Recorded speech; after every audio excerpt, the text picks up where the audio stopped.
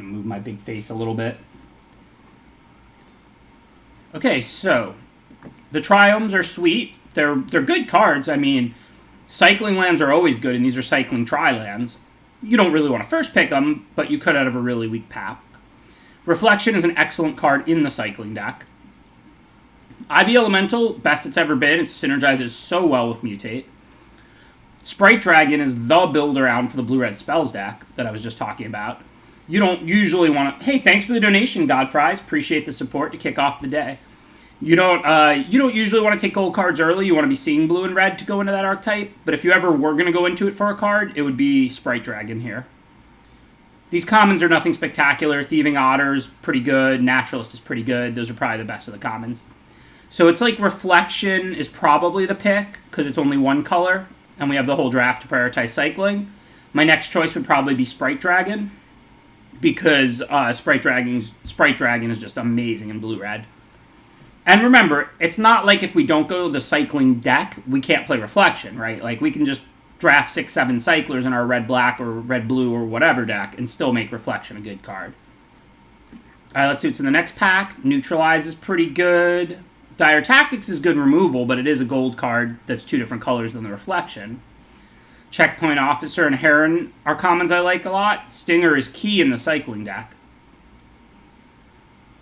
I guess there's no reason to fight it. I mean, don't get me wrong. I wouldn't take Stinger over, like, some broken card. But Tactics is a gold card. Heron and Stinger are pretty comparable. I like Heron a little more, but following a Reflection, we should stay on color and stay on theme, I guess.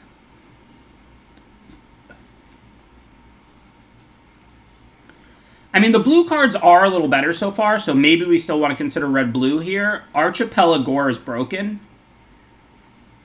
The cycling deck is the best deck in the format, but a lot of the other decks are good, too. I'm by no means forcing cycling. I mean, Reptilian Reflection was probably the best card in the first pack. I mean, I'm certainly willing to draft cycling if the best cards I'm seeing are the cycling cards. I think it's the best archetype. But now we have a tough pick, I think, between Splendor Mare and Archipelagore. Splendor Mare is excellent in the cycling deck, but Archipelagore is like a broken card. I think if we see red-white cycling stuff, we'll go back to it. But if we do end up red-blue, I don't want to miss this Archipelagore. This card is just too good. And I do like red-blue a lot. It might be my second favorite archetype, like second best archetype after the Boros cycling deck. So now we can kind of just hedge, I think. We can grab a Rumbling Rockslide.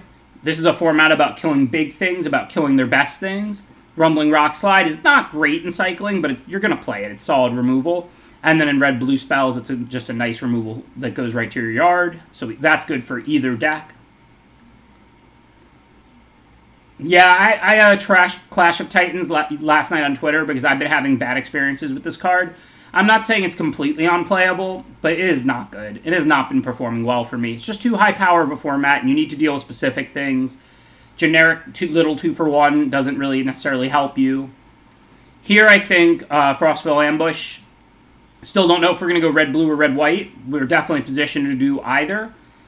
Clash of Will of the All-Hunter here would be certainly better in red-white cycling, but this is a 1-mana cycler that if we do go red-blue, we've already got Stinger and Reflection, so we're going to want to do red-blue spells with a bend towards the cycling theme, like a small cycling theme. Because we haven't seen any of the good red-white cycling enablers. Remember, we even first picked Reflection, and blue is clearly wide open for us. We got Archipelagore 3rd, now we're seeing the best blue common here, Scatter, like 6th. So I think I'm going to take Scatter here over Rockslide. I don't want the curve to get too expensive. We already have Rockslide Reflection. I think I'm going to expect that we are seeing blue. If there's a surprise late, cycling enabler, or if we open some busted card for it, it's still on the table. Frostville Ambush goes into the cycling deck too. We can drop a couple of picks. It's not that big of a deal. But I think I'm going to plan for red-blue spells in the seat with a little bit of a cycling theme for the Reflection and the Dragon Stinger. I want the rest of this pack. As you can see, blue is wide open. Of one mind, Gust of Wind, and Neutralize are all excellent. For the red-blue deck, you probably want Gust of Wind the most of those. For like a control deck, of course, you want Neutralize more. But we're looking to have an aggressive bend. I think we want Gust of Wind the most. Of One Mind now. We got Drowning Stinger's a human. We just got to try and prioritize Forbidden Friendship, which is excellent in this deck because it gives you a human and a non-human, and it's a spell that triggers your spell stuff and goes right to the yard. All right, now I'm going to take Neutralize over Ambush because I assume we're playing red-blue, not red-white. Really seems like blue is wide open in this seat.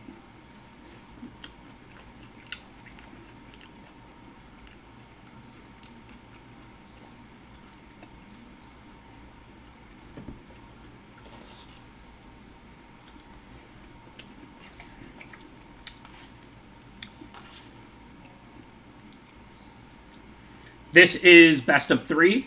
The plan for today is going to be 3 best of 3 drafts.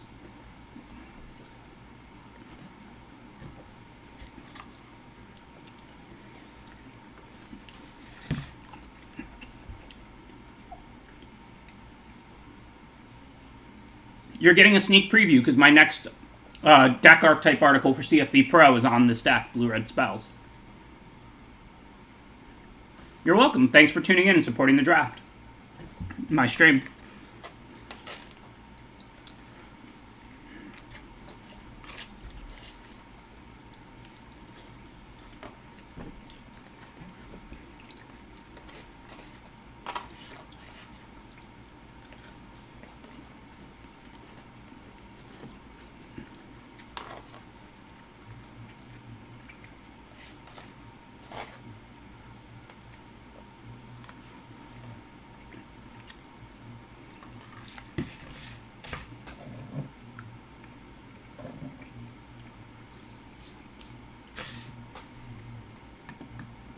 So there's a few interesting, powerful cards in this pack. Zenith Flare is certainly a card we could splash if we wanted to. But I really think blue is the color that's wide open in our seat, not red, not white. Shore Shark is near broken in mutate decks. We're not a mutate deck, and we don't have a ton of creatures, but we still already have an Archipelagore. So we do want to draft things to mutate onto fairly aggressively. And then we already have a Reflection, so we could certainly take a second and continue drafting cheap cyclers, which red and blue have plenty of access to. I think Shore Shark is just the best of these cards for us. Zenith is better than Shore Shark. Like, pick one, pack one, I'm taking Zenith over Shore Shark, I think. Zenith is broken in red-white cycling. Like, had we seen Zenith in pack one, I might have ended up red-white, even with how much blue we were seeing. But now I think we have a fistful of great blue cards, most of which don't cycle. Yeah, the Mythic's good. I mean, look, this card is not some kind of super S-tier, totally broken Mythic, but it's a nice card. It draws extra cards, it's a reasonable power and toughness body, it only costs 3 mana for a cycling enabler. And we are already going to have a sub-theme of cycling like we talked about. Okay, sticking right along with it, Mythos is nice. That's a spell that triggers your, like, Pyroceratops. It's also a creature, another copy of Ceratops. You don't want to copy Riel because it would be legendary, but you get the point. Drowning Stinger's good, but since we are the Spells Matter deck, not the cycling deck, Drowning Stingers come second to things like Mythos. Plus, we have the rest of the way to pick up a Farfinder or a Green Duel. If we can pick up a Red-Green or Blue-Green Duel, we'll play it. And if we can pick up a Farfinder, we can probably toss one Forest into this deck with all this cycling. Doesn't look like there's anything here we really want.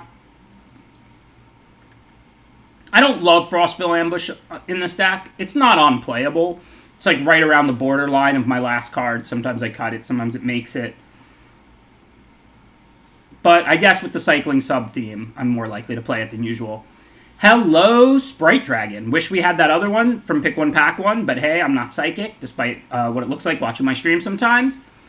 But we're red-blue spells, and we want Sprite Dragon. Just a broken 2-drop in this deck.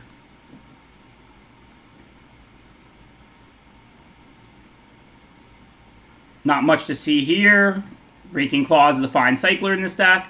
Combos really well with Ceratops and Sprite Dragon and some other cards. Look, it's not great. I'm not saying it's great. It's just a fine card. Go for Blood is acceptable because it cycles, but I don't think that card is very good. I don't think you're casting it very often outside of green creature decks. Capture Sphere is good quality removal. Even though it doesn't synergize with the instant sorcery stuff, Sprite Dragon And Pyroceratops grow when you cast a non-creature. So this does still synergize with most of the Spells Matters cards. Opportunity to pick up an on-color duel over nothing. Easy Gust of Wind. I like Frostlinks and Cathartic Reunion in this deck as well, but Gust of Wind is one of the premier commons. Triggers your Spell Matter stuff, grows your stuff, prevents you from falling behind on board, and gives you more ammunition to not run out. I'm not going to play Convolute, so I'm grabbing the Red-White Duel in case we end up with like the Red Mythos or something. Don't expect to play these, but if we did open the Red Mythos, now we have 2 white duels to be able to kick it.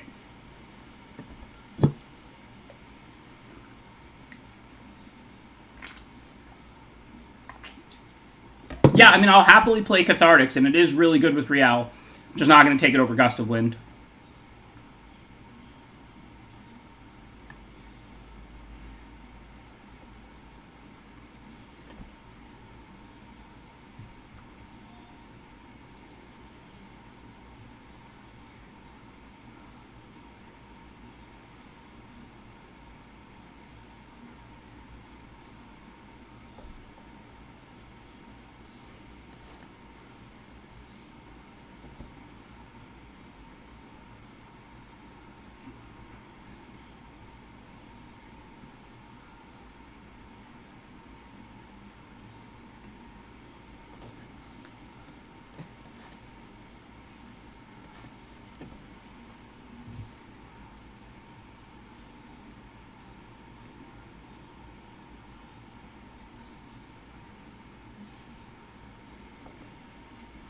Let's see. Fire Prophecy, always a great card for decks like this. Similar to Gust of Wind, helps you to never run out of steam while keeping the board clear and being efficient and triggering all your Spells Matter stuff.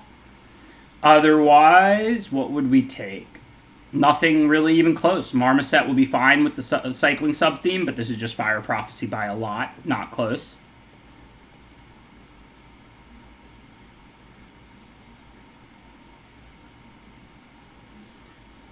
Mystic Subdual's fine removal. Again, doesn't go to the graveyard, but that mostly matters. The sorceries and instants going to the graveyard mostly matters with the Wolverine. The Wolverine is awesome in this deck, and I'm hoping to pick up some. But we don't have any yet, and it's pack 3. Subdual does trigger Ceratops and Sprite Dragon. Whirlwind of Thought, you can definitely splash in these decks. It can definitely be pretty broken. We do have those 2 white duels, so we're pretty well positioned to splash Whirlwind of Thought if we want to. Thank you, Overwrote. Appreciate the subscription and the 12 months of support. Welcome to the Sweet Champions logo, my favorite draft set ever, which you unlock after 1 year. I know that's not why you're subscribing, but I do appreciate your support. I think I'm going to take Subdual. We'll see if that tables. I'm not against splashing that. Subdual is just a nice card for this deck, too, anyway, though. And I don't know that we necessarily need that level of power that doesn't impact the board compared to the cheap removal. I know that's the fancier, more fun card, so it's probably what y'all wanted me to take. And we might table it, because there might not be a Jeskai player who can use it, and I'll definitely consider playing it if we do, but I don't think it was better than Subdual for us. Alright, easy Ceratops here. These are basically the cards this deck revolves around. Keep the curve down so your 4-drop slot can be Ceratops. So let's see, now there's Wolverine and Farfinder. If we wanted to splash, we would want the Farfinder, and if we had a lot of Mutate, we would want the Farfinder. We have 2 Mutate. Now, granted, the Mutate's pretty good with Double Strike as well, but 2 is not a lot, and we're not necessarily going to splash anything. We just have this. We wouldn't mind being able to play a Forest, but it's probably not even worth it. So I think we just got to take the Wolverine. We're a blue-red spells deck. Plus, we're a little light on threats. It's not a big deal to be light on threats in this deck. You don't need any sort of a creature count when half your cards draw cards or cantrip or cycle or whatever. But of course, the good threats that the deck revolves around, Sprite Dragon, Spell Eater Wolverine, Ceratops, are undercosted for what they end up giving you. Alright, as much as I love Fire Prophecy, this has to be Blitz. We're blue-red spells. Blitz is just going to kill big creatures and be better removal than Fire Prophecy in this deck. Now I'll take another Subdual. Again, it's another nice, cheap, good removal spell in decks like this. I can't believe we're seeing another Zenith this late. Where was this in pack 1? How are there no red-white cycling players? The best archetype in the format. There should be at least like 3 of them in every draft pod. It should be heavily fought over. It is absolutely the best archetype. It is just appalling that there is a Zenith Flare here. But we can't do anything with that. So do we want Reconnaissance Mission or Frostlinks? We're low on creatures. I think we want Frostlinks. It's a good target to mutate onto. I don't think we really use Reconnaissance Mission well. When you get a couple Forbidden Friendships, this archetype can definitely use Reconnaissance Mission well. Our version of it right now just doesn't. Marmoset, on the other hand, should be a fine threat for us, because we do have that cycling sub-theme. No, I didn't think about taking Pacifism to splash it. We have plenty of removal. I'm not going to splash for a Pacifism. If I had like a broken white card I really wanted to splash, I'd splash Pacifism too, but I'm not going to splash for Pacifism. I'm going to grab this Wilds just in case we want to toss that Forest in now that we have Wilds, because we have way more than enough playables. So whatever filler card I was looking at wasn't going to make it.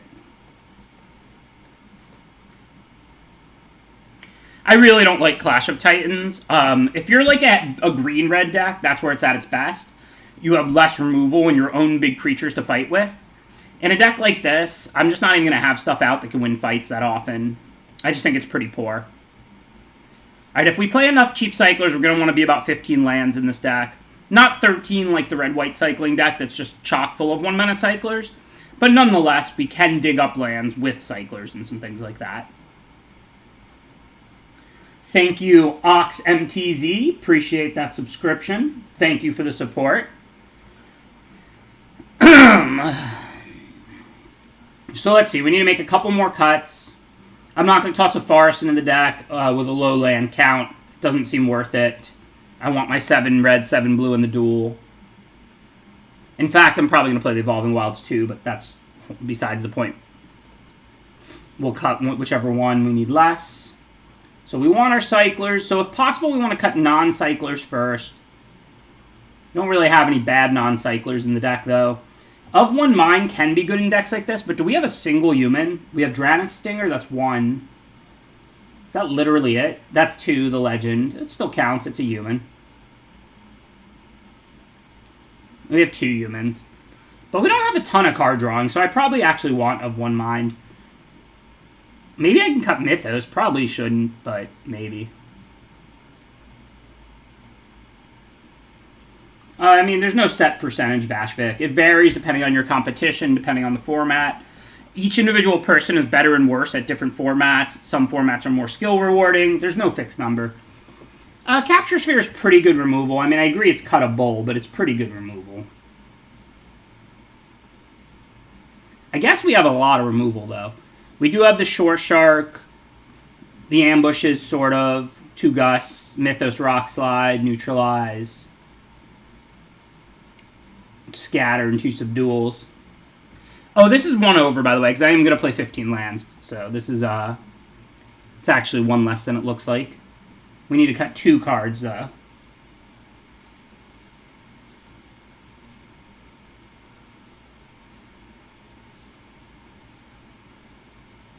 I agree with the chat. Capture Sphere and Mythos are cards we could consider. Could cut Raking Claws or Shredded Sails. I'm not going to put in a Forest. It's a low land count. We didn't pick up a single green duel. I don't think it's worth it. Yeah, I think Subdual is quite good. But we do have a lot of cheap cards and a lot of removal. I can see playing 1. Gust is good even at 4 mana in these decks. It doesn't need to cost 2.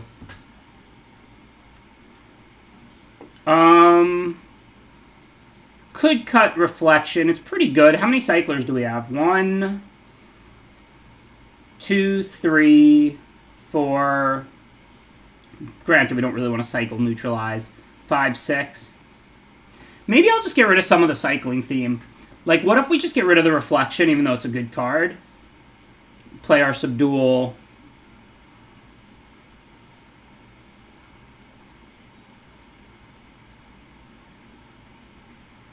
We did pick up some threats towards the end. We just don't need it that badly. Cut like 1 ambush then. Riel does want us to want cyclers as well, though. So we're not looking to cut all the cyclers. Plus there's spells to put in the graveyard we have 2 cards that want spells in the graveyard. We have the Blitz that does damage, and the Wolverine that wants 3 spells in the yard.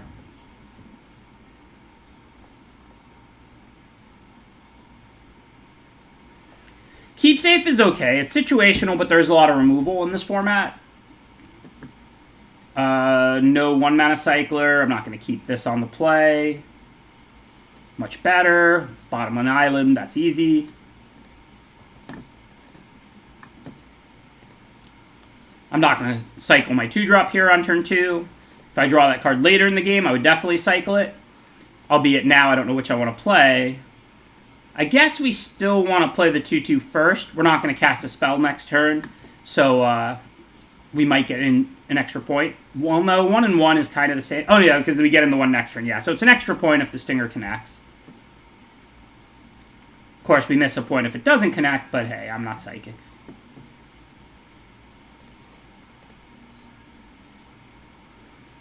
Also, the Mythic wants spells in the graveyard. Very true. We don't really want to cut too many of our Cyclers.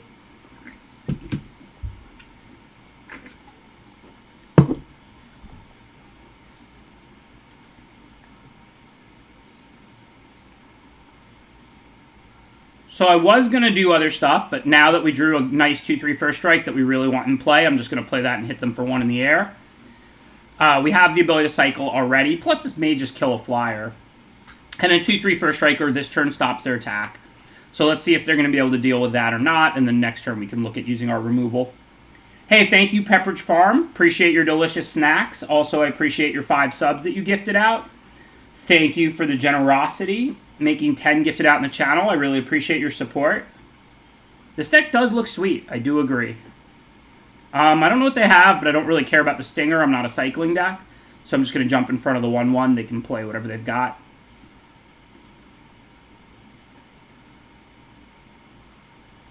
It's not like there's anything that owns me. If they want a Divine Arrow, cool. Or Heartless Act, great. Like, by all means. That could have killed my Dorat right here, my Sprite Dragon. Okay, Archipelago is broken, but not with 3 mana. I'm going to start by Fire Prophesying this ridiculous 2/3 that makes endless 1/1s. Bottom my 7-drop that I'm nowhere near casting.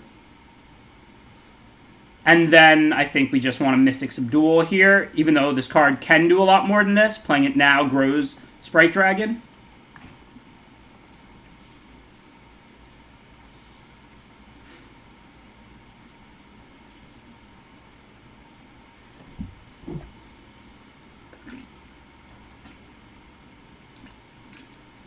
Well, that's a scary card, but I'm glad we got our Sprite Dragon up to 3 already. I'm not particularly looking to Capture Sphere this Thundermare, but it will grow this again. I'm also kind of interested in playing around Divine Arrow if I can, so I'm not sure what to do right now. We know that they haven't played lands, so they've got all spells in hand. They also went in the tank on that Heartless Act Divine Arrow potential turn after I blocked. And if all they were going to do was cast Heartless Act, there was no reason for them to let me block. So I kind of feel like they might have Divine Arrow. So I think I'm actually going to play around it. This is a pretty conservative play for me, but they keep leaving their mana up. I mean, if this thing grows and they're out of ways to kill it and they've already used Pacifism, it can single-handedly win the game. I've got 2 more spells in hand. My whole deck is spells. Thank you, Royal Assassin. Appreciate the subscription. I'm not a tapped creature. Don't tap to destroy me. I'm on-tapped. So even though I didn't really want to Capture Sphere this, I'm going to do it. Need to grow my card. Don't want to block.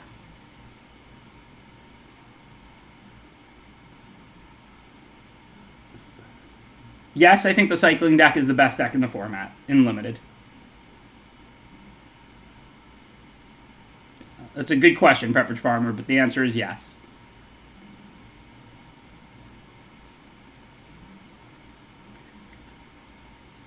So, I can't deal 4... Oh, I could deal 4 to my own flyer, actually, because it'll get the counter first, making it a 5/5.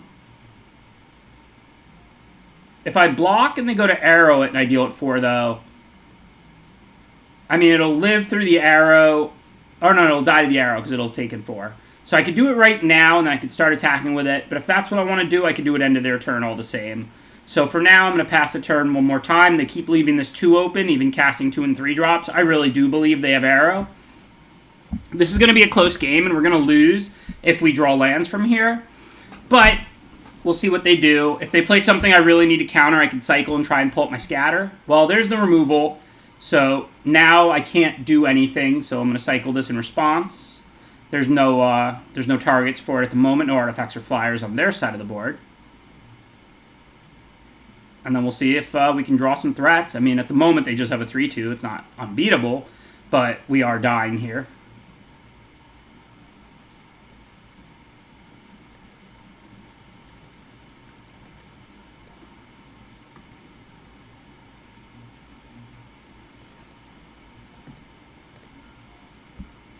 So I'm probably going to lose this game.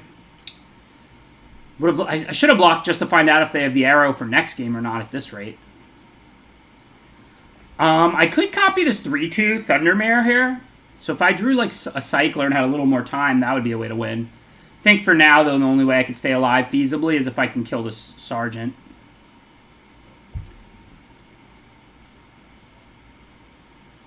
Alright, and I cannot. Gust of Wind is not going to help me. Is it your only copy your own? Nah, create a copy of any permanent Ixa. In fact, it's not even only creatures. Create a token that's a copy of target permanent. Cool card. I didn't even realize you could target lands. I actually knew it was non-land permanent, but, like, you know, I thought about whether I could copy pacifism before, but I never actually thought about the fact that you could copy lands with it. That's kind of sweet.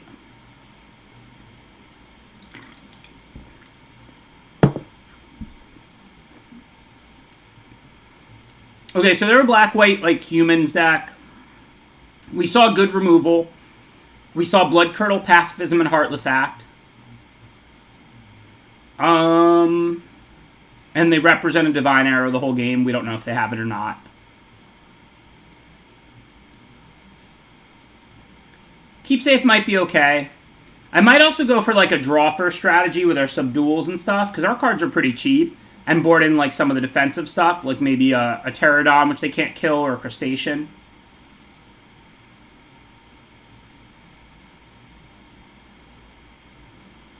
Yeah, we didn't see any targets for the sails. I do agree with that. One way or another, we'd be better off just having an ambush, if nothing else. I don't need, like, volume threats. I might want Keepsafe against the good removal, but their removal was cheap. I think I really just want these Pterodons. If I slam a 3-6 hexproof, that should really thwart their ability to attack. I kind of feel like that's what I want to be doing here.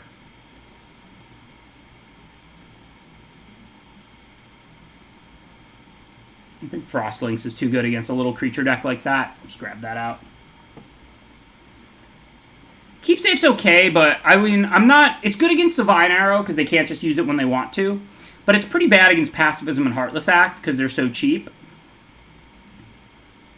Remember, I took a mull, I stumbled a little. Like, that hand was a little dicey, their hand was good. I think what I want to be doing here is just controlling their early game, and then beating them with my threats. Like, they're not drawing extra cards. They don't just get to have endless removal, just because they have... If they have 5 removal in their deck, that means we can expect them to play a couple of them during a game, like 2 or something.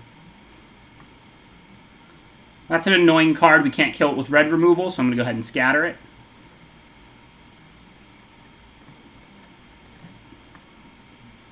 I chose to draw because my cards are cheap, and I don't expect to get run over, and I don't expect to need to tempo them out. The reason I would play first with this deck is because the mutate decks and the cycling decks are much slower than this red-blue aggro deck that I drafted, but like they have better late games than me.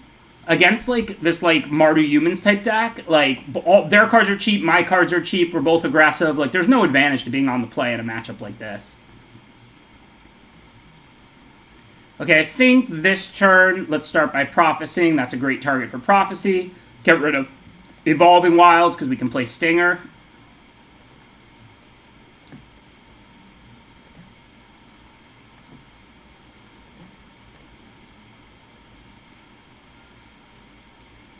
There's some confusion around play-draw. It's not based on if a deck is aggressive or not.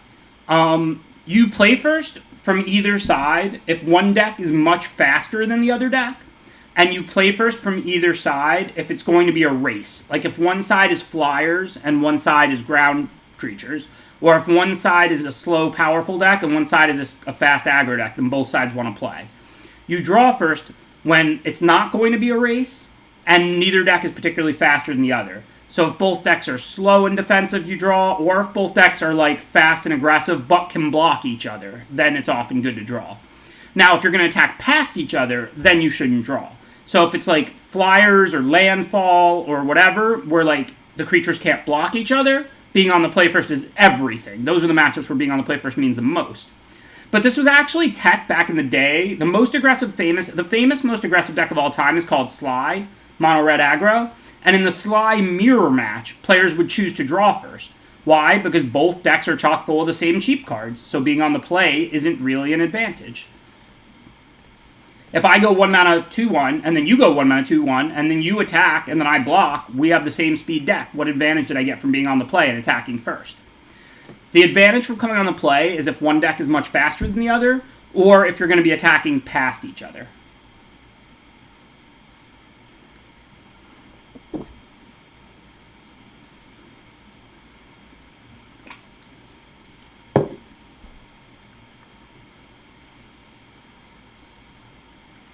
The days of 1 mana 2-1 with a drawback are long over, huh?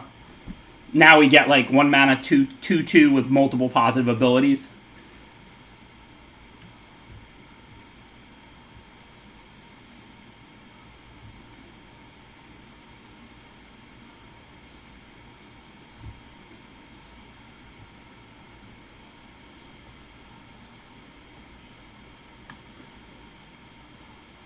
All right, let's see. So can we do anything on the ground? We do have Blitz.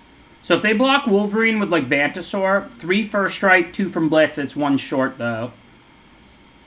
So I think, for now, not really. We're not far from doing things on the ground, but I don't really think it's going to be productive at this point in time. No, well, the thing is, no, you shouldn't play first in best of one always in the same concept. Like, if I knew my opponent had this deck and we were playing best of one, I would choose to draw. But in best of one, you have to just go on whatever you're going in the dark because you don't know what your opponent's deck is because you're only playing one-game matches. So, like, it's kind of a different ballgame. Okay, so I think what I'm going to do here is triple block. I assume they're going to have, like, a removal, but then I've got Blitz here. Their 3-power creature is only going to kill one of mine in combat. So if I trade any of these 3 creatures for the Vantasaur, I'm happy.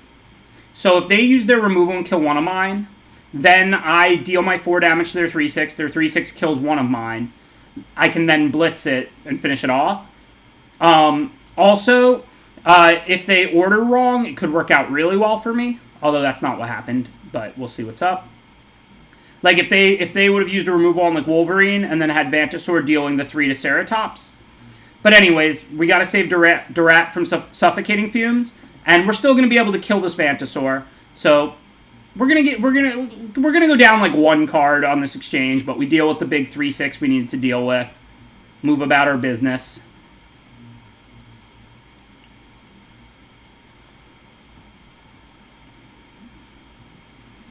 Okay, so let's see. Now I can attack with both. If they go for a double block, we've got the Subdual. Lock down this Enforcer because it loses its abilities as well. I'm more concerned about the ability to make 1/1s than I am cycle and tap something for a turn. This game is not a race. If they take it, then we'll Prickly Marmoset. I didn't really have a good attack with the Wolverine. If they blocked with the Vantasaur, the card I played, the Blitz, it only did 2. So I would have lost my Wolverine and my Blitz. I could have killed the Vantasaur, but that just wasn't a great exchange. Alright, they chose to take it, so I'm not going to Mystic Subdual just to grow them for now. I'll save it as a trick, add another creature to the board. Good afternoon, Man Beast MTG. The drafts are good. We're in the first of 3. We're in round 1, game 2. Lost game 1. This one's looking pretty good, though. I don't know what they do or don't have, but this life total advantage we have, I'm just going to take it. Looks like it was a bluff just to get the extra 1/1. Nice play by the opponent. Now let's start with of 1 mine, because that'll grow our 2 creatures. See what we find. So we didn't find a blue, so we don't have Subdual online. So if I attack with the Ceratops, they can kill it by triple blocking. I don't really love that. I don't mind having my ground blockers back to block on the ground right now anyway. So I'll chill for a turn. We know next turn I can Gust of Wind and Subdual. Should be a piece of cake from there. So I'm going to start by bouncing the 1/1 token, since tokens go away for good. Grow my creatures.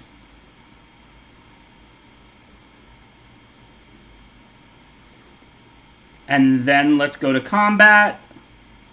If I attack with everything, if they double block this, they chump block this, they're dead. And I still have a Subdual, so that means I can send the Marmoset too. I can't really speak to the economics of it. I mean, I think you can grind some free gold or whatever, but I'm not really that up on the card economy, to be honest. I think MTG Goldfish usually covers that, or like Draft Sharks or some site like that. They used to do it for Magic Online. I don't know if they do it for Arena or not. But yeah, I'm not really an expert on how to maximize resources. In-game, yes. In-client, no. Okay, so that's the one we most want to kill. I should have put the Tactician second. That was a mistake. I forgot I'm going to play the Subdual here. They're dealing exactly 6. First, let's do First Strike. There's no reason not to resolve Marmosets 2 on the 1/1. Then before regular damage, I'm going to Subdual the Tactician, since that's the one that's going to live. And that is game. Thank you, Ryan Tucker. Appreciate the subscription. IKO Limited seems fun to me. So we didn't really see flyers, so we still don't want the sales. We didn't see any more removal or any expensive removal, so I don't think I want Keep Safe. It's pretty situational. I like the Pterodons in this matchup. We have a bunch of cheap cards to get there. I think we did it right. Just hopefully we'll draw well.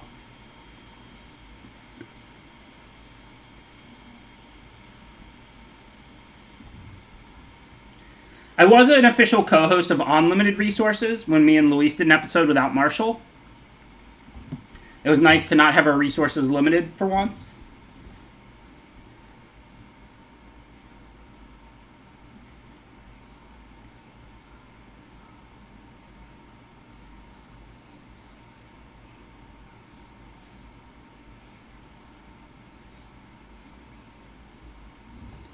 But yeah, I don't really pay attention to like how to best grind Arena. I just play. Scatter's pretty cheap. I agree counters aren't great in this matchup, but I just have like 1 Scatter, 1 Neutralize, and Neutralize even cycles. So it's a cycling spell counter, you know, like, and I want the spells in the yard for a couple of cards. I can cast it, counter removal, and trigger my stuff, whatever. I agree the counters aren't great, and if I had a fistful of them, or if I had expensive ones, I would be inclined to board them out in a matchup like this. But I don't think I need to take out 1 Scatter, 1 Neutralize. Well, you're welcome, Dun Sparrow. Thanks for tuning in.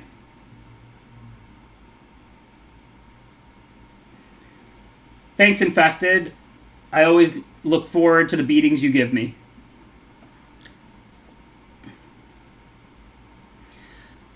The slower the format, the better counters are. And then it just really comes down to the counters themselves a lot, too. Like, Essence Scatter in a creature-based format like this, and most formats, is just a really efficient limited card. Cancel is just not that great. But when you put the ability to cycle on a counter, you make it a lot better. Alright, I'm going to Fire Prophecy. I can get rid of that expensive Archipelagore, which we're nowhere near, even though it is a great card. Unfortunately, we did not find a land, so now I'm going to cycle that counter.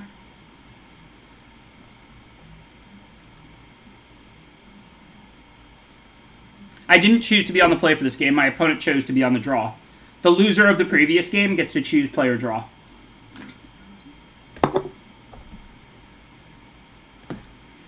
Nothing I saw last game changed my mind. I would absolutely have chosen to draw first again.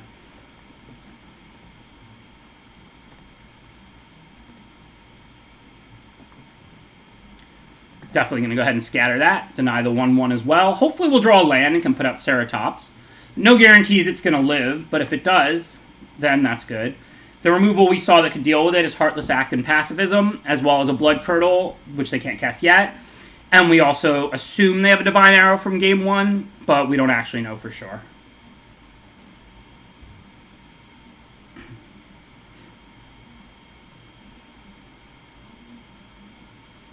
I do like to employ that strategy, Duke Leto.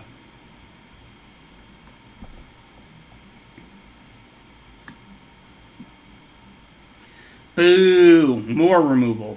That's why we got these Pterodons chilling, though. Can't kill Hexproof.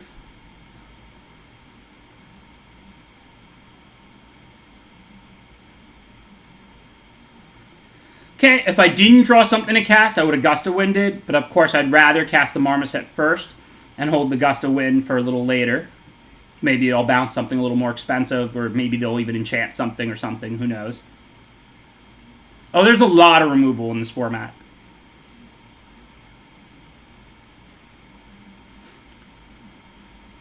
So I'm going to bounce that. The question is, do I attack or not? I don't have anything to cycle. So I don't think I want to trade 2 damage for 2 damage. I think here we just bounce that to make our land drops up to Pterodon. We can probably start attacking next turn.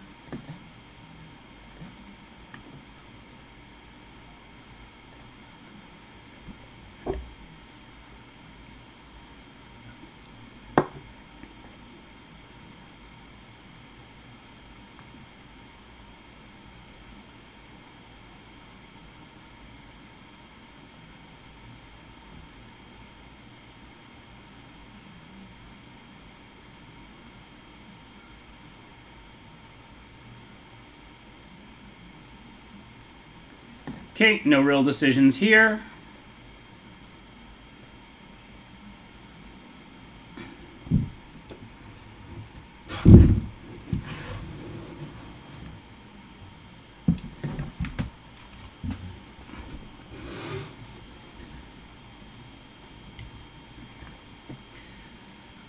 I believe them. I'm not going to block. I don't know if they have something or not, but in future turns I'll have spells and Subdual and so on.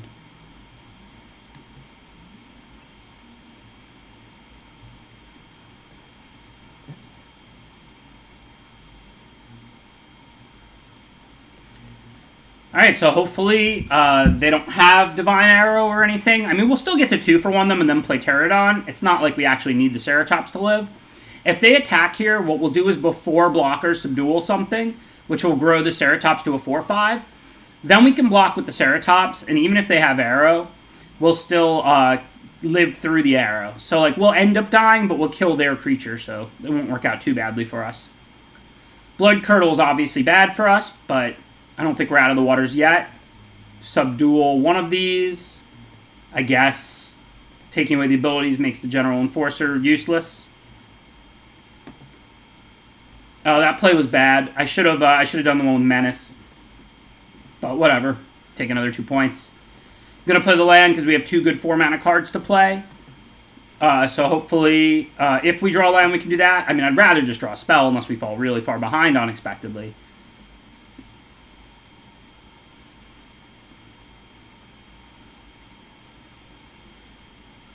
So this is getting interesting.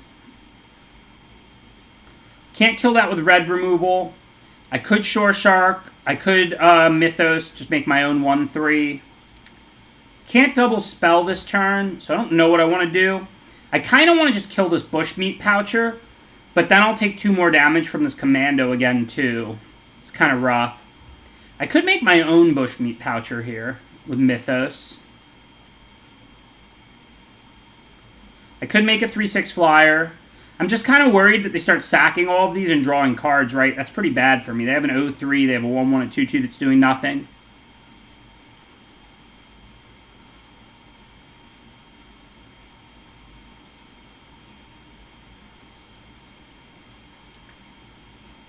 I think I'm just going to pass the turn. I've got the Pouncing Shore Shark, which has Flash. So if they go for an alpha, thinking I don't necessarily have anything, I can bring in the Shore Shark and have 2 good blocks. If they attack with the Menace creature, I can double block with the Shore Shark and Pterodon and just eat it and not even spend a removal. I mean, they'll get to just sack into the Poucher, but whatever, I'm still killing it. And then maybe next turn I can kill the Poucher and, like, maybe make a copy of the Flyer or my own Poucher, we'll see. The thing I really like about playing Shore Shark here this turn instead of Mythos or Rock Slide, we're 1 mana short of double spelling on the 4 mana spells. Shore Shark costs 5 though.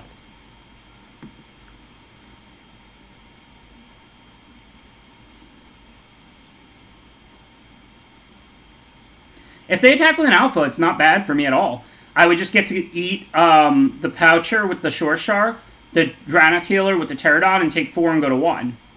I mean, don't get me wrong, like, I'd be at 1, but I would kill 2 creatures for free, and then I can easily deal with the 3. I'd have these 2 out. I could, like, copy the Flyer, Rock Slide, whatever, copy my Pterodon, whatever I wanted to do, but... So, I mean, I was actually kind of hoping they'd alpha. Not saying we're going to win this game from 1, but Poacher, not Poucher, sorry. But I definitely wasn't super scared of that. Okay, so now if I copy that, I still have 3 mana left. So if I draw a land, I can cycle and pay. So I don't want to cycle this end of turn anymore. Even if I don't draw a land, I still want a Thundermare. I have cycling in my deck. So hopefully we'll draw a land. So now the plan is copy their Thundermare, cycle the Raking Claws, I think. Kill their Thundermare so they don't get to untap and cycle and kill mine. And then on future turns, we have Rock Slide for Poacher. I don't think it matters how we tap. Let's go ahead and Thundermare their Thundermare.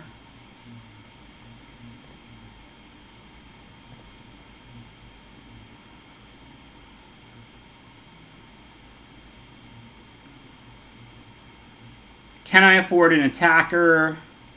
The Flyer's getting in either way, so they have 3 creatures with power. Yeah, I think I can send the 1/4/3 here. If I get to trade it for anything, I'm happy. Let's say they draw removal. They kill, like, the 3/2. The 3/6 eats the 2/2. I take, like, 4. I'm down to 2. It's not, like, great for me, but it's not the end of the world. And if I trade off with their small creatures, I'm happy with that because they have Poacher out. So this denies them sacking those for cards. It's not a bad trade at all.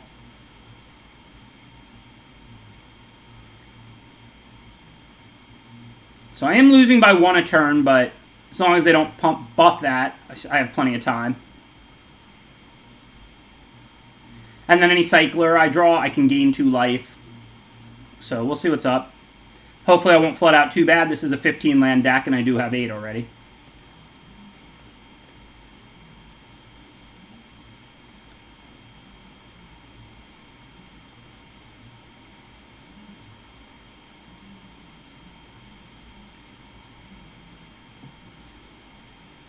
Alright, no real choices. We got to Rock Slide that. I'm going to play the Wolverine and attack with both. If they attack with the Poacher, I'll trade my Wolverine for it. I don't mind that exchange. If they have removal, it really speeds up their clock, so it's bad for me, but I've got to try and race. They have used a lot of removal already. Hopefully they didn't draw any more. There's everything but pacifism that we've seen so far.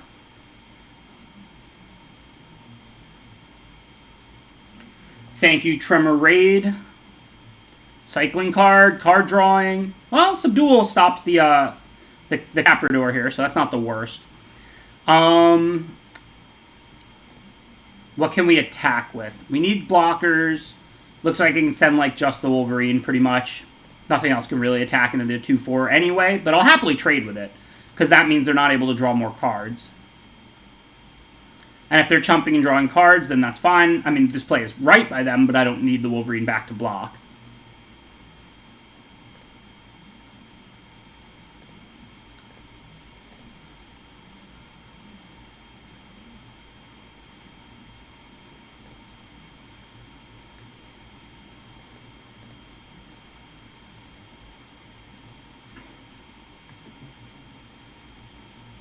Subdual would shut off Poacher's ability, but I have to deal with the Flyer here, I think.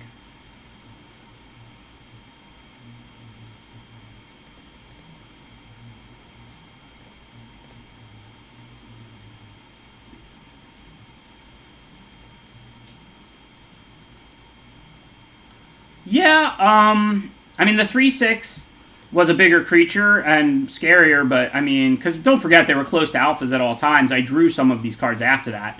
But there was a choice. Maybe I should have killed the Poacher. Okay, so we're going to play our own 3/6 hexproof. That can't be killed by removal. So I think we should leave one blocker back. I don't really want to trade the Thundermare anyway, so it's a good backup blocker, and then we can attack for 9. I don't want to see any ultimatums. Take it easy. I guess hexproof, because even if we give it flying, they can always tap it. Flyer's not really helping us at this point. Hopefully they don't have any more. We didn't really see any other flyers besides that in the previous games. I can't do anything. If they have the ultimatum, they win. I can't, like, play around it. I'm hoping they don't, but what do you want me to do?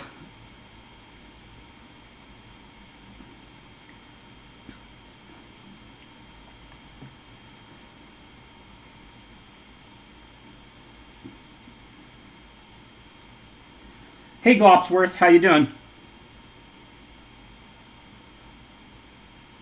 No help there. The good thing about these hexproof creatures is we don't have to leave back multiple blockers.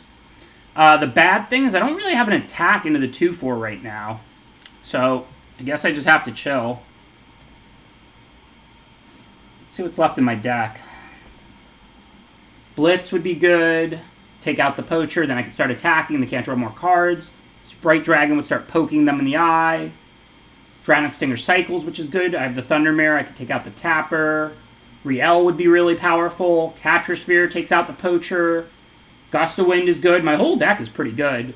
Archipelagore, which is on the bottom if I haven't shuffled, and then Frostville Ambush, another Cycler. So as long as I can draw spells, actually, almost every spell in my deck is good.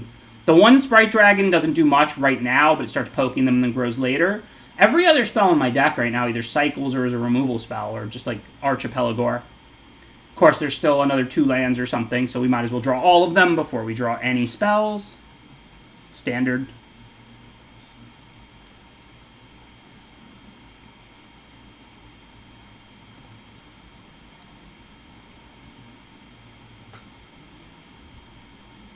Yeah, I have that. I have Untapped, and it does that. That's why I was just looking at what was left in my deck. You see how some are white and some are grayed out? The ones that are grayed out are the ones you've already drawn. The ones that are white are the ones that are left in your deck.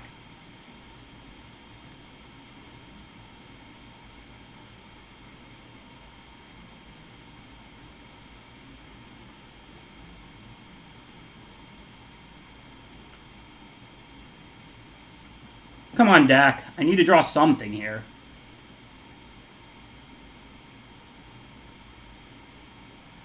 Archipelagore? Hey, a land that gains a life. Am I dead? I think I might be dead. This is literally ridiculous. They have 6 cards left. I have 11. Basically, my deck is full of removal and cyclers and power cards, card drawing, and I just draw land after land after land. Hi, Meramorphic.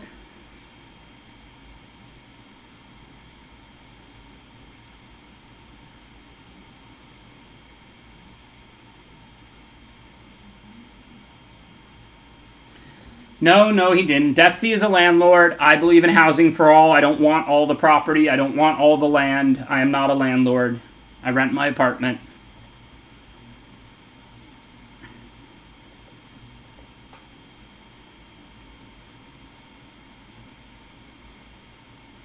Nah, I mean, I don't like it, but I can shake it off. It's not really a big deal.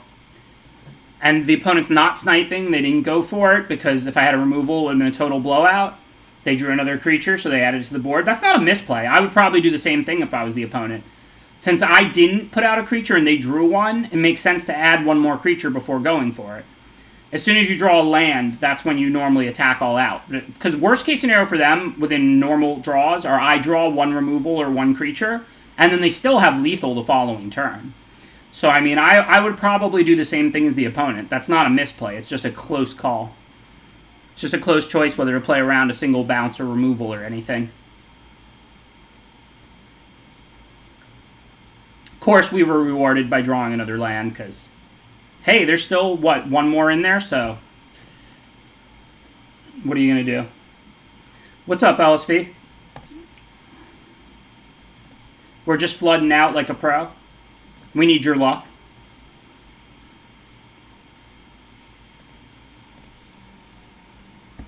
All 3 parts would be good.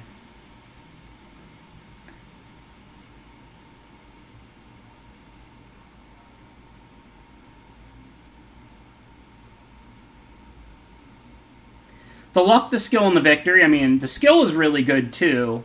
Victory never hurts.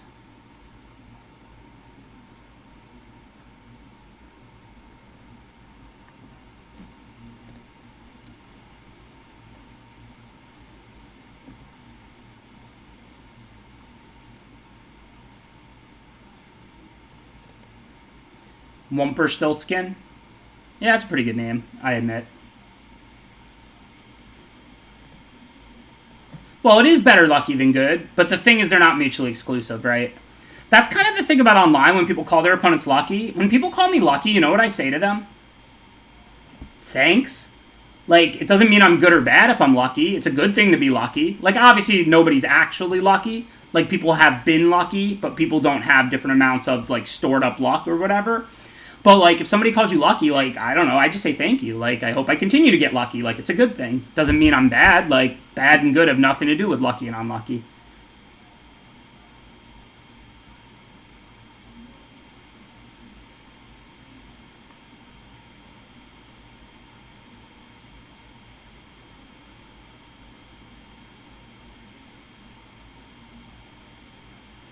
I wish karma were real.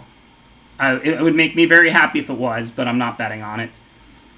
Okay, so what are we doing? I wouldn't mind copying the Sovereign, except I don't have any white mana. For now... oh, I can't target their stuff for 4 mana anyway. I can for 2. Think I might just tap 4 and subdual the Sovereign, prevent them from making anything else. I don't want to have them start making flyers. That's a pretty scary card. Okay, I can't do anything about that, nor do I care, nor do I want to. Just going to go ahead and subdual the Sovereign, like I said.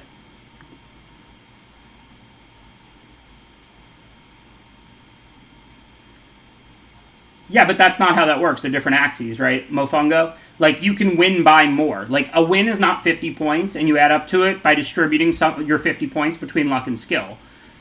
You're however lucky you are, and however skillful you are. And you can combine them to 80 points, or to 30 points, or to 50 points, or to however many points. Luck and skill are not on the same axis. There's skill, which is one axis, where you can be bad or good, and then there's luck, which is one axis, where you can be lucky or unlucky. They're not connected in any way. So call me lucky anytime you want. I hope you're right. And I hope it continues, frankly.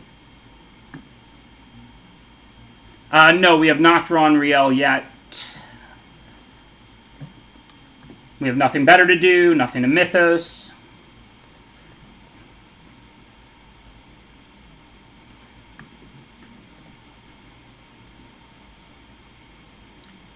Do we want to cycle the Stinger or play it? I guess we're not under much pressure and we have a lot of removal, so a 2/2 might be worth just putting in play.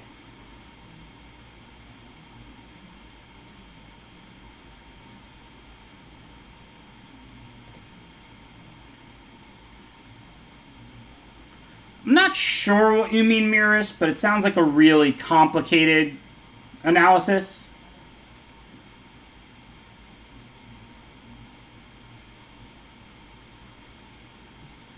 Bluffing is, in fact, overstated in MTG.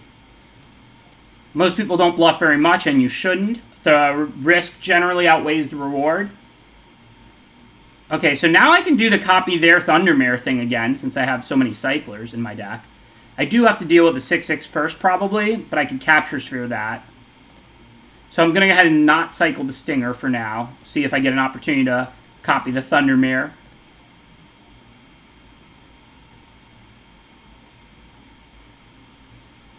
I guess I could copy Gigan here. It does enter. I do get the trigger. That's probably better than copying Thundermare, huh? I mean, it's not clear. Like, I do have a bunch of cyclers in this deck. I know copying Gigan is the sweeter play. I guess I could... No, I can't bounce my own Gigan because Gust only bounces opposing permanents. I don't have any green to fight with.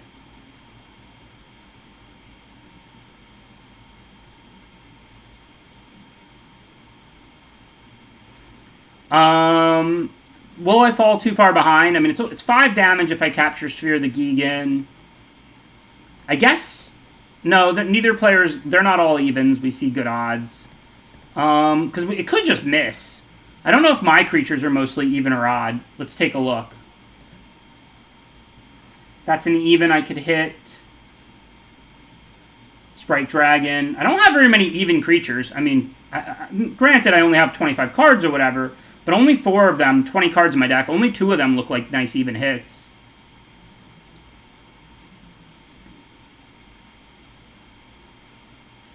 You can only get back something you just milled, not something that died earlier, I think. Yeah, I could hit from their deck, but it might miss. I think I'm just going to Capture Sphere it. I know this is a lot less sweet, but...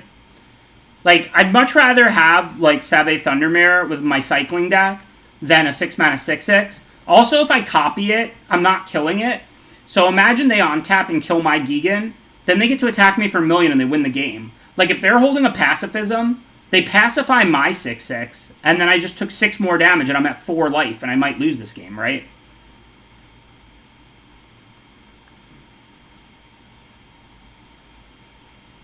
Yeah, we could still copy it now. Now it makes a lot more sense. Still think I'm better off just doing other stuff, though. Maybe I'll end up copying it later. The thing is, I don't really want to put out a 2/2 knowing they have Thundermare. I can scatter the Thundermare, but then I'm not copying it. I do have a 1-mana Cycler, so if they resolve Thundermare here, next turn, I can copy it and then shoot it. So I think I'll probably want to do that. So I'm probably going to go ahead and scatter anything right now, because this game is kind of tight. And then now if they play Thundermare, as long as I don't have a 1-mana Cycler, I can copy the Thundermare like I wanted to, and then I can cycle Stinger and shoot their Thundermare and gain 2, and then after that I could like shoot their Flyer and gain 2. And even if they have a 1-mana Cycler, they just kill my Thundermare also. I still get to kill theirs, so this is pretty good. Thundermane, not Thundermare, you're correct. I call things what I want, you know that. What is the Ben S is always wrong command? Come on now. I just make up words. I just make things up. Thundermare was a cool card from Weatherlight, right? The 5-mana 5/5, like when it came into play, tapped all the opposing stuff, something like that. We had Royal Assassin in the house earlier. Might as well have Thundermare also. Boo. So they have the 1-mana Cycler too, but I still get to kill their Thundermane. They just get to kill mine also, which does matter given I have so many Cyclers in my deck. I was actually kind of excited about this.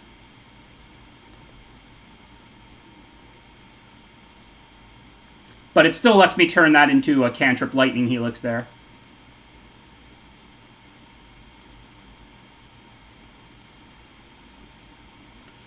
I don't know. I don't think copying Gigan is very good. Like, we're probably going to miss. It's just a 6-mana 6/6. I think the 3/2 that let me cycle a card to kill a creature and gain 2 is just better.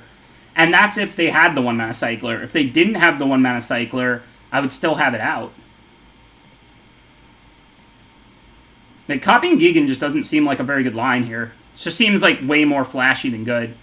Like, I get a 6-mana 6/6, I mill 4 cards, I'm decking before them, I probably whiff, there's like 1 or 2 evens in my whole deck. Like, they're blue, white, red, maybe they bounce it, maybe they pacify it, like, I don't know. I think copying it that first time would have been very bad, because if they had a bounce or removal, we just died to the attack for 6. I think it was close now, but it just doesn't seem like it has a lot of upside, in my opinion. I don't think there's a reason to hold more than 1 land. I can bottom that land with Prophecy, but we're going to have to spend 4 to kill the Skybonder, and then we'll see what we get. Hey, what's up, Shotgun? I know you can hit stuff from their deck, but you can also miss. And if you miss, you just got a 6-mana 6/6. That's it. Thank you on the last castle. appreciate the subscription. And if you don't miss, but you hit like, you know, that fox or something, then you just get a 2 mana. You just get a 2 mana 1/4. Like, it's not like you don't just win the game or something because you copied a Gigan. Okay, well, I think I would rather kill a flyer than cycle this. So let's start there. And then we can, of course, save Prophecy for the next creature. I'm not actually sure if we're going to win this game without decking as is. Like, really didn't want to mill 4 extra cards just for no real reason. So hopefully we'll draw something so I don't have to burn Prophecy just to dig and not die. That at least buys us some time.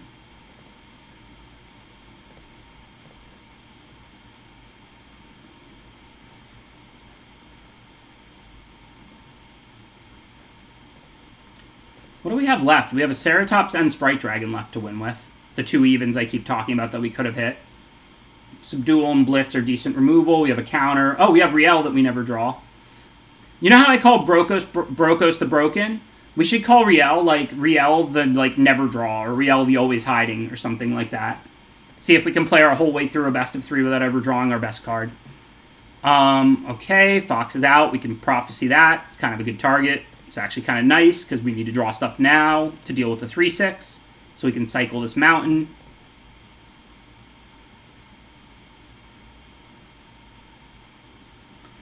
So I'm definitely not worried about them cycling this 3/6 instead of recasting it. So we probably should bounce it. Well, that's good. Now we can counter it potentially. Although if we subdual it, that kind of stops it anyway. Our 2/2 can block the 1/6. So I'll probably save this neutralize. We know we have Ceratops and Sprite Dragon left and 9 cards left in our deck. So we might need to protect those from removal. Knowing that Subdual actually stops the Vantasaur, I don't think we need to counter it. We have plenty of mana, so I'm not going to Subdual end of turn. I'm going to wait and see what I draw, because I might draw Ceratops or Sprite Dragon. I don't want to miss a +1/+1 counter.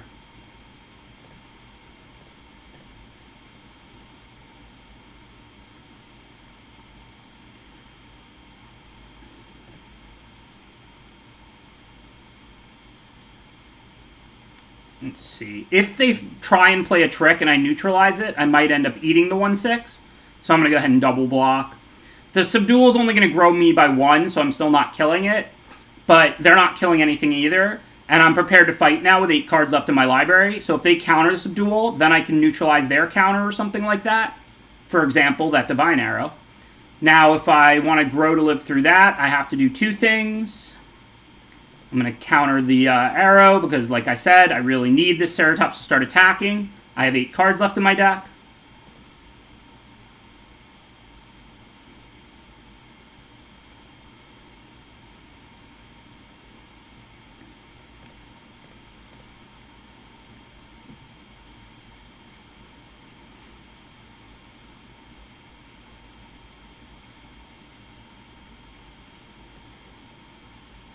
Riel the Ever Hiding, the official name.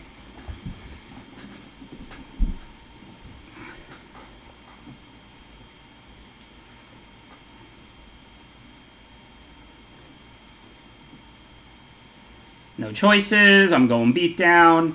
They're going to chump block Riel. Then they can start tapping it.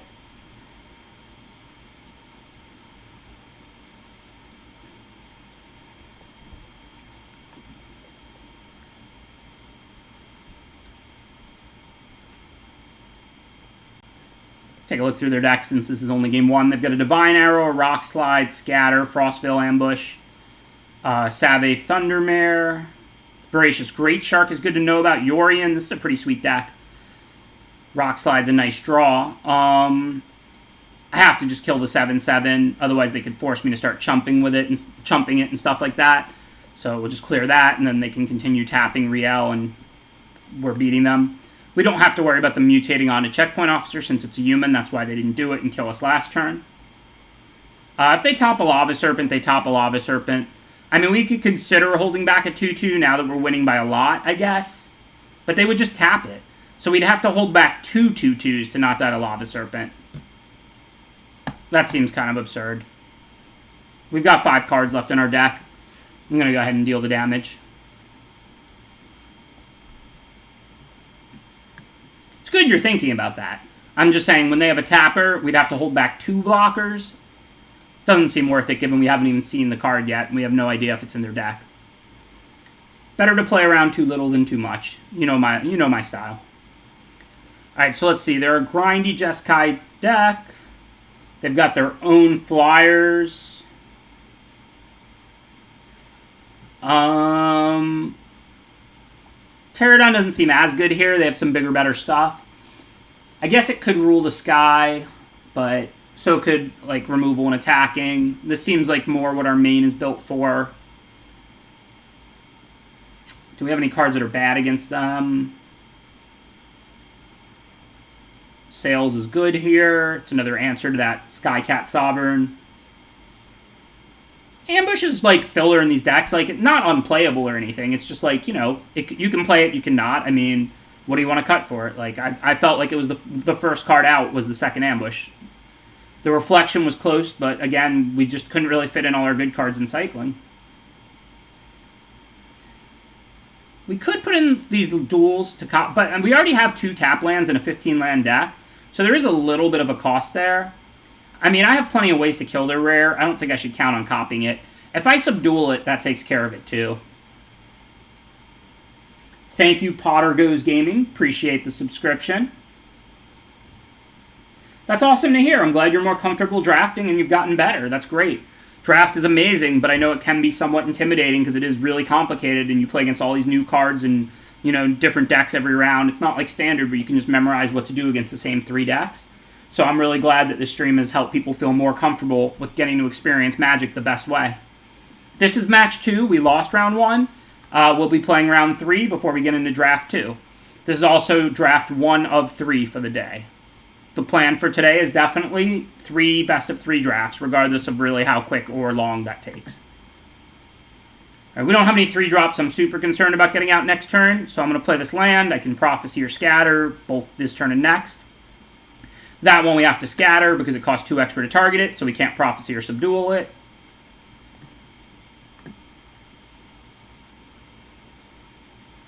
I mean, I don't think I just have to board out Capture Sphere just because they have a Yorion. I have 2 counters. Yorion isn't even their companion. It's just off to the side. That said, maybe I'll get rid of one of the Subduals since I have Prophecy to deal with that.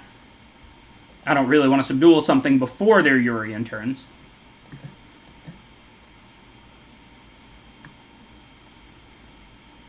Thanks, Benny Dubs. Just a number 2 in our bathroom.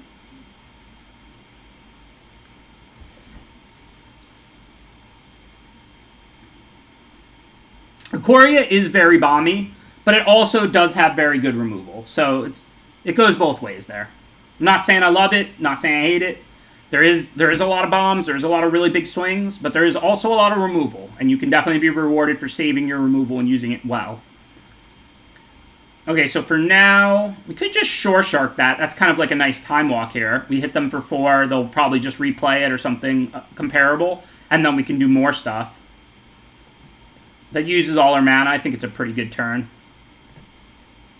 We don't lose the growing ability or anything like that. I don't love combining real creatures, but at the end of the day, I think this is worth it for the tempo swing. And we didn't really see much removal out of them, right? They have like a Rock Slide. They're mostly like doing their own proactive thing.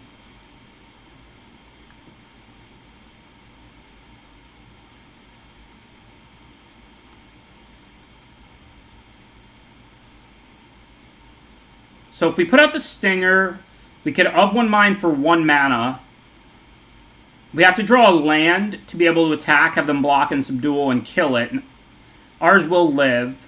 Oh, no. We're going to grow from of 1 mine. Right, but then it would just be a trade. But that still seems well worth it. And if we draw a land, we have subdual online. So this turn, we should certainly play our human. So we have a human and a non-human. Then we can draw 2 cards for 1 mana. If we get the land, we can play it. Attack with the 5/4. If they block with their 4/5, subdual it. We'll trample over. Well, we'll trample over for 1, but more importantly, our creature will live and theirs will die. If they don't block, I'm not going to subdual now just to save a point. We'll see what they do this turn. We're way ahead in the life total race. Thank you, Davis Shark. Finally, your set, your day. Sharks are the rage in this format. Pouncing Shore Shark is one of the best uncommons. Sharknado, Shark Typhoon, one of the best rares. It's a shark's world right now. So they're dealing 7 to my creature. Well, now that they attacked, it's a no-brainer. Subdual will take care of... Well, they can't even block with Heron. But, so now... What do we want to do? I think I just take it and race. I can Frostlinks the Heron and hit for 7. I could also just attack for 5 and then play Marmoset. Like, if I don't draw land, like, we're way ahead. That's just lethal, right? If I give double strike and +1/+1 to the Shore Shark, and that's not even accounting for casting Blitz Dragon or Frostlinks or whatever, this grows into a 6-power double striker. It's just lethal. With 1 white, what are their options? There's +1/+1 and their creature deals damage equal to its toughness enchantment. There's +1/+1 and indestructible to a human and non-human. Those are the only 1 white tricks. So I think we just Frostlinks. Oh, and there's gain 4. So we want to make sure we can deal 15 if possible. So let's say we Frostlinks, and then we Raking Claws. That's 6, 12, 14. So they could live with the gain 4. Is there any way to guarantee lethal?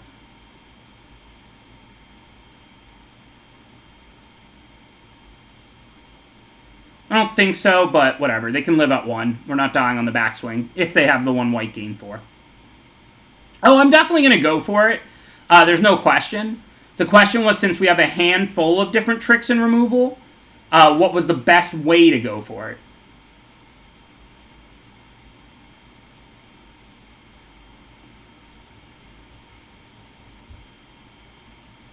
Yeah, Claw Blitz might have ensured lethal through the gain 4, whereas this may not. I'm not 100%, but that was what we were trying to figure out. Hey, and they actually have it. There's the gain 4, so they only go to 1. Raking Claws, then Blitz Heron. Yeah, then we'd have an extra damage. That would have been better.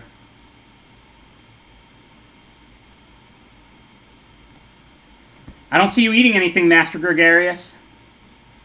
Take those words, put them on a plate, and eat them. That's why you always think things through. And I probably should have went Raking Claws, then Blitz Heron for 4.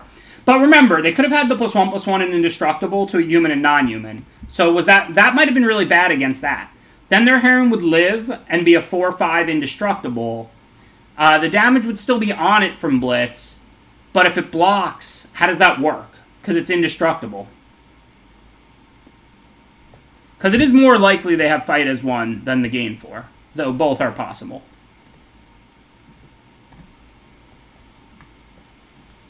If Trample still... Does all the Trample go through, or do I have to assign 5 to it? Or 10 to it, for that matter. I have no idea how Double Strike Trample with an indestructible creature that already took 4 works. You think because I'm a pro I know the rules? I have no idea how that works.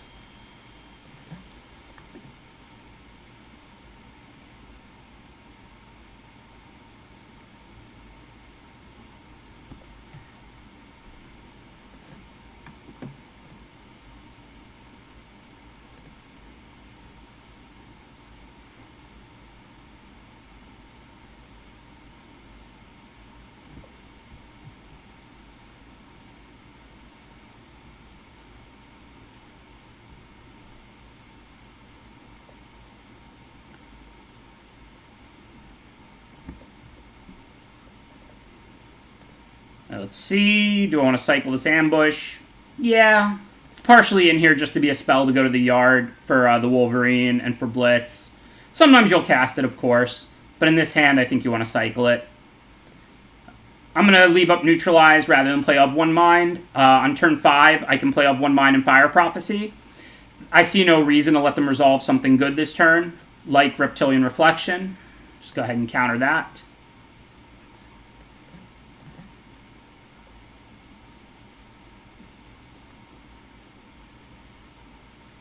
This enchantment is really powerful out of the cycling decks. So I don't want to get Divine Arrowed if I can avoid it, but it's probably kind of unreasonable to play around it here. I guess I can just put out the Wolverine and pass 1 turn, maybe. Because, I mean, if I play around it, if I go Prophecy and of One Mind, then I'm around it forever. Plus, if I strand their mana, that's decent anyway.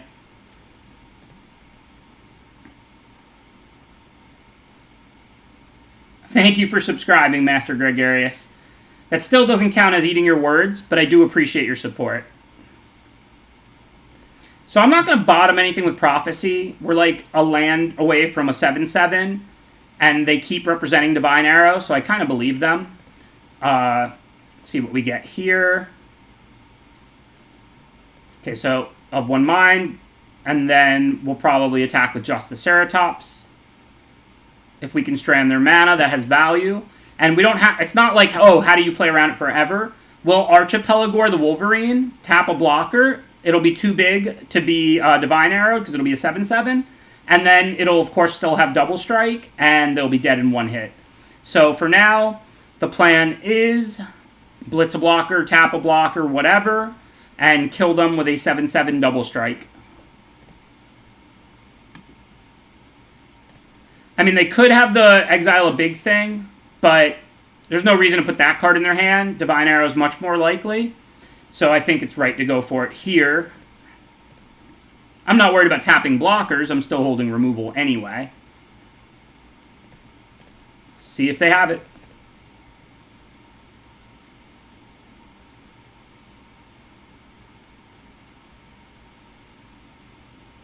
There's the Arrow we played around. Looks like they're going to have a second one or a Prophecy too. But hey, we played around one the best we could. They had 2 arrows. Good beats.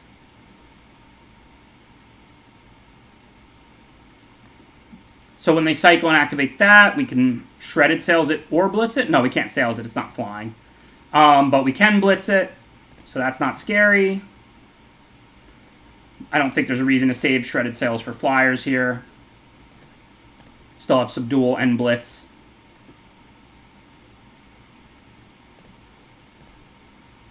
Good stuff. So they're the red-white cycling deck. We saw double Divine Arrow. These Pterodons line up well against that. Keep Safe is decent against Divine Arrow because you can figure out when they have it and then attack and then your mana's up.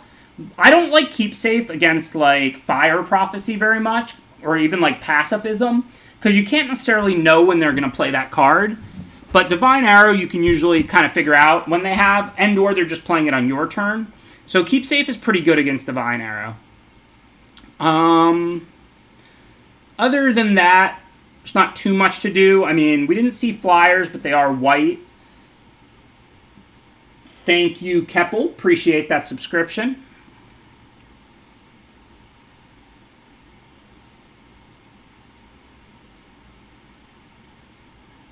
So I think just board and Keep Safe because we saw double Divine Arrow in one pretty short game. Also, thank you, Jurgosek. Appreciate the subscription, Jurgosh. Fumes is pretty great. What is Fumes? I don't know what card we're talking about. Right, Cycling doesn't usually have flyers. The cards that are common that they play are Marmoset and the Tapper, and then, of course, Stinger and Healer. Sure, I mean, I don't know if they're playing black lands or not. I've got some 1 toughness. I'm not sure why we're concerned about Fumes right now. It's a fine card. I just don't think it's super relevant at the moment.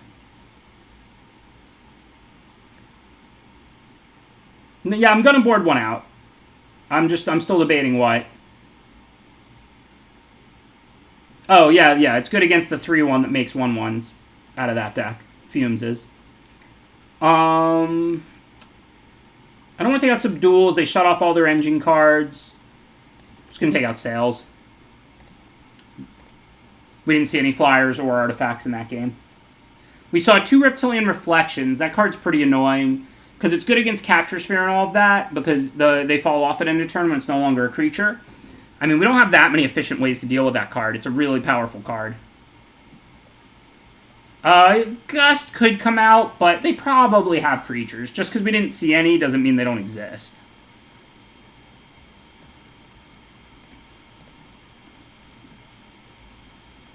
I'd like answers to Reptilian Reflection, because I think they played 2 of those. Definitely at least 1. I just don't know what we can really do.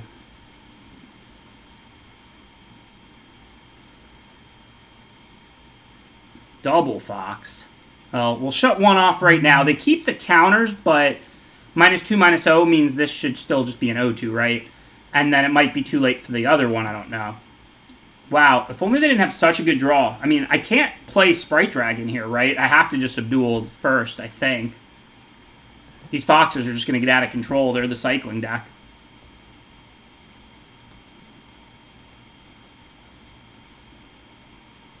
If I was on the play, they would have went turn 1 Fox. I would have went turn 2, hit them with Dorat here, Sprite Dragon, and then I could have played all these Subduals. Life would have been much better. As is, I got to shut these off. Even though this one's going to still have a power, it's not going to grow, so it's just a 1-3 now. No big deal.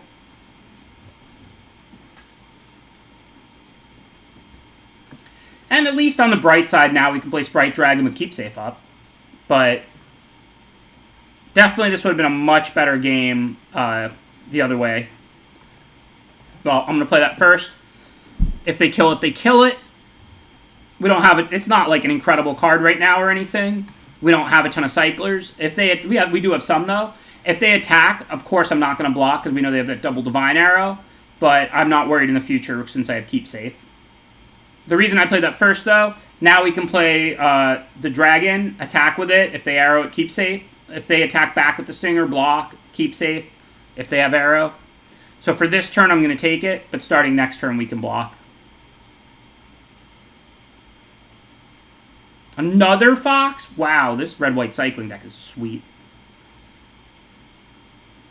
Okay. They have black, red, red. So they can't arrow right now. I kind of need to play Sprite Dragon and Gust. This way I can at least start growing this. I don't really have good blocks. I mean, these could bounce, but that's not exciting. So I think I'm going to hit the Fox. At least if they want to replay it, then they don't cycle now, or they cycle now, then maybe they don't have more cyclers. We strand some of their mana. Plus they only have 1 white. And then I'm going to attack with a 2-2 because I'm going to put Riel in front of Dranet Stinger now. Unless they top deck a Plains, we know they only have 1 white. So if they do Divine Arrow Riel, whatever, I don't have that much discard anyway. And I can't keep taking damage with a Dranet Stinger out. But if we keep them off Fox for a turn, that's pretty useful. So I'm going to block with Riel here on Dranet Stinger. If they have the arrow, they have the arrow. Our Mythic is just not that incredible in the early game without a Cycler in hand or anything.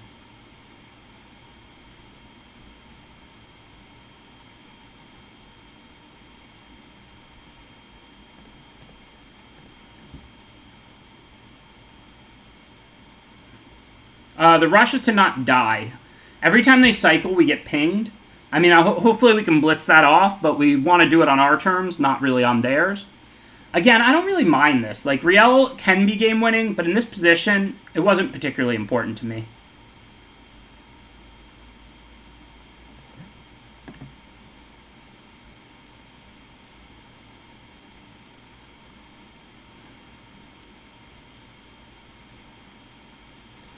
So I think now I want to Frostlinks, because if I draw 1 more land,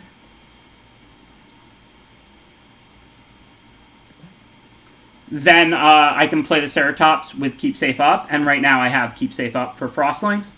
I can attack, because if they attack with both, I'll happily put Frostlinks on Stinger and take 1 and trade. That's an awesome trade for me. And if they attack with just Fox, I can block, because it's not growing when they cycle, because it's been subdualed. So they're not effectively able to attack right now. If they have removal, I've got Keep Safe, which would be really good, because then I can blitz after that.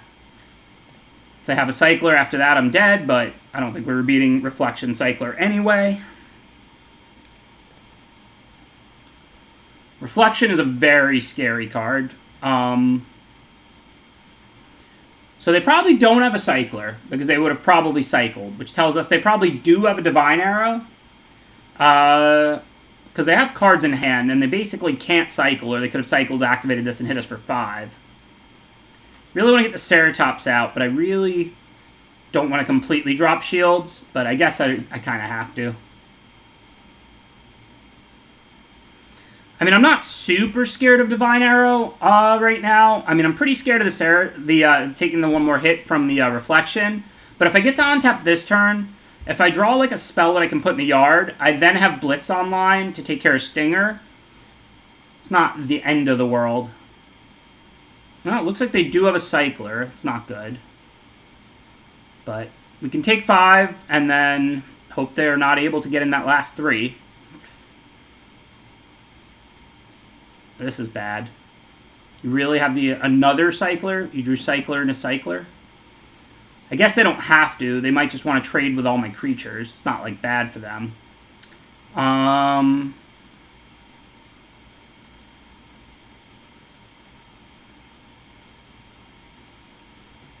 mean, I guess I don't really have a choice. I don't really know how I can win from here. Yep. Let's get to game 3. So, yeah, 3 Foxes, 2 Reflections. Their deck is awesome. We're definitely going to be on the play here. We're looking to race, which our deck can definitely do. I don't really think there's much to board. Everything looks fine. The subduals are good. Raking Claws with the Ceratops could work. I don't think we want Crab on the play. I think we just want to hope we have a good hand on the play. I thought about the Ambush because it's decent in a race, but it's still a situational card. I think I would, like I said, rather just kind of have better cards. Because the reason it's in the board in the first place is because all my cards are good. I already boarded out Shredded Sails. There's nothing else that's bad.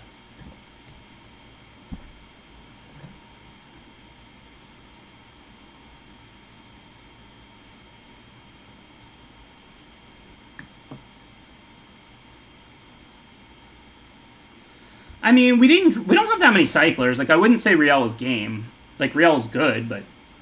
Alright, so now I'm going to pass. If they play a Reflection, I'm going to neutralize it. If not, end of turn, I can subdual the Dranith Stinger. Ceratops is nice. It grows really big. And, like, there's so much good bounce and disruption and removal. It's not hard to, like, fall slightly behind on tap with it and then do good big things. I like Ceratops a lot in this deck.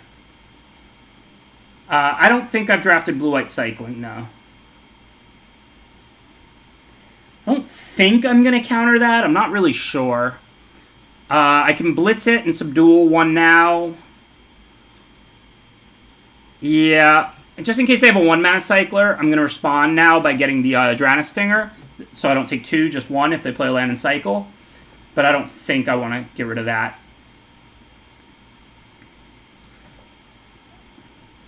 So I guess now we can play Riel.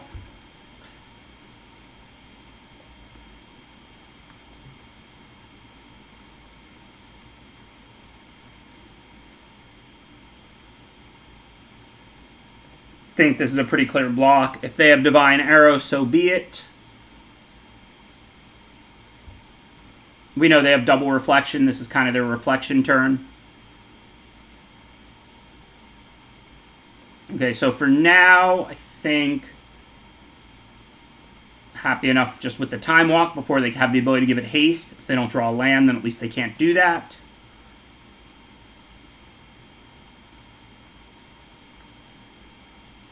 Get closer to this Wolverine and this Blitz online.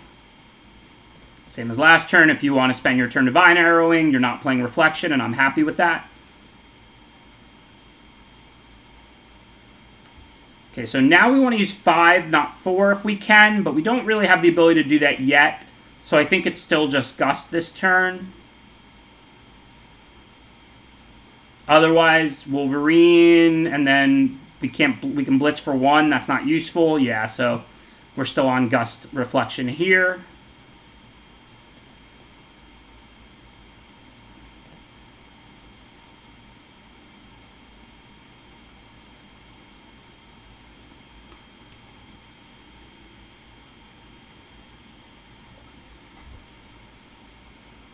Yeah, I know I can cycle, cancel, and draw 2, and I'm likely to do that, but it's really not the big fish. Reflection was Reptilian Reflection. That was actually the bigger fish. Not letting them get ahead with that card, because Blitz can already answer this Stinger. So like now, for example, I can play Wolverine, and I've got answers to the stuff they have. So this is a good position. We now flip the game like the best we could, I think. Now we'll see what they want to do. I've got Neutralize and Blitz up. Of course, I can't use both, but If they go for any sort of an attack, I can block. I can blitz, turning on the Wolverine or something. If I get to untap, I can Pelagor the Wolverine, hit for the 14. I mean, we did see a pacifism, so we don't know if that'll be game or not.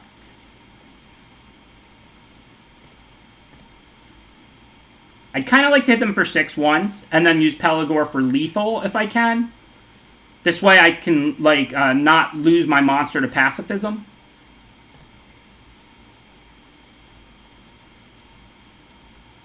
So for now, I think I'm just going to take it. I'm trying to kill them in 2 turns with this Wolverine.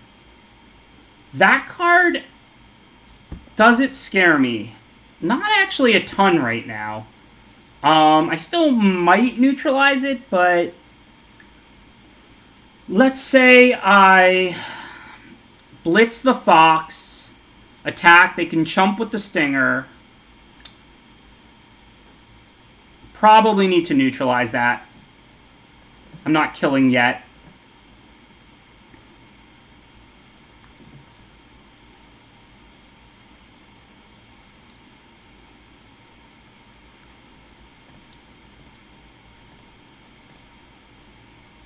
I think I'm going with a change of plan so I don't lose to pacifism. Now that I used my counter, I'm just going to slap down Archipelagor and I drew another land. Now it's just another good threat. Like, Divine Arrow doesn't kill Pelagor. If they have pacifism, I want them to only kill 1, not both of those creatures. And I'm holding 2 removal spells for their creatures. So I think I just want to put out my 2 different good threats now and try and kill off their stuff.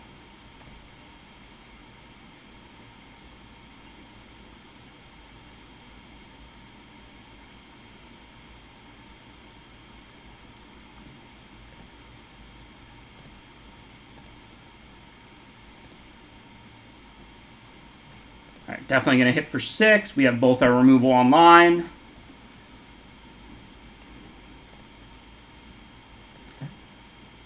If they attack, I'm not going to take it, so I might as well do the Blitz now, I think. The plan would be to capture Sphere of the Fox. Blitz away the Tapper. Can't capture Sphere of the Tapper, they can still use it. As usual, hopefully we'll draw some spells. I only played 15 lands. We already have 8 of them.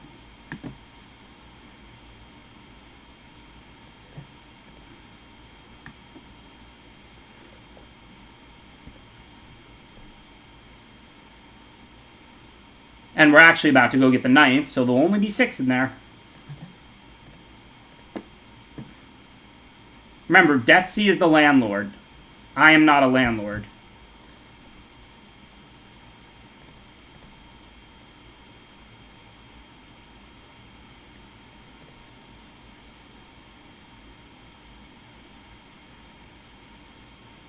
So, they're repping Arrow, no clue whether they have it or not.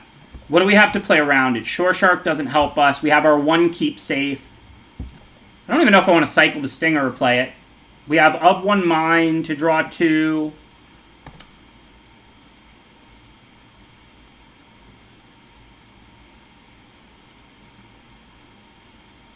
We know that their 1 reflection's on the bottom and we countered the other. They still have 2 more Foxes in there.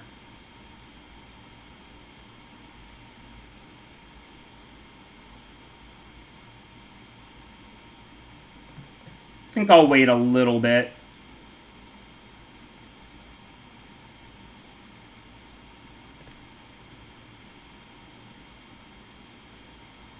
Can't necessarily wait too long because of Fox, but if I can choke their Divine Arrow mana at all, that's useful.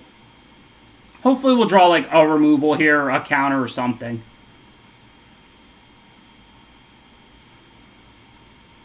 Okay, that's pretty good. Assuming they don't have 2 1-mana cyclers, this works out alright for us. I'm going to go ahead and attack and assume they don't.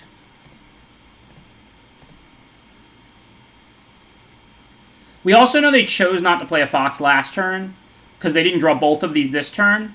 So they're almost certainly holding a Divine Arrow.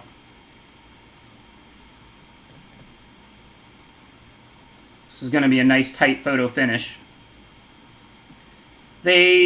Oh, it just turns it face down because you don't get to know what they bottomed. So that the reflection we played after could be the same reflection. I see. My mistake. Hey, no chanting for flood. I'm flooded. I drew 8. Take it easy.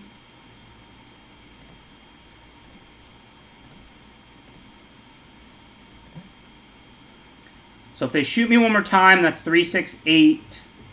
So it's not threatening lethal yet. If they go for the 4th one after that, I can kill a fox in response. They should do it before combat, so that they can still block.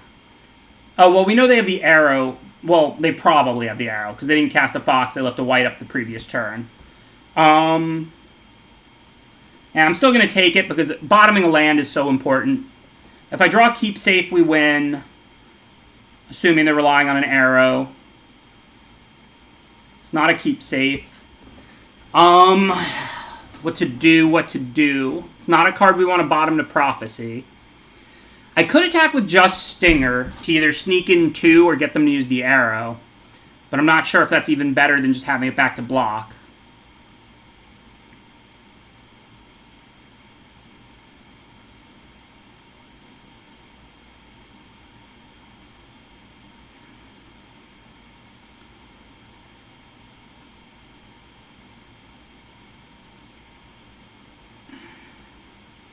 Oh, I'm not going to bottom the Ceratops. I'm just debating what to do.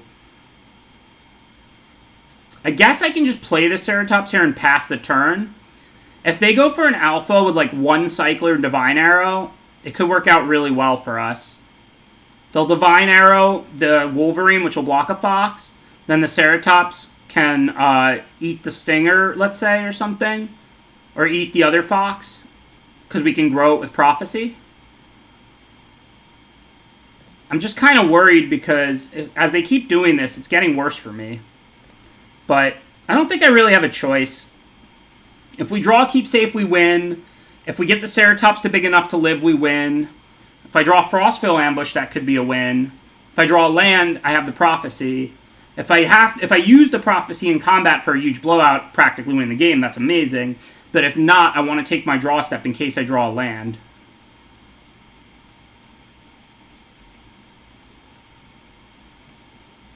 It's pretty scary.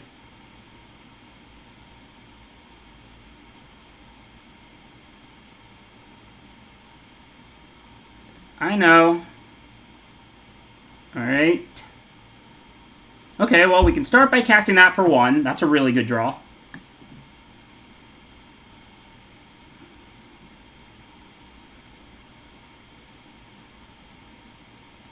Okay, so can we win here? I don't know. If we attack and they go for the arrow on the Ceratops, I can respond with the Prophecy, but I'm probably not dealing them lethal. I can Prophecy. If I dig up keep safe, I pretty much win, or Frostville Ambush.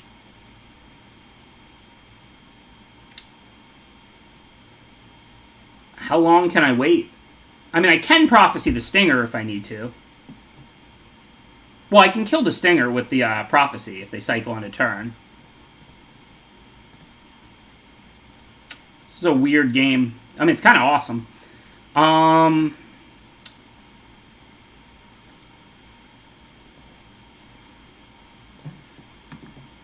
Guess I'm just going to wait. We still have 2 more cards for next turn, thanks to the island getting bottomed.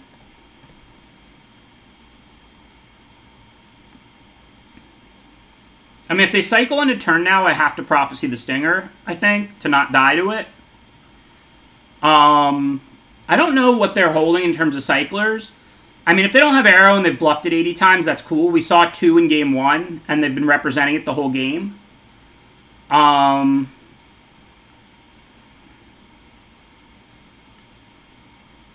Okay, so I think we're Prophecying on a turn. The question is it Marmoset or is it Stinger? Probably Marmoset.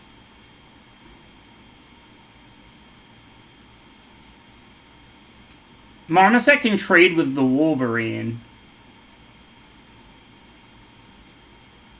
Although I guess if we remove the Stinger, we haven't seen Zenith, so we're not under any pressure. Well, I'm going to Prophecy end a turn. I don't know whether we're going to attack or not. Depends what we get. I mean, I could draw and then prophecy. But, I mean, I might want to cast all the new cards I draw. Let's take a quick look at what's in our deck. Scatter, Keep Safe, Subdual. Our cards are pretty cheap. Frostlinks. Mythos even costs only 4. Frostfill. Shore Sharks 4. I know, Marmoset... Well, it doesn't... Yeah, it does junk my trample options. Yeah, alright, let's hit the Marmoset. I've always been greedy. No reason to stop now. I was born greedy, I'll die greedy.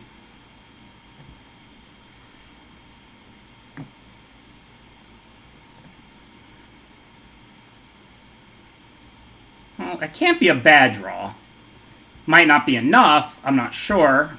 So let's say we tap these two. They can't arrow either of the Tramplers. They're both above 4. Let's say they cycle. They get, like, Reflection on, let's say, the 4-5 here. 2-2 on this, and they die. So we win through... And if they arrow... They can't arrow either of these. They're dead. Like, they arrow Wolverine, Stinger, block Stinger, they die. So we beat a Cycler or Arrow. What happens if they have a Cycler and Arrow? Then, like, we have 9 Trample here. So they still have to block the 4-5 here with the Reflection to stay alive. I think we can go for it. I think this is somewhat safe. I think even if they have a 1-mana Cycler and Arrow, I think they might be able to live. But I think Reflection and Stinger both have to die. Because they arrow away Wolverine... And then if Reflection was to block Stinger, and Stinger was to block one of these, they would die to Trample. So the fact that they can't arrow either Ceratops now means even if they have the 1-mana Cycler and the arrow, I think the Reflection still has to trade with this Ceratops. They don't die, but what happens is the Reflection trades with this Ceratops, the arrow hits the Wolverine, the Stinger trades with the Stinger, they take 5 and go to 1, but they lose their Reflection. So they have no threats out. I mean, I could die, like, if they have a Lava Serpent or a Zenith or something. But on board, even if they had Arrow plus 1-mana Cycler, I still kill both of their untapped creatures, and those Foxes stay tapped due to the ambush. And then they just, like, you know, they're at 1, I'm at 3, so I probably win. So that was sweet. I mean, they might or might not have had the Arrow. The Arrow didn't keep them alive. They couldn't cast the Arrow. They had to cycle and see if they drew anything. I think. Unless they had a 1-mana Cycler, 1-mana Cycler plus Arrow doesn't... they needed a 1-mana Cycler plus Arrow to even stay alive there. So if their hand was Lava Serpent Arrow, they can't just cast Arrow or they die. I mean, they could, but they would still die. So we have no idea whether they had the Arrow or not.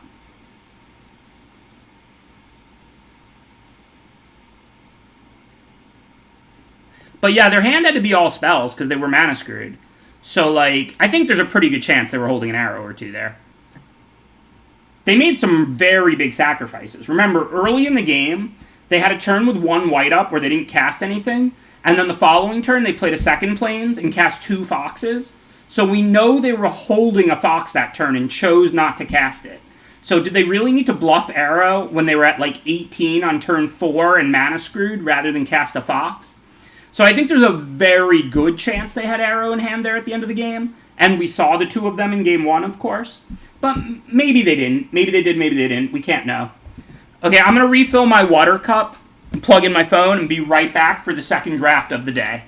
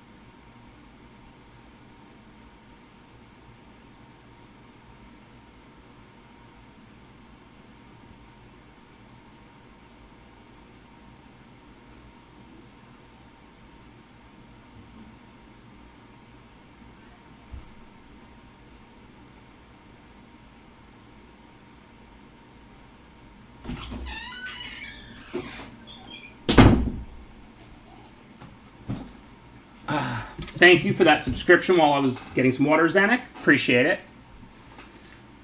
All right, let's get into another one. Yeah, I mean, that was a really good game. Most of them aren't that good. Thank you, Mad Moses. Appreciate that subscription. Thank you for the 6 months streak and 8 months of support.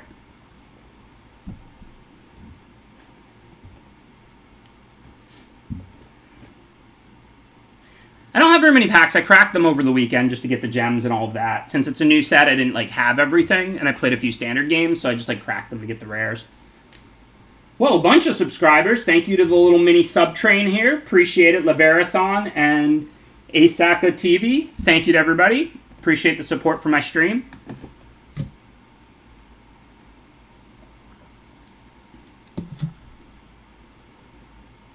I have no idea what Detsy's love with Goriak is.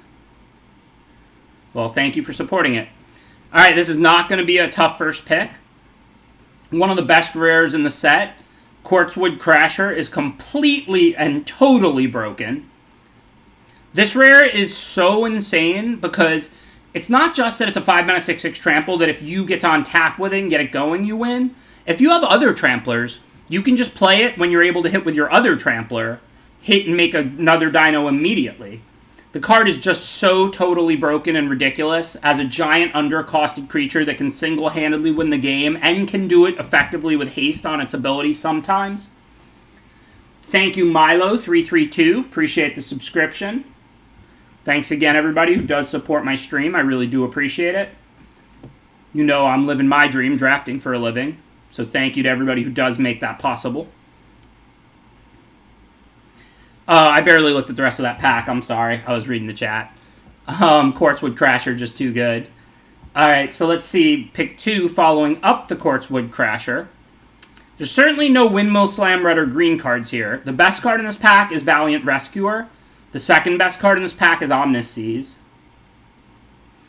Crasher is a trap. If by trap you mean great way to win the game, then I agree. Now, it's single green, so it's pretty easy to splash into red-white, or red anything. Red-black, red-white, whatever. You just pick up an Evolving Wilds. So I don't think I want to take Great Horn over Valiant Rescuer or Omniscience just because we first picked Quartz Crasher. I'm definitely not taking Gopher Blood. Thank you, Quacha. Appreciate the subscription. So I think Valiant Rescuer here is the pick. Like I said, it's super easy to splash Crasher should we need to do that. I mean, look, we can always just drop the Valiant Rescuer, too, but I'm just saying, if we go on to see an amazing red-white or an amazing red-black or whatever, we don't necessarily want to force red-green when this card is single green in a format with infinite fixing. Now there's a couple of cards to consider. There's Farfinder, which we already need for the splash. There's Humble Naturalist, which is definitely better if we end up green. It's hard to get super productive value out of your 2 mana on turn 2 in this format, and it's really important that you do. So I love Humble Naturalist. Doesn't really follow up the Rescuer well. But of course, if we have to drop Rescuer and draft green-red, that's awesome too.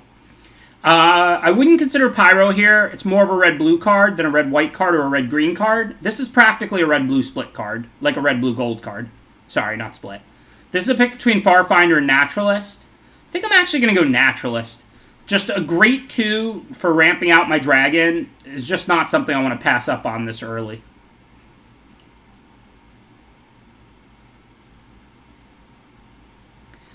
So, not much here. If we're going to do like a green with splashes, we could take back for more. It is single black and a great way to get back Quartzwood Crasher. Dranath Healer's fine for the white-red cycling deck, which we can still go and just drop the Naturalist. Capture Sphere is probably the best common in the pack. We're not in blue yet. I mean, we could still play red-blue. I mean, we'd have to end up dropping Rescuer and Naturalist, but neither of those cards are that impressive. So I think really this is a pick here between like Back for More and Dranath Healer. Naturalist doesn't help you cast Back for More, but Back for More is good in a base green creature deck. But I don't know. I don't think we're going to miss it. And if we do go white-red, then the Dranath Healer is something we would miss. So I think we should take the Dranath Healer there. Again, it does seem like blue is the color we're most seeing. Boon's pretty good. I mean, it's not incredible, but it is pretty good. There's not really any green in these packs, or much red. Mutual Destruction's a good removal spell for, like, white-black, but I'm not trying to go there when I have 2 cycle cards and a Quartzwood Crasher. I guess for now I'll take Boon, because it's a 1-mana cycler for the cycle deck. And then if we do play blue, then we play blue. Okay, well, there's a charge. That's a nice pickup for green if we want it. There's also a Cloud Piercer, which is a fine playable for red-white, but it's not really good in the cycle deck, because most of the cycle enablers are humans. Like Drannith Healer, Drannith Stinger, Valiant Rescuer, the 2-3 cycling tap thing. Those are all humans. Marmoset's not a human. Think we just want to take charge here. I mean, I haven't played white-green cycling, and I'm probably not gonna. I guess we could just play Naya, but... yeah, it's also expensive for the cycling deck, I agree. I mean, we are kind of having a waffle here. It's kind of interesting. I mean, now there's a Drannith Stinger. It feels like we're supposed to try and be red-white cycling in the seat still. Just kind of having to waffle a little bit. But the green stuff we've seen, Naturalist and Charger are good, but they're not, like, incredible.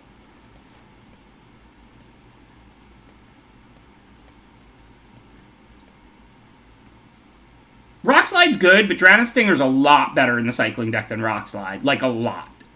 Like, obviously, if we end up like a red-green creature deck, I'd probably rather have the Rock Slide. But it doesn't seem like that's where we're going. It seems like we're going to play red-white cycling. Remember, this is a single mana to cycle, and then this is a single green to cast. And we have the whole draft to pick up Farfinder or Evolving Wilds or, like, red-green and white-green duels. I'm definitely not forcing red-white. Last draft, I drafted red-blue because that's what was there. This draft, I started with a Quartz Crasher over, like, some okay cycling stuff, I think. But, you know, we haven't seen enough green this pack. Like, we got the 1 Naturalist and the 1 Charge. I took the Boon, the blue card, but as is, Valiant Rescuer is a great cycling card. We got a late Stinger. Healer's good. Marmoset's good. Like, we're well-positioned to play red-white cycling. Reptilian Reflection was the cycling card I noticed as the second best card in that pack. This format is a lot like Modern Horizons.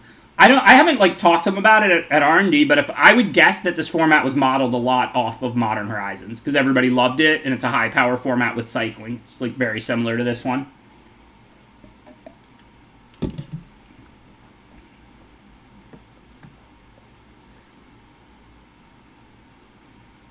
The cycling decks are overpowered when you get too much of it.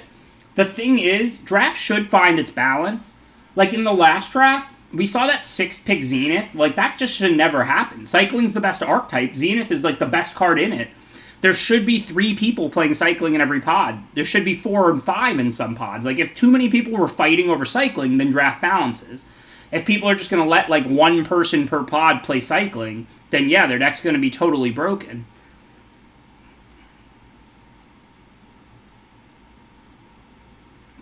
I think it's overlapped. I don't think they just like completely finish and mail it in and then start the second one, but I'm not 100%. Like, I know they work on sets a couple years out, obviously, but I'm not sure exactly like when sets are finished and submitted or anything like that. Okay, so let's see what's here. Sturix is single green. If we're already going to splash for Crasher, we can splash for Sturix. Again, Mutate isn't the best in this deck, but we did just pick up a Wolverine and a Marmoset, so that's 2 targets for it. Sanctuary Smasher I don't really like. Like, even though it cycles, you don't want to spend 3 to cycle, and you don't want to give First Strike that badly to these little creatures. Farfinder's not excellent in the cycling deck in general, but it's good in our deck because we do want to go get our Forest for this Quartzwood Crasher. So I think here we're just debating between Starix and Farfinder.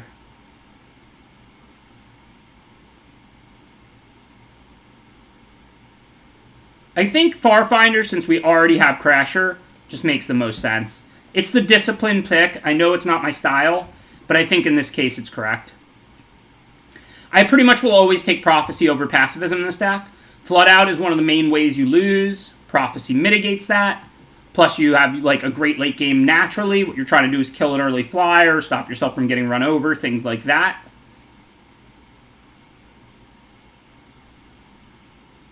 As far as 2-mana cyclers, this card is just very good. It can help you attack, and then you can still cycle it away later, and if you ever get to use it on defense, forget about it. Somehow this pack has nothing, really. No cyclers, no red and white playables, really. No cards in this whole pack that we actually want.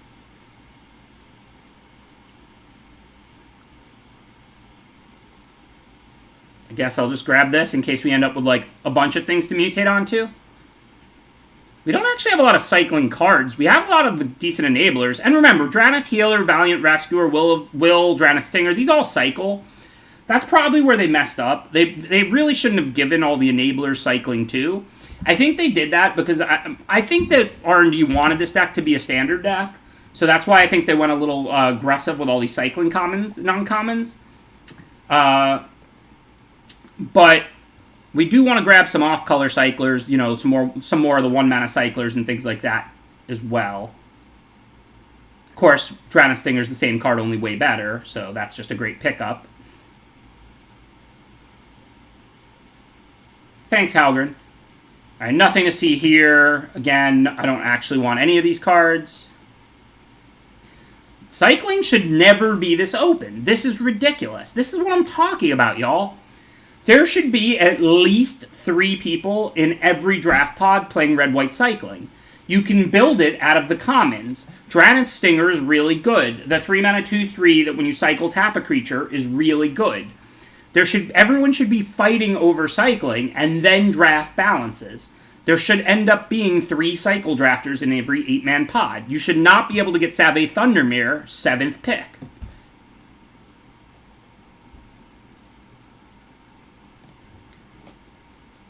This is why we all keep complaining about the cycling deck.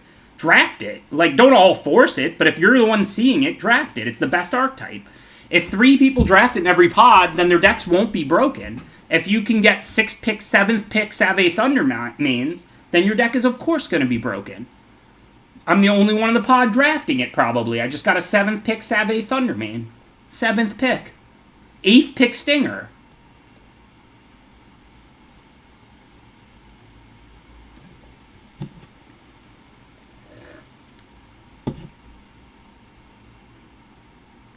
And that's fine, yeah. I don't draft cycling that often. Like, you know, if other people are taking the Stingers early and fighting hard for it like they should be, I'll take the 7th pick Parcel Beast and I'll be the only blue-green mutate player and let 3 people fight over red-white cycling. You know, that's what drafting the hard way is all about. But in this pod, I just got 7th pick Save Thundermane, 8th pick Drannith Stinger. Like, come on, y'all. 1-mana cyclers coming late. We are pretty heavy on the humans, so I think Sanctuary Lockdown would be pretty good for us. But probably not better than the 1-mana cycling spell, because that also works with Marmoset and Wolverine, which we have.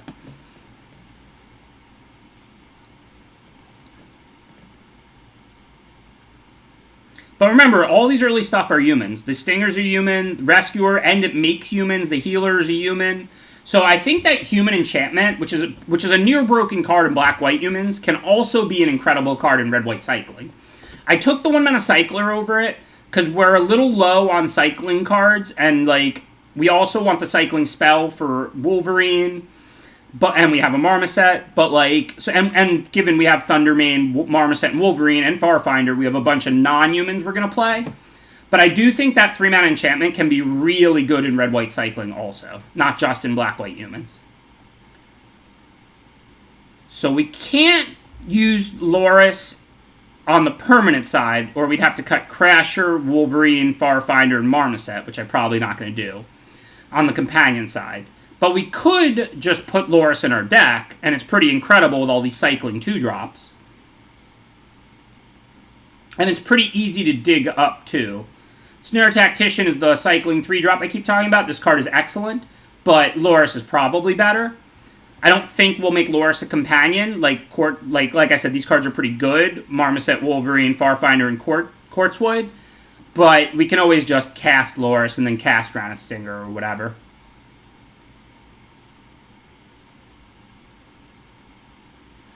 Okay, not anything special for us here. I think it's between Pacifism and the 1-mana Cycler.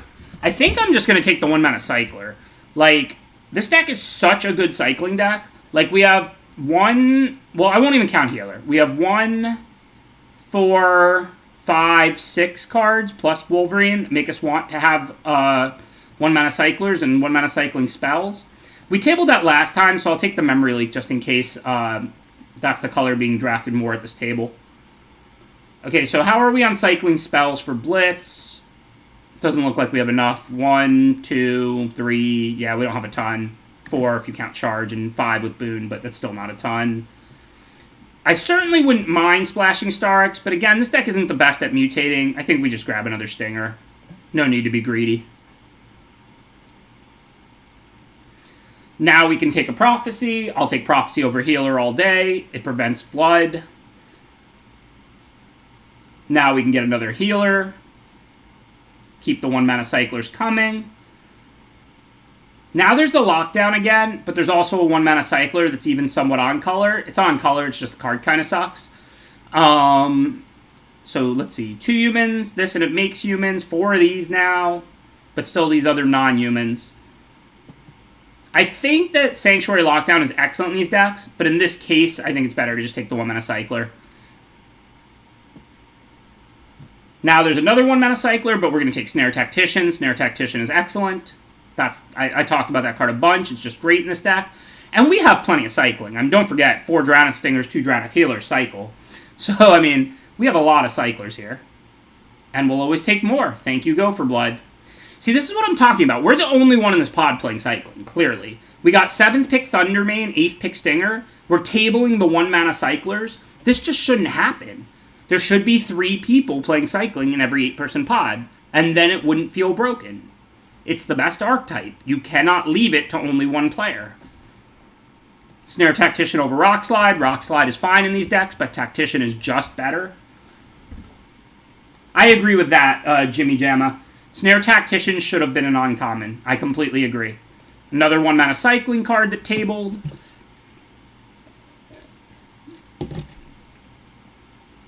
Remember, this wasn't drafting the easy way. This wasn't forcing red-white cycling. We first picked Quartzwood Crasher. Then I took, like after a Stinger or something, Humble Naturalist, Charge of the Forever Beast, Boon as a blue card when we were no way committed to red-white cycling. And then we found out that this archetype was open, that no one was drafting it, and we went into it.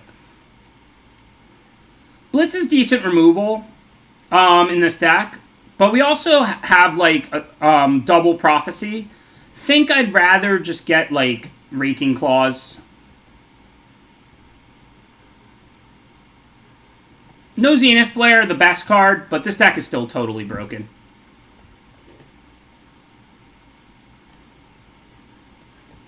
We'll cut, like, a card. We'll play, like, 6 Mountain, 6 Plains, 1 Forest. We've got Quartzwood Crasher and Lurrus for flood protection. And then we just have, like, all the cheap cycling stuff and cheap cyclers. It's a beautiful thing. Oh, we're going to play Lurrus. I mean, I don't think I'm going to play Lurrus out of the companion slot. I mean, I guess I could. I could cut Marm... No, I have 2 Snare Tacticians. We're going to play Lurrus, just not out of the companion slot. Because you're not sacking these for 2 mana to weaponize. That's not what this deck wants to do. The reason I like the Human Enchantment is because you want all these 2/2 bodies in play, and you just turn them all into 3/3s. But yeah, so we're going to play 6/6/1, almost 100% there. But Lurrus is not in the companion slot. It's going in the deck, because I don't want to cut my Snare Tacticians and my Quartzwood Crasher. So we have to cut 1 card. Thank you, The Last Link. Appreciate that subscription. We could cut a Raking Claws. We have Infinite Cycling. It's just a random 2 mana cycler. Let's check on Wolverine. Nah, we have a lot of spells. Double development. Like, Wolverine's going to be on a lot. Farfinder's not great, but it's in there to go fetch the forest. I think it's a Claws. Still a body to chump with. I think we just cut 1 Claws. We can afford to do that. We have tons of cycling. Nah, Quartzwood Crasher is great flood protection. It's not really messing up our mana. We're playing 1 Farfinder, which is a fine card. You can always chump with it and attack and block with it and whatever. And we're playing 1 basic forest, and the cycling costs are almost all colorless. I think literally we only have colorless cycling costs. So we can use the forest to cycle every turn. It's not like if you're like a blue-black deck and your counters are blue-blue 1 and your black removal is black-black 2 or something. Forest is just going to be used to cycle endlessly in our deck, right? All right, we can't mulligan a one-lander on the draw. I mean, we already have a cycling card, a second one if we have to. Just hopefully we'll find one land. After that, we can get stuck. I don't care if I get stuck on 2. I just want to put out this Valiant Rescuer.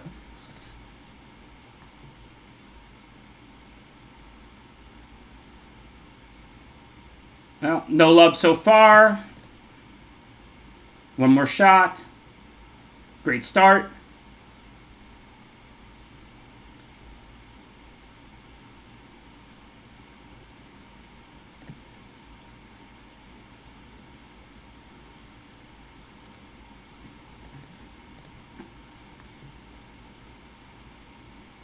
Yuck.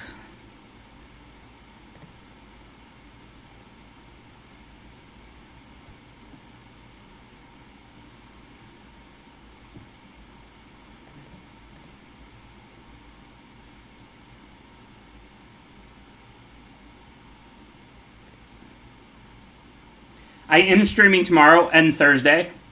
That is the plan.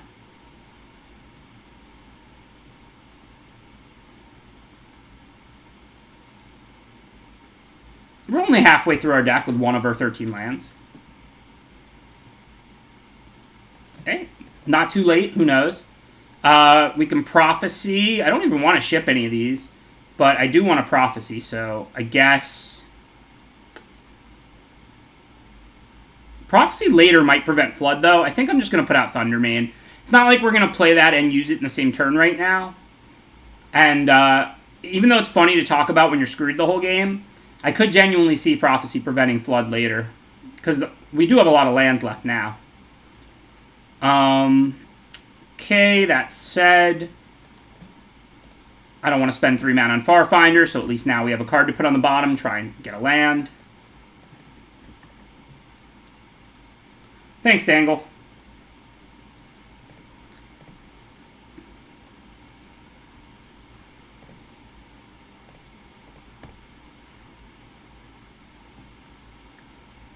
I'm going to save the 1-mana Cycler now for a tap.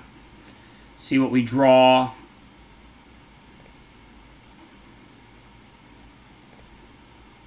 Cool. I'm going to put out the Wolverine first here because if they attack with the 3/3 Death Touch, I can cycle Go for Blood and eat it potentially. If they have removal, it's not great, but we can still Snare Tactician and start tapping things then. If they have a second Blitz Leech effectively, I know they brought it back. It's even worse.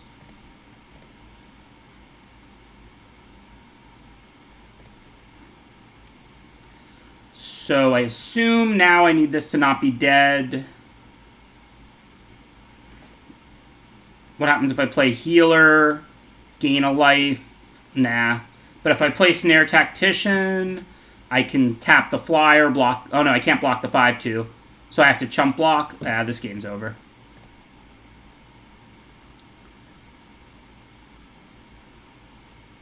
I have reached Mythic Rank 1. I did it during Dominaria, when the Dominaria flashback drafts were on, like a month or 2 ago. I tweeted a picture of it and everything. Oh, it has lifelink, not menace. I wasn't dead. I mean, I was still dead to anything, but I wasn't dead on board. I'm sorry. I thought it was a menace counter, not a lifelink counter. I was tilted. I apologize. Okay, well, that didn't show us anything wrong with the deck or anything like that. Hit the punt counter. I mean, we would have probably lost, like we were way behind, but hit the punt counter.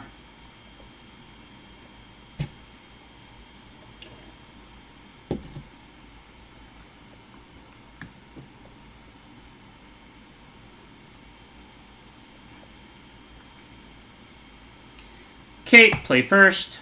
2 lands, that's a lot better than 1. That means we can put out our creatures before we do all our cycling and cast things, and life is good.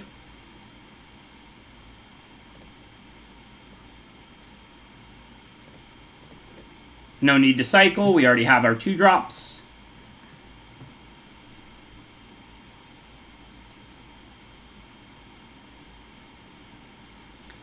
Boo.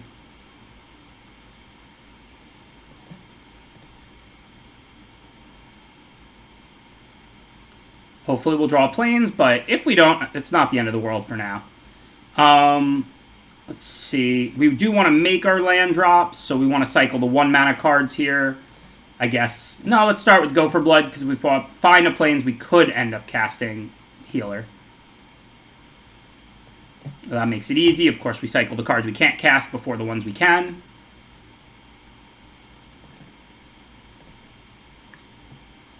Then next turn we can cast Rescuer and cycle Healer if we don't draw a land, and if we do draw a land, then we'll cycle one of these 2s instead.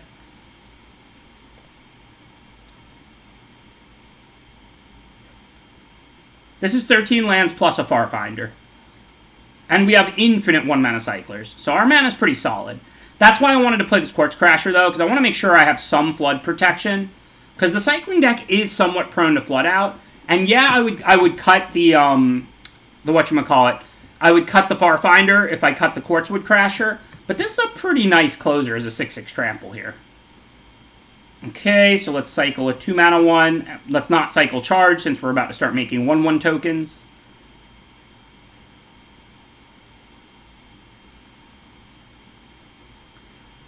One to cycle, 2 to pay. We can't do that yet. So let's start by cycling this. We want to cycle once on our turn, once on theirs for max creatures. And then I guess we just cast Thundermane. Actually, I'll probably cast Healer too, because next turn I'm just going to charge. And I don't need life. I can cycle Healer and get a 1/1 all the same. So I'll just pass the turn, because I have Valiant Rescuer out. If I cast Healer, I get 1 body. If I cycle it, I get a body and I get a card. So they're at 11 after I cycle. 6 creatures to 3 means 3 get through. So it's 4 plus 6 would be 10. So we're 1 point short of lethal at the moment. Oh, never mind. They have Blitz Leech, so we're way more than 1 point short. Okay, so in that case, I won't be greedy because we're not killing yet. I'm just going to not cycle right now. Actually, no. I'm just not going to go on the... No, I don't want to get rid of Charge here because we're still... Let me think. So the question is, do I let that happen, on-tap and cycle Healer and kill the Leech? Or do I just, like, cycle Charge for 1/1 and then on-tap and, like, cycle and kill the Leech? I mean, if they kill the Thundermane soon, I don't know that we're going to have an Alpha anytime soon. I don't know that the 1/1 matters if we're getting rid of Charge. I don't think we should cycle now. I don't see the reason to get an extra 1/1 if we're not charging. Because I have Save Thundermane out. I don't think it makes sense. We have a bunch more Stingers.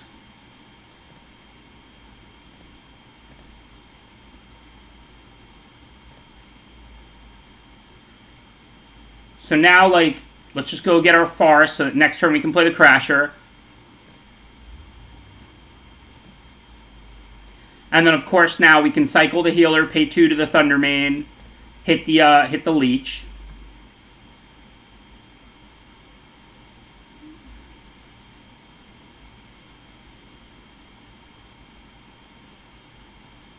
I'm not that worried about this race they're threatening because, I mean, we're gaining life. I assume, though, they may have that 5-mana card to bring back the Leech. I don't super care, but I especially don't care about these 1/1s that are neither attacking nor blocking. So what I'm going to do here is double block. And then, like, when they bring it back, I can kill it again. And if they have a trick or removal or something, then in response I can get them.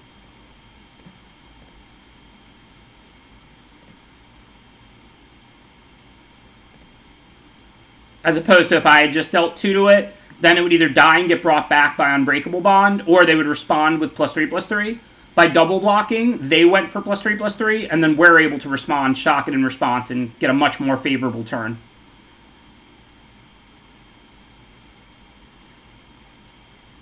Okay, so they have 2 blockers, 3 get through. Unfortunately, that's still not lethal, it's only 9. The cycle actually makes 10. So if we cycle and draw a land, we win. I guess we can just go for that. Because they have 2 blocks, which means 3, 6, 9 with the charge. So if we draw a land when we cycle one of these, we can then win the game just by cycling the other. I do have other options, though. Like, I could just deal 4 to the Lurker with the Thundermane, attack with everything.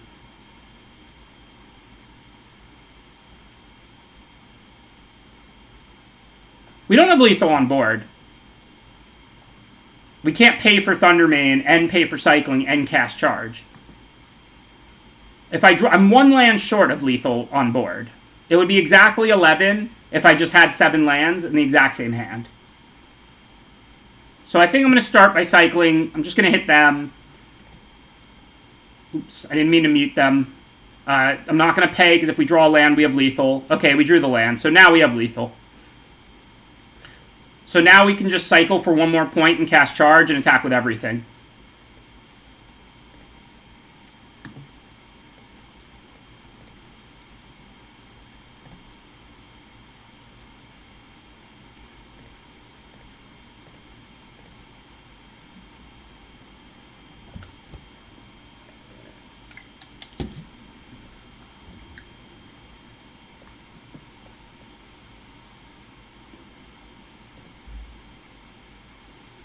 Okay, so they have Gigan. I mean, we don't really have much in the way of sideboard anyway. Like, we could board in, like, Volley, but obviously not against a Sultai control deck. I mean, we can bring in Plummet. We remember, this is an all-cycling deck, so it's not really 2 green sources. It's like 2 green sources in a 20-card deck, not in a 40-card deck. But I didn't actually see much in the way of flyers, right? They have the Dream Heron, but Gigan doesn't fly. Blitzleech doesn't fly. It doesn't seem like they had a ton of flyers. So I think we're just good to go. Thank you, SJ Lawton. Appreciate that subscription. I really do appreciate it. It would not be possible to do without you. So thank you to everybody who does support my stream. So I'm not going to cycle end a turn. We've got the turn 2 Rescuer, and then we want to cycle on our turn and theirs. So for now, let's just put that out. I'm not, like, scared they're going to kill it. They're not going to kill it, like, end of turn. It's unlikely. There's that 1 uncommon. If they spend their turn killing it, okay, I can bring it back later. If they don't have the removal, I get to untap with it, and that's great. I am going to play Wolverine here over Stinger. We already have 2 spells we can stick into the yard. A 3-2 double strike is no joke. Well, they've got a lot of early removal to slow down the cycling monster here.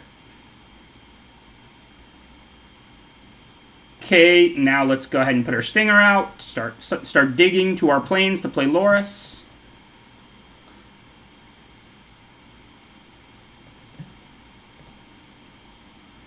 Thank you, ZitzyJ. Glad that you're learning a lot from the stream. Really appreciate the compliment, and thank you for subscribing and supporting it. Yeah, there's Heartless Act, there's 2 uncommons, yeah. There's probably a 3rd, I mean, whatever, but as a whole, not putting these cards in my opponent's hand for no real reason.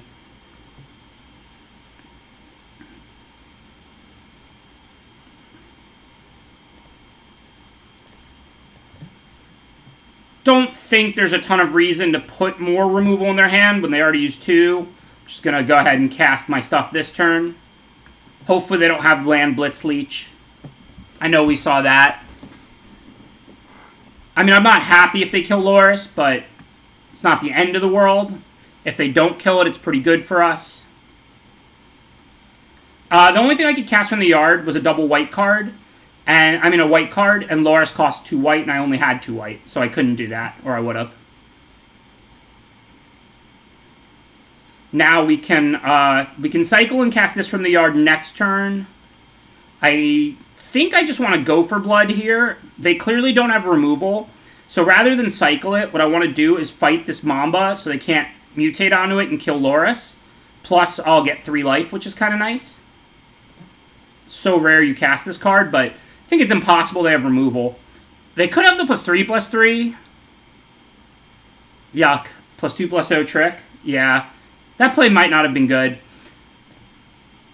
But I can't wait and do it because it's whatchamacallit, it's a sorcery speed fight card. I don't know. I don't know if that play was right or wrong. I mean, I was trying to get 3 more life. It's certainly not irrelevant. Really not sure if that play was right or wrong. I know it doesn't look pretty, but again, we had no reason to put that in their hand.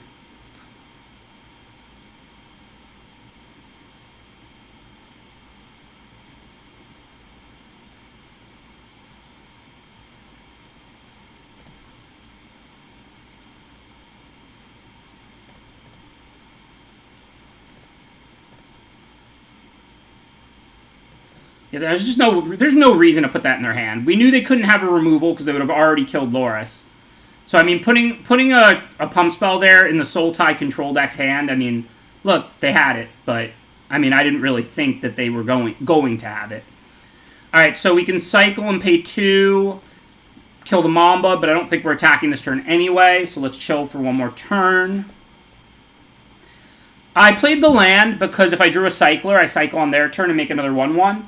I know we have Prophecies, and I won't play any more land excessively, but if I'm going to use the land immediately, I think it makes more sense to play it than to hold it in case we top deck Prophecy.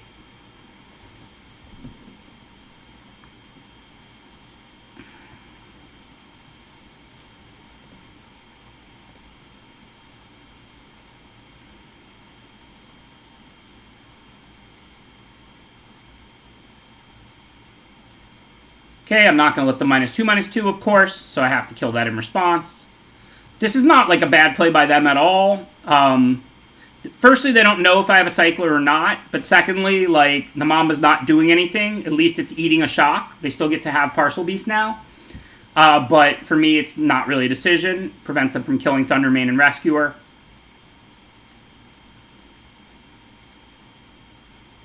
I think at this point, I'd rather just cycle this than cast it. I can deal 4 to them with Thundermane and Stinger, make another 1/1 and see what we draw.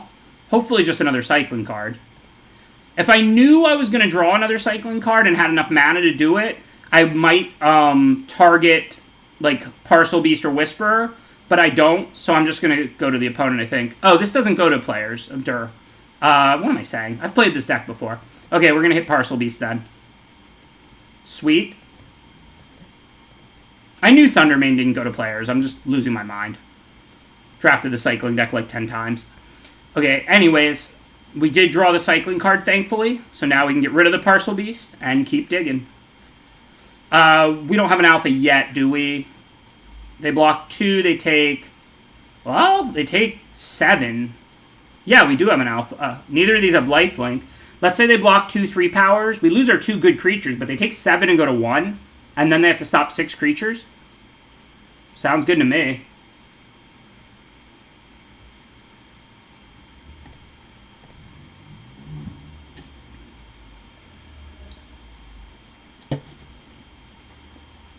They can't even block like that or it's 8, right? Yeah, they have to put the 3/3 on. They have to lose the Hemorrhage, and then the 4/4 eats one of the 3 powers, and they go to 1.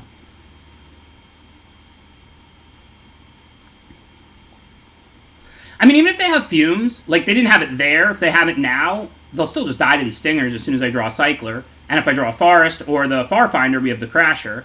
Like, life's pretty good. Again, I can't just put these random tricks in their hand that they could have, but there's no reason to believe they have. Sometimes your opponent has cards. You have to play to win. Like, I'll play around something like when my opponent represented the arrow by not casting the Fox, and we had seen 2 arrows in their deck in game 1. I'm not going to play around like the +2/+0 thing they had there when I have no reason to put that in their hand or deck. Like, they got me. Good beats. I'm not happy about it, but if they didn't have it... Well, you don't know what you need to win, but they did have the 4/4 Menace out.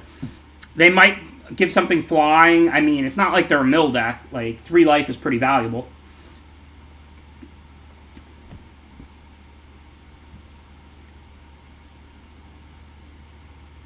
It's not really a 13-land deck, Faders. That's a poor way to view it. There's a reason there's 13 lands in the deck. It's because when you cycle, this is the equivalent of playing, like, you know, 13 in a 28-card deck instead of 17 in a 40-card deck. It's not like playing 13 in a 40-card deck. That's not the way to look at it. I can't do the math properly for you. Maybe if Frank Karsten's out there, he will. Because it involves, like, the amount of cyclers to non-cycler ratio, because it's the amount of cards cycled per game, and as you see more cards, you see more cyclers. So, like, I have, like, an idea in my head how to, like, broach the math, but I wouldn't, like, even know how to do it. But you can't view this as a 13-land 40-card deck. That's just viewing it incorrectly. Ikoria is fun, nothing special, Burnator. There's some holes. I would rate it pretty similarly to the other sets this year. I'm enjoying playing it, but I don't think it's Dominaria or M20 level. Thank you, Hello Kitty Kawaii. Appreciate you gifting out a sub. Thank you for your generous support of my channel. I will be doing M20 drafts at some point, but not right now. So even though Stinger is better than Healer, I've got Loris, so that's why I blocked. I'm not going to play Loris yet, but the odds they have Loris are not particularly high. It's rare, and I know I have it. So the play for now, we'll put out a different 3-drop, and then we can play Farfinder for land 5, and we're pretty much already on Loris. Now, of course, we want to play Loris on turn 5. This way, if they have removal, we can immediately play Stinger and then at least get a good creature back out of the yard. But that's why I traded Stinger for Healer there, was because we have Loris to bring it back. Okay, and now I'm just going to play Farfinder since that blocks Rescuer well anyway. Get a land, and then I'll cycle a development for 2 damage. And this ensures land 5 so that we can go Loris, Stinger immediately. And we can even get the Mountain so we have mana for our Dino Rare if we draw it.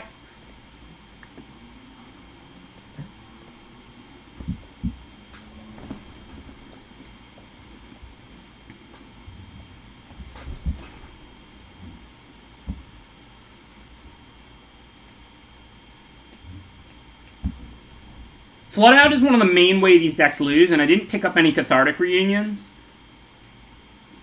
So I think it's pretty important to have that 6/6 Dino Rare in this deck. And it's so easy to cast. Like I said, with 2 green sources, it's not 2 and 40. It's really more like 2 and 20 or whatever. Like, you should have it almost every game.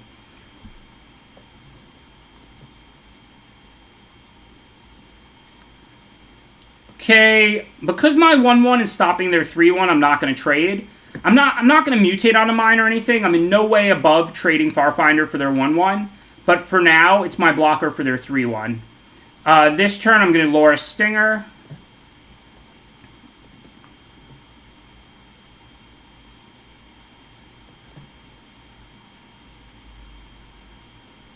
And just ship... Actually, now I can attack because I could always trade Stinger for Valiant Rescuer. So I should have attacked first, but this doesn't matter much.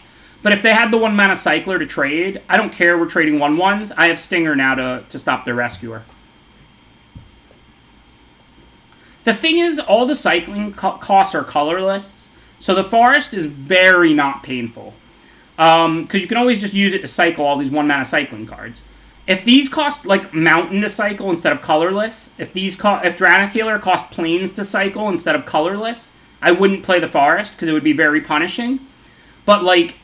90% of the time you spend mana in this deck, you're spending colorless mana.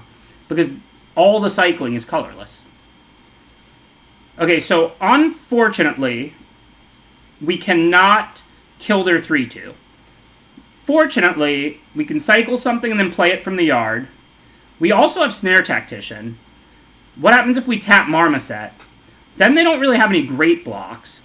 So I think what I want to do here is even offer Loris for Valiant Rescue or Thundermane, because they can kill Loris with a cycle anyway.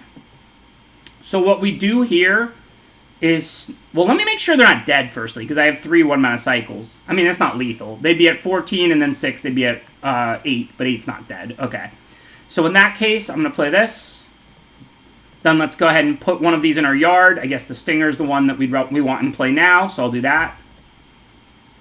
Tap their blocker, Marmoset, that's stopping us.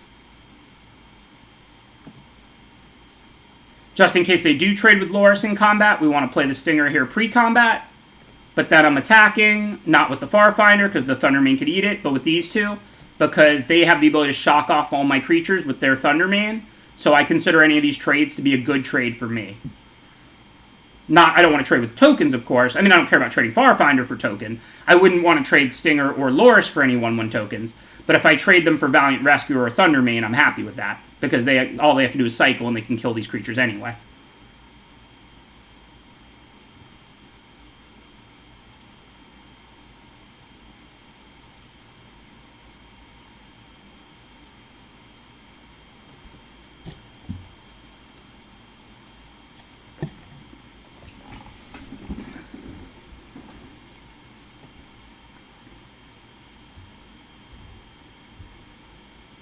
And they chose to take it. So now if they kill Loris, they gain 2, they're at 13, but maybe we can sneak in lethal. if they do nothing else, I mean, I know they have a lot, but we play the Stinger. We have 2 cycles. That's 2 taps. That's 6 damage. It's going to be tight. It's hard to beat the active Thundermane because it's gaining life also. I mean, we have removal. We have like 2 prophecies or 1 prophecy, I forget. And we have our own Thundermane. 2 prophecies. And a Thundermane. So we have 3 removal spells effectively. And of course all these cycling cards. It doesn't gain it all back. It gains 2 back. It's not every time anybody cycles a card you gain 2 life. It's every time they pay the 2 mana, they gain 2 life. I'm not saying we're gonna raise Thundermane. I'm just saying we could. Like, if we cycle these 2 cards, that's 6. They gain 2 this turn. Then we get to attack, too. If we keep drawing more cyclers, that could work. If not, we have our 3 removal spells. We also have our Giant Dino Rare. If they're not holding Pacifism, that could win us this game. Alright, for now, play the 3rd Stinger first. Then I'm going to start cycling, see what we get. Current plan. I actually probably just want to tap 1/1s first, because I don't mind if they block with either of those. Maybe I'm supposed to do all the tapping on their turn, and then I can alpha next turn. Do I tap now, or do I wait till their next turn?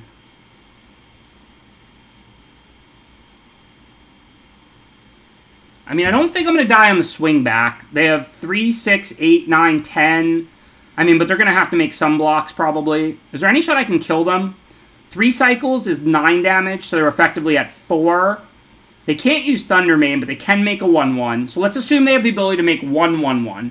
3 cycles means they have 2 blockers. Oh, they're dead. Yeah, I have lethal, unless they have something unexpected. I think we just have lethal, unless they can do 2 things, which is highly unlikely. Okay, well, I'm going to cycle because I think we have lethal.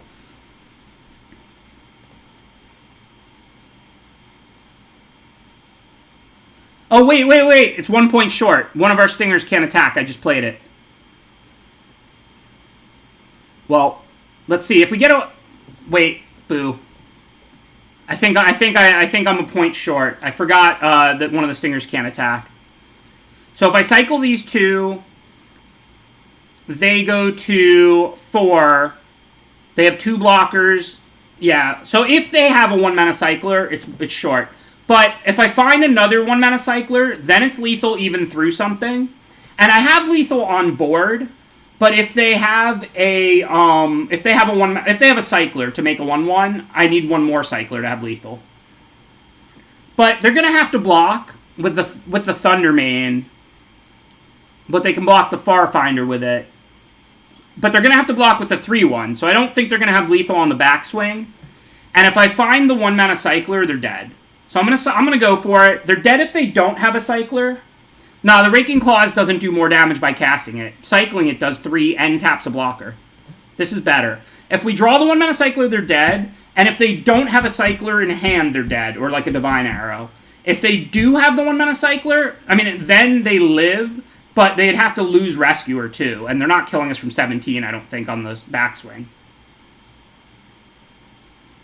Looks like they just didn't even have the Cycler. And I drew the Cycler anyway. But they were dead if they didn't have a Cycler in hand. But if they did have a Cycler, I needed to draw that last one. But the thing is, it's not like I was conceding, right? Let's say that instead of drawing that healer for the win, let's say I don't draw that. Let's say they have the 1-mana Cycler.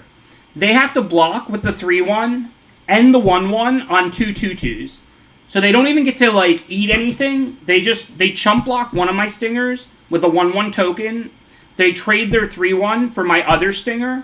They take 1 from the Farfinder and 2 from the other Stinger and go to 1 life. And then the end result is they have, like, they don't have the Rescuer anymore. Now they have the Thundermane, but they untap at 1 with the Thundermane, no Rescuer, a couple of 1/1s in the Marmoset, and I'm at 17 with an on-tap Farfinder. So they're never killing me there. So, yes, they can go back to 3 with another Cycler for the Thundermane, but then I still have, like, a Stinger out, plus my Snare Tactician, and they're at 3. So, even if they had the Cycler, and I would have bricked, it would still be a pretty good situation for me. Okay, so now I'm going to board in Blazing Volley. It's good against their 3/1, even though we have it too. If ours is going, we'll just not cast it, obviously. If theirs is going, we can kill it. Other than that, I don't want to board much. Just take out one of the 2-mana cyclers.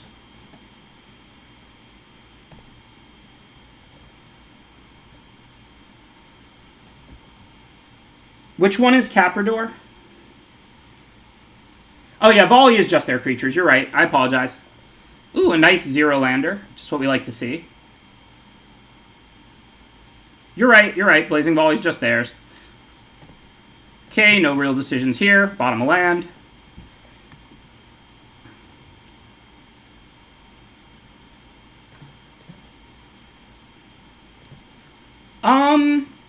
I mean, I'm not looking to set up combos where I'm prophesying my own thing or thundermaning my own thing. If Stinger could ping it, that would be different, but this only hits players. I think it's fine, but I don't think it's awesome. There's no reason to let that turn on, I don't think. I mean, they might have Mountain Thundermane, but they probably don't. So I'm going to go ahead and kill that. Bottom the forest, because I ain't scared. Of course, if I knew I was going to draw Blazing Volley, I would never have done that. Now they'll play Thundermane, and I'll lose because I didn't save it, because I'm a very skilled magician.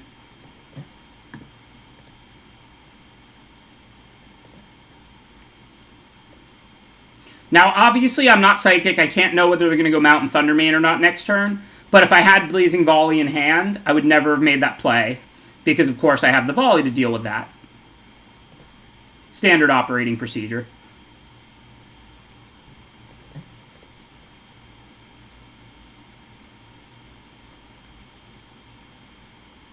Yeah, Thundermane's really good.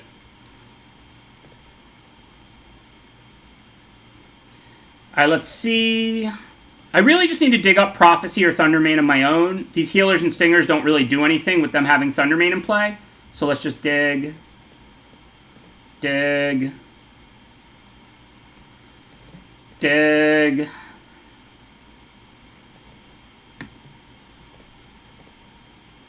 I'm going to chill for now, because now we can always cycle into their turn. So we have our Dino Rare. We have Prophecy. We have Thundermane. Those are like the main relevant draws.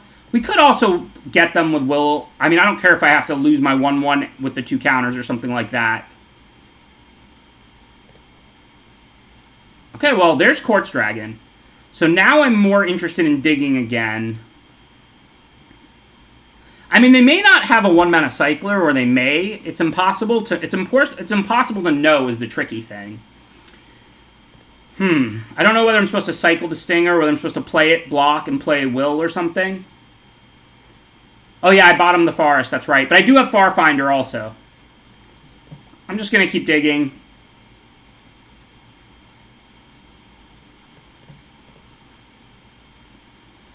Prophecy, Forest, Thundermane, anything.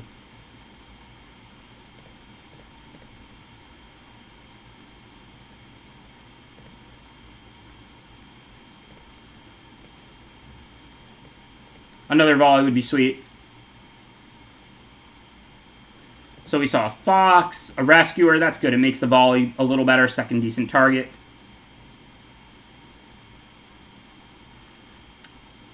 I just don't see casting a 2/2 winning us this game. Now that we're out of cyclers, just in the nick of time. I don't know how we can win from here, but if they have another cycler, I guess we're already dead if I don't play it, so just play it.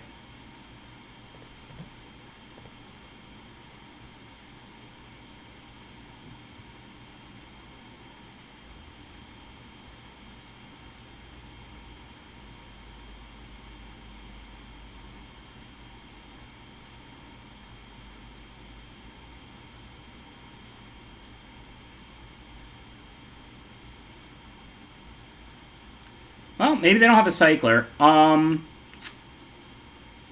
have to assume they don't, because I would already be dead. So I guess I'm just going to chump, because if I do draw cyclers, I want to cycle and shoot their Thundermanes off. Not really worried. Like, if they have +2/+1, that's a cycler. They could have already killed me. I don't know what they could be holding, but I don't really think I'm supposed to play around anything here.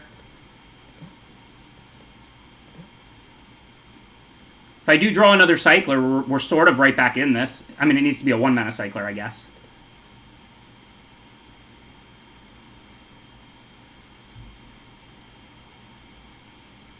Yeah, I mean, I believe that they have stuff, but they could have already won. I don't know. If that's what they have, then it's their choice. I don't know.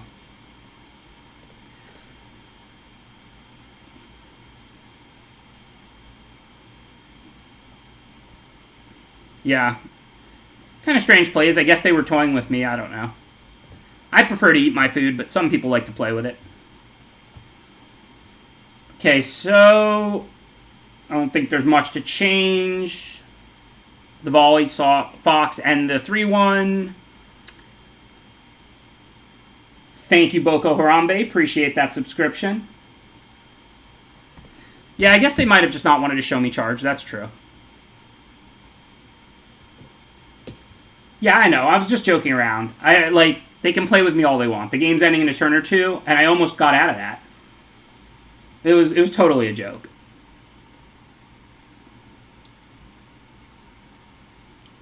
Their play may even have been correct. It probably wasn't correct, but it also probably wasn't intentionally playing with me. I was mostly joking around about that. I'm not meaning blazing. I boarded it in because they have Valiant Rescuer and Fox, and we're playing the Cycling Mirror. And if somebody has the 3-1 going and the other person doesn't, the game's over. Yeah, well, I didn't know they had 2 Thundermanes yet. And, of course, like I said, I didn't have the blazing in hand. So you do want to kill the 3-1. It's not like I had the blazing in hand and I was like, this is slightly more efficient. Like, I drew the blazing off of the prophecy bottom. Like, I mean, it was literally like an insult. Like, it was like a joke, or off a 1-mana cycle. Like, but I mean, I didn't play the prophecy frivolously. I killed the 3-1 that makes a 1-1 army, and I didn't have my 1 copy of Blazing Volley in my hand.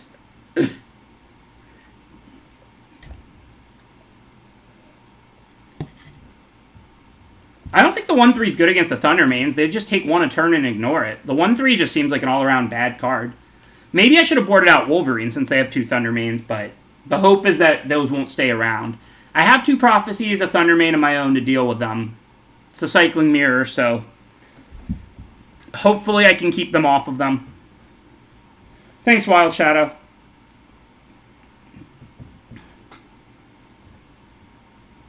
Yeah, and the draw the Dino after bottoming Forest. Yeah, that was a good one.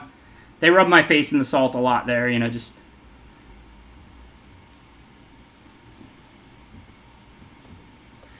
Alright, I think this is a play first matchup. I don't love it, but I'm not mulling it. Start cycling. That's what this deck do.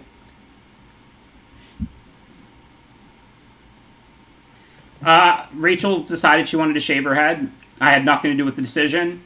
I helped her shave it, but she just was like, I want to shave my head. And I was like, okay. Thank you, Andron Rain. Appreciate the subscription. Thank you for the support. All right, let's see. We don't have any tap lands, so there's not really any reason to cycle now. End of their turn, we'll be looking for a land, and then we can go fetch up the forest, and then maybe we can win this game with our Crasher if they don't have their pacifism. We did see a pacifism last game, but nothing I can do about that.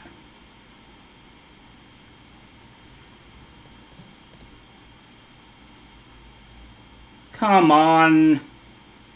Thank you. Definitely got to go get Forest. Although I can Marmoset first. And then get the Forest next turn with the Finder.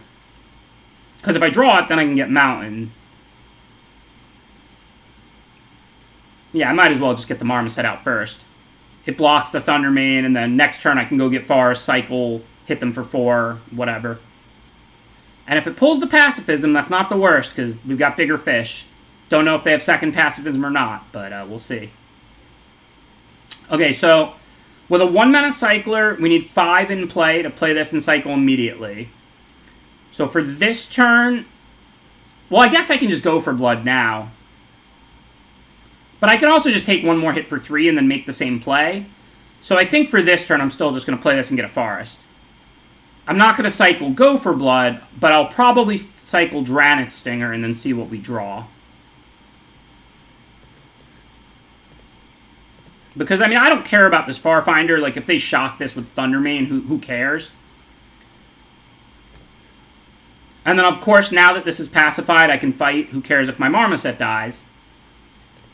I don't particularly need the Stinger, although I do want Cyclers here. So I think, what do? I think we just don't cycle. If we draw Mountain, I just slam Crasher. If we draw Plains, I play Thundermane, cycle Stinger, and kill Thundermane. If we don't draw land, then I go for Blood, Marmoset, and Thundermane. And then I can't play Thundermane yet. Okay, no land, so let's do the fight.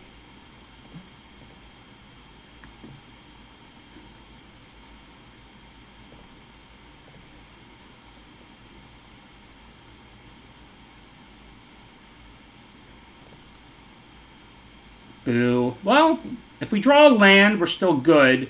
I don't think I'm going to be that greedy. I need a land now so I can kill their Thundermane rather than let them on tap with it.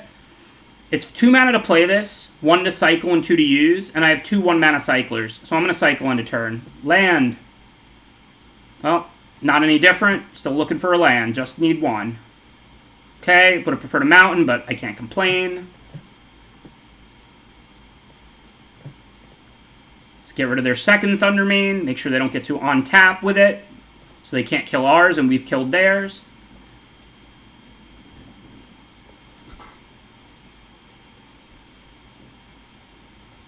You do get a cookie, Daggerhawk. Not like a bad cookie, like I'm not going to get, but like, you don't get like, you know, chocolate chip. You get like peanut butter. Peanut butter is good.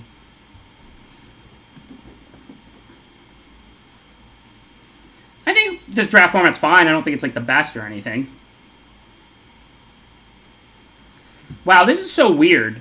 Like, if they had a cycler, you would think they would have cycled to get the Fox out of Thundermane range, but I don't know.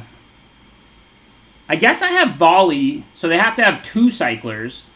Like, I know they have 1 card, and they get to draw a card. I do want to kill the Growing Fox, so I think I'm going to cycle Healer here. Try and get the Fox. As long as they don't grow it twice, I can finish it with Volley.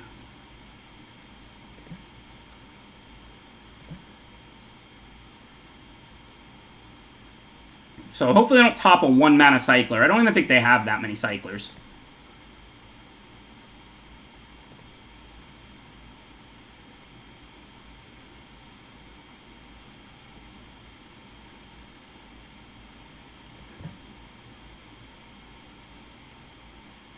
Because, I mean, I'm kind of worried about not getting value out of that Volley. I already cleared their 2 Thundermanes. If they draw the 3-1, I can Thundermane it. So I want to take out a Growing Fox here if I can.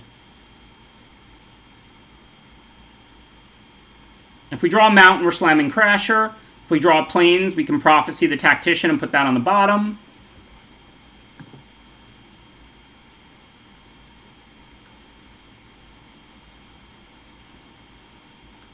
If not, looks like a 3-2 double strike we'll have to do for now.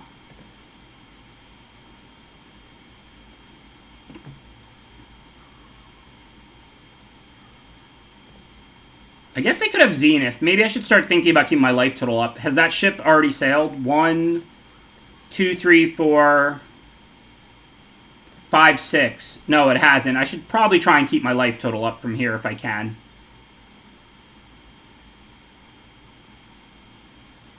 No reason to lose this game to Zenith. I probably shouldn't even have took this 2 damage. This was actually a mistake. Like, I'm probably fine, but I could have played it a little safer and had 2 more life. Put out the Snare Tactician instead of the Wolverine. And then that would have made it harder for them to Zenith me out.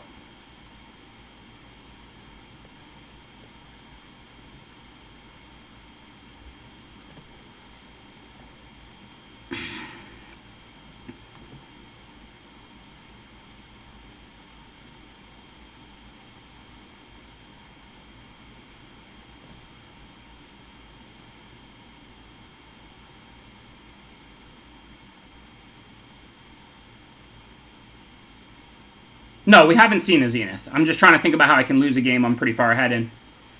I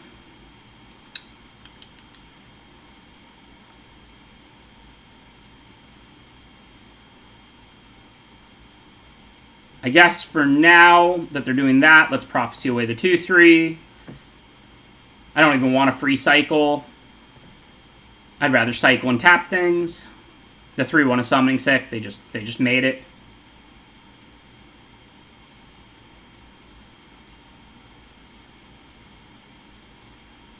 Okay, there's the mountain. That's nice. I'm going to attack with that. I'm still going to have 2 blockers up, including the 6/6.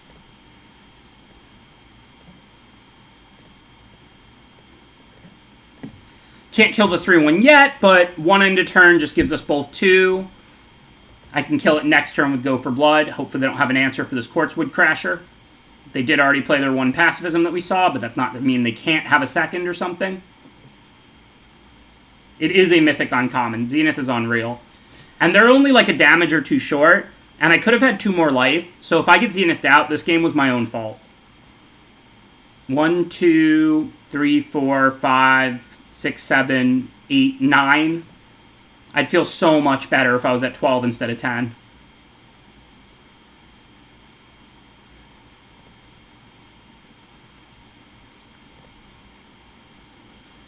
Well, I can start gaining life, so they can't Zenith me out, so that's kind of good. Okay, so I don't think I care if I lose the Crasher to, like, the Rescuer and something. If I go for Blood, the Marmoset, and they cycle, I'm not worried they're going to have 2 more 1-mana cyclers. That's highly unlikely. And First Strike doesn't work. Like, they would just both die, which I'd be unhappy about, but whatever. But is there a way I can just kill them here? Like, I can cycle, tap 2, fight 1. They can only make 1 more creature, so if I find, like, another cycler, they're dead. I don't think I... Oh, no, they're at 22. They have tons of life. So, I think I should go for Blood. Probably Marmoset, maybe Rescuer. I'm not sure. I guess I can always cycle and tap Marmoset.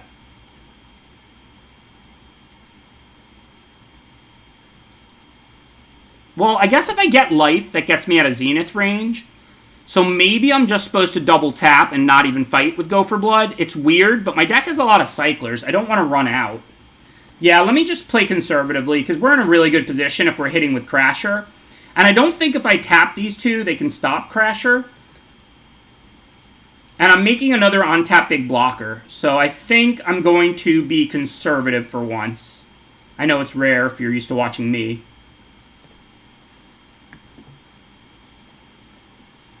And, like, I'm not really worried now about, like, Divine Arrow. I'd still trample over. So I can make this play. I don't have lethal. They're at 22. But I haven't seen Divine Arrow out of them. If they cycle, they can only make 1, 1, 1. This makes bigger things based on the trample damage. This has to be chumped or they take 6. And this way I can keep cycling, gaining life, and staying out of Zenith range. Because now that I'm making another Trampler here, and I've got this 3/2 double strike and the tap thing, I should be able to beat Zenith as long as it's not for lethal.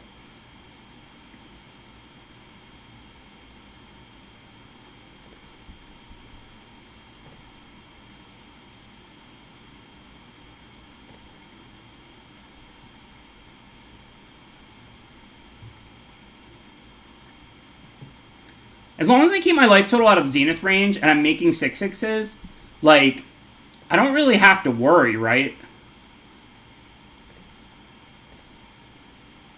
So how many in the yard is that? 1, 2, 3, 4, 5, 6, 7, 8, 9, 10. So I'm going to cycle in response.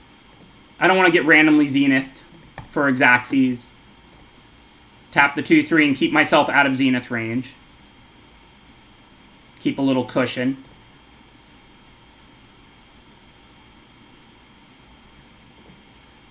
One, 2, 3, 4, 5, 6, 7, 8, 10. I count 10. 1, 2. These don't cycle. 3, 4 up to the charge. 5, 6, 7 up to the development. 8, 9, 10. Snare Tactician doesn't cycle. They have 10. Now they have 11. They just cycled again. But so will we.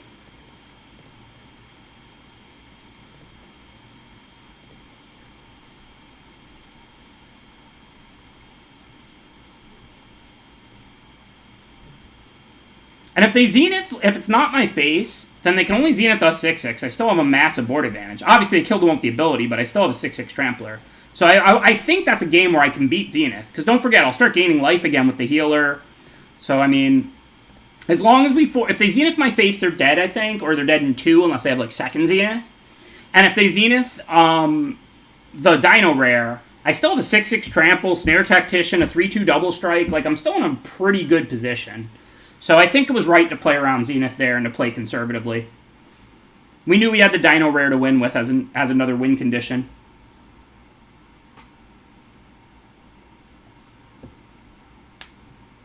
I'm playing 13 lands, 6 plains, 6 mountains, and a forest. I've also got 1 Farfinder in there.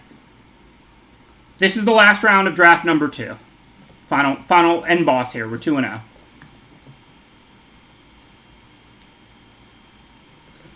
Alright, I see no reason to cycle early with this hand. We have our 2 and our 3 drop, and then we'll see where we're at.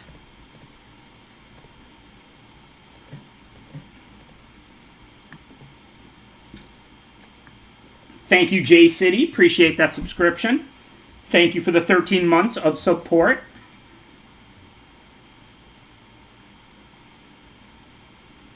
I know, but if Evangeline, if they Zenith the Dino there, I'm in pretty good shape. So I just wanted to make sure they weren't able to Zenith me for lethal. That was my goal there.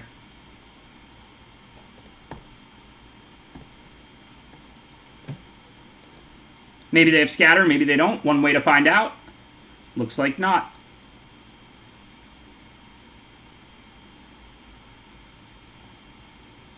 Cycle train is rolling. It's very real. Okay, so I would have cycled, tapped, and gotten in, but I drew the mountain, so now I just want to get the Marmoset out first. I'm in no rush.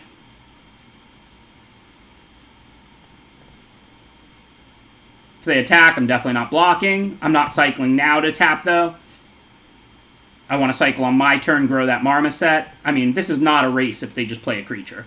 If they have removal, we'll see, we'll evaluate. But if their turn is just cast a creature, I'm hitting them for 8, tapping the blocker, gaining a life. Like, it's just not a race.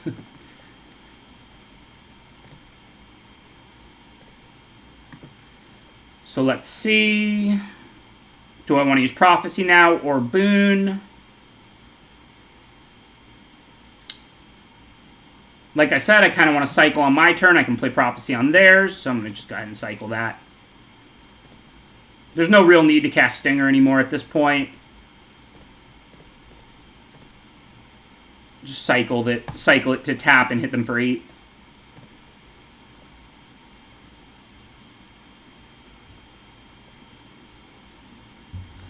Attack away. Be my guest. If you want to tap your creatures for me, I thank you. As I said, this is not a race. I literally have lethal very easily. Yeah, we could have cycled and given double strike to this. It wasn't lethal, but it wasn't far. I mean, look. Oh, I didn't mean to click to my turn, but you can't count a punt because this game is not close. But I did mean to Prophecy end a turn.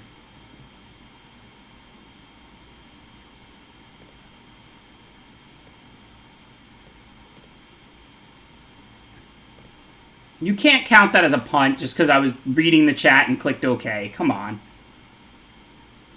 That's like a misclick because I was reading the chat.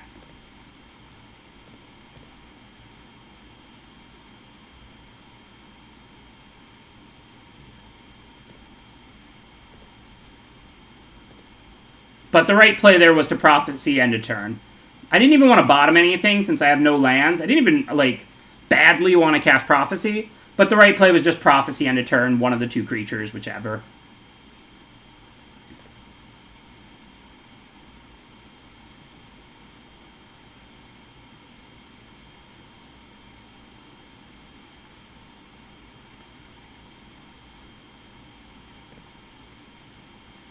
Yes, the Cycle deck is nuts if you're the only one in the pod playing it. Still good if there's 2. But it is the best deck. There should be a lot of people fighting over it. You shouldn't just get nutso versions of it all the time. Okay, this isn't a misclick. I'm going to untap and play the Rescuer before I cycle. Start making 1/1s.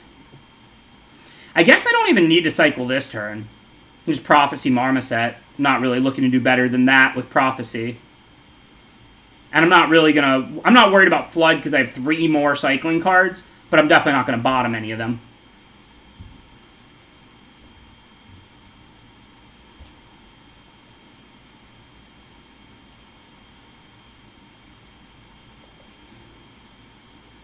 The thing about cycling is you're all fighting for the exact same cards. The same 1-mana cyclers, the same 2-mana commons and enablers. So, like, if one person knows about cycling and the opponents don't, it's the most busted archetype in history. Like, it's incredible. Like, it's not fair.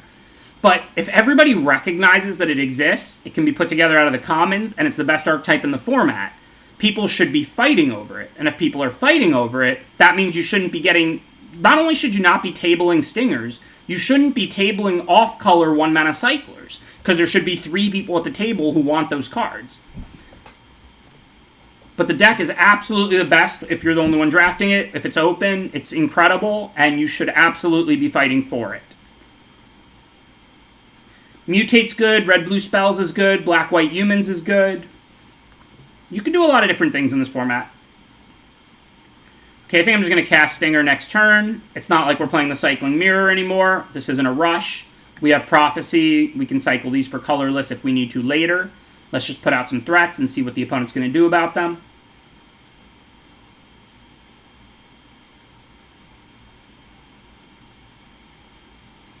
Y'all already know there's nothing I live in bigger fear of than my opponent drawing 2 cards a turn, so I'm going to Prophecy that. I'm going to put back the Quartzwood Crasher here. Even though it's a really strong finisher, we're nowhere near casting it.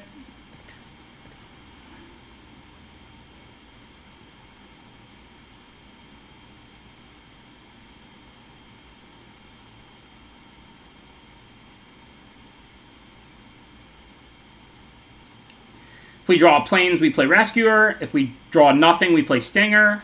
If we draw a Mountain, we play Marmoset. Marmoset's definitely a better threat than second Stinger. And we're not dying the Cycler 1-mana cards until we have more of our cycling reward stuff out. I mean, I would do it if I had nothing else to do, of course. But since we drew Mountain, we'll just cast Marmoset, make them deal with that, or have another giant first striker to attack with next turn. 1-mana Cycler, 1-mana Cycler, 2-mana Cycler, 2-mana Cycler, 1-mana Cycler. Our whole deck cycles. Our whole deck is awesome.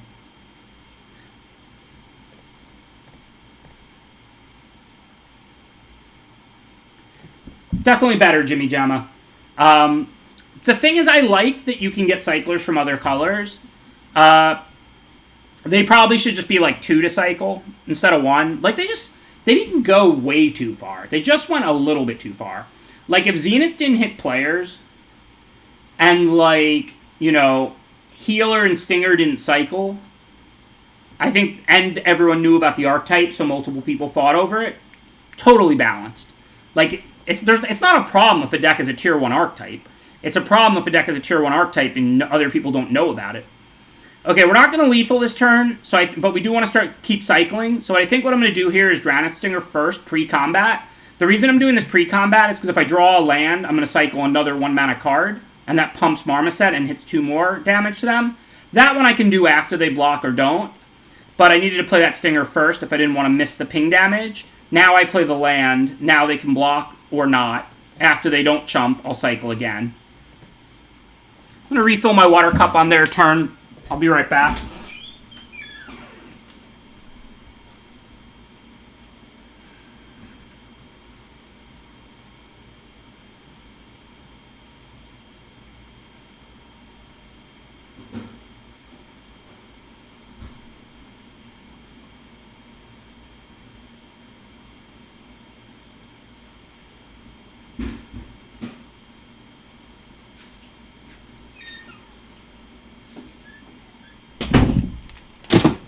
Okay, well, they just conceded. I didn't know they were going to do that. They're not paid actors, despite what you might think.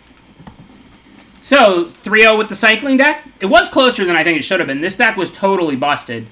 If you want to see a perfect cycling deck, short of Zenith, which is the best card in the format for cycling, I mean, we've got our finisher, so we're not that worried about Flood. 4 Stinger, 3 Healer, Thundermane, a ton of 1-mana cyclers. Loris is great in this deck. Even though it's not out of the companion slot with all the cycling, you get to bring it back. You get to draw it a lot, and then you just bring back, like, all these 2/2s. Beautiful, beautiful version of the deck. And let's get into our final draft tonight. I'll be right back tomorrow, 3 p.m. Eastern. Same plan, 3 more of these traditional drafts tomorrow. We're going to play this one all the way through. It's 3-round best of 3. And this is going to be the third and final draft of the night, though.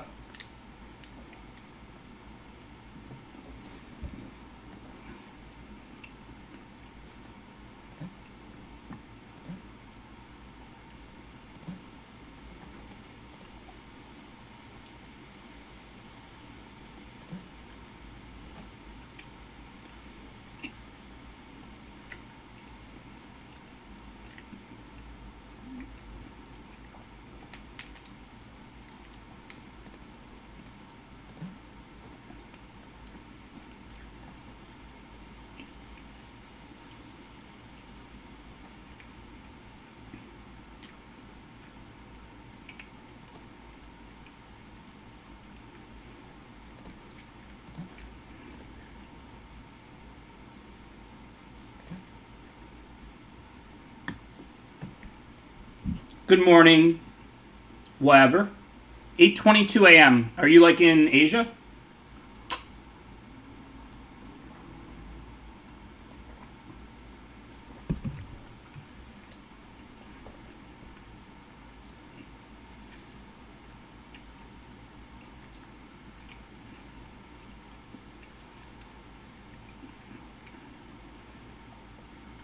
Australia, technically a different continent.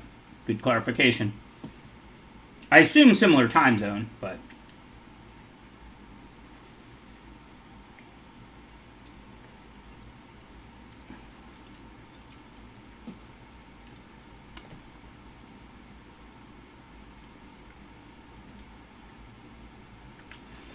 Yeah, I just oscillate between the best of 1 ranked and the best of 3 unranked right now. I like them both.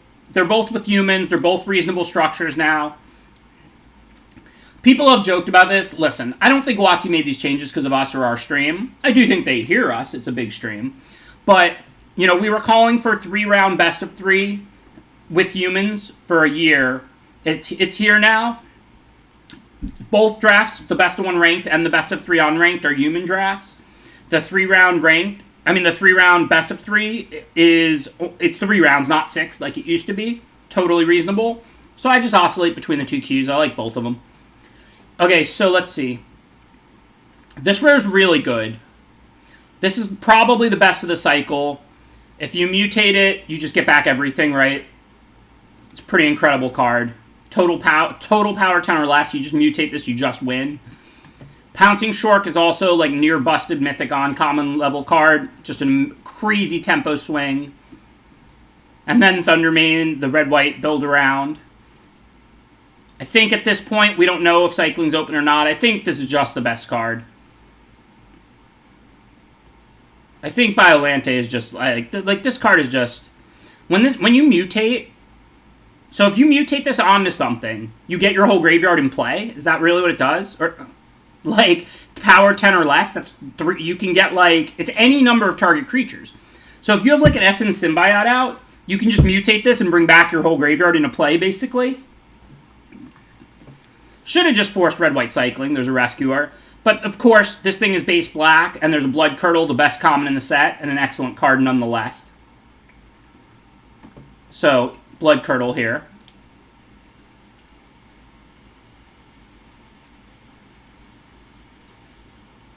Sticking with the theme. It's not best of 1. We're playing best of 3, Adman. They have best of 3 human drafts on Arena now. This is basically the same thing as the MTGO queue. That's why I'm here now. Poacher's good. We would play it. I'm not going to take it over like Wolf Bear, like Otter. This is black, green, white, but it's really just black and green or black and white. Brushwag, don't sleep on in these decks. Like, I'm not going to take it here, but Brushwag's a really nice 1-mana card to mutate onto. I think Wolf Bear is the pick, though. Alright, easy Skull Prophet. Some days you draft the hard way, some days you draft the easy way. Hey, remember, that last draft, 6-7 picks in, we were all over the place. We didn't just get handed red-white cycling. We found that it was open, and then it was wide open, and we got handed an incredibly busted version of it. But last draft, I did draft the hard way. But this time, we start with a black-green rare, we get past best black common, good green uncommon, and then the black-green gold 2-mana accelerant. Don't mind if I do. Now it's an easy destruction. This card is really good. The bug is good. You've got the little things out to sack anyway after that you don't mutate onto. This is just an excellent card in this format, Blood Curdle. I'm not Blood Curdle. Blood Curdle is excellent, but Mutual Destruction is what I'm talking about. I don't love this card, but I think I'm going to take it here. We don't know if we're going to play it or not. It just depends on how many 1s and 2s we get. Nothing wrong with the 7/7 cycles. Not great, not horrible. Cycle it, put this on something, bring it back. Don't mind if I do. Vulpikeet's a fine mutate card to splash. Single white, should we want it. We might have to just play straight 3 Abzan, which is totally fine if we get fixers, but we didn't get any fixing in pack 1. But there is infinite fixing in this format. And they're all good. Fertilid is good, Great Horn is good, Naturalist is good. There's all the dual lands and tri-lands and wilds. Farfinder's excellent. So we'll just have to see what's the rest of the way. I mean, if we need to go black, white, splash, green, I don't care about losing Wolf Bear. Profit's a little bit of a loss, but black, white humans is a good deck, and this card does not require green mana. Okay, for now, we can pick up one of those lands. And straight Abzan is fine, too, just as long as you get enough fixing. You gotta get enough fixing. Poacher's a card I like, and black is the color we're most committed to because it's the double black color of this card.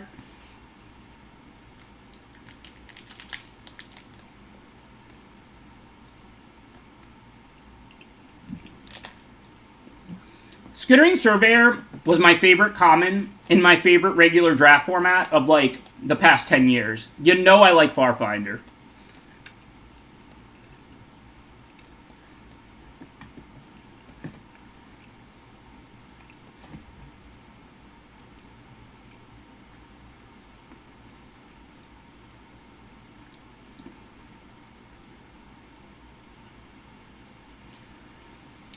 I think this card, stay with me for a second. I think this card looks better than it is. I think it's good, and I'm probably going to first pick it here, even over Pacifism and Necropanther, which are fine cards. I'm not sure if this card is busted, though. I think it's just good. Like, yeah, you win any stalemate with it, but, like, you don't have, like, that many creatures in the yard in the early game. It's not a big investment, and you can mutate onto it. But, like, I don't think this is any sort... I think this is a card that can win a game. Like, it wins stalemates, and it's a 2-drop, and it's a good... You know, like, it's first pickable. Like I said, I'm taking it over Pacifism. I'm taking it over Necropanther. Those are both good cards. But I don't think it's S-tier broken.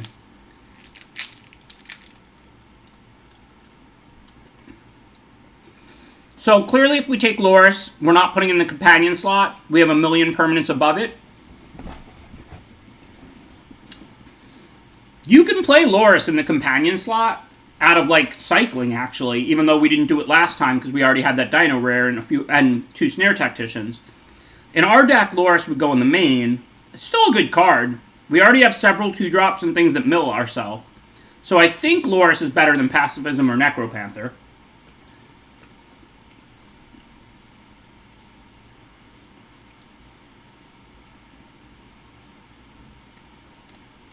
It does synergize well with Artisan and Poacher.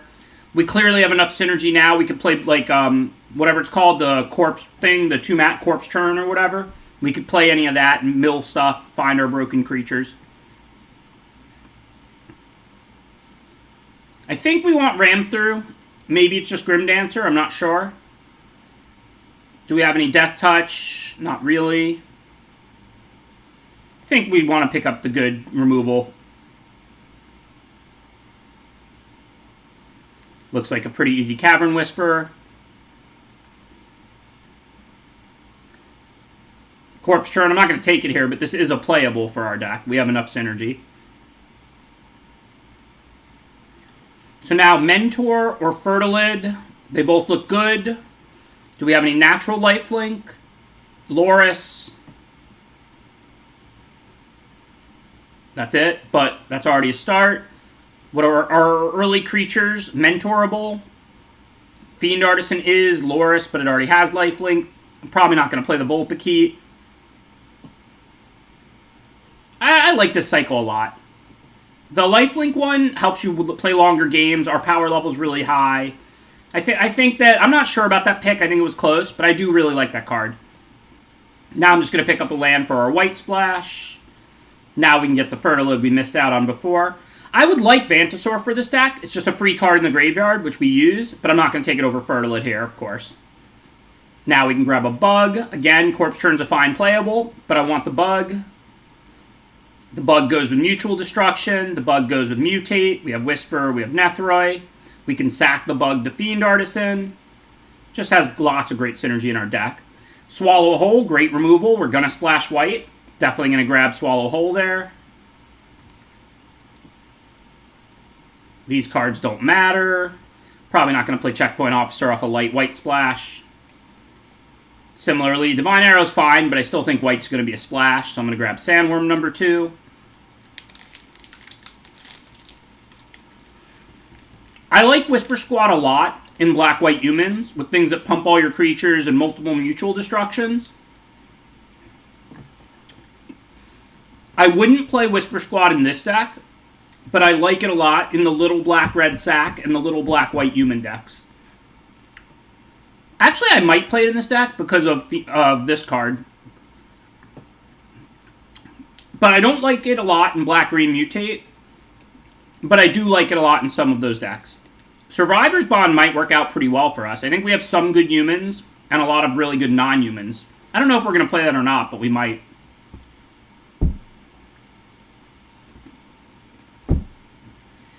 Some drafts you draft the hard way. Some drafts you draft the easy way. I mean, like, what do you want me to say here? We are an all-creature deck, not a control deck, so Extinction Event's not at its very best. But it is just a great card. Very easy to kill 2 good creatures or totally blow your opponent out. I mean, I want this whole pack. Mentor, Lurker, Naturalist, these are all excellent cards for a deck. But Extinction Event is the pick. It is the best of them. See, now we're punished.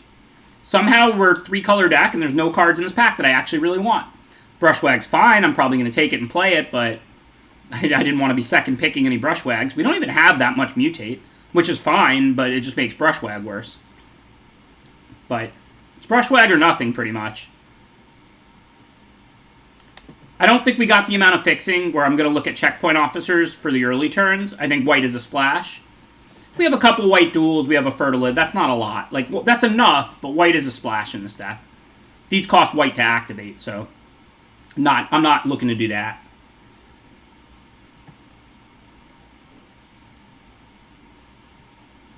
Yeah, we could take Fumes for the board. This is best of 3. Sandworm number 3 wouldn't be bad. I mean, we do want to cycle Sandworm and then whatever this thing is here, Nethroi. But probably better to just get a Fumes for the board, you're right.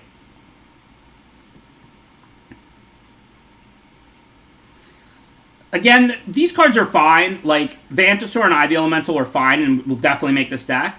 But I think we just want to pick up a land here, help our mana base. Unfortunately, it's double red, not double green. I mean, Quartzwood Crasher would be totally busted in this deck too, but we can't cast a double red card.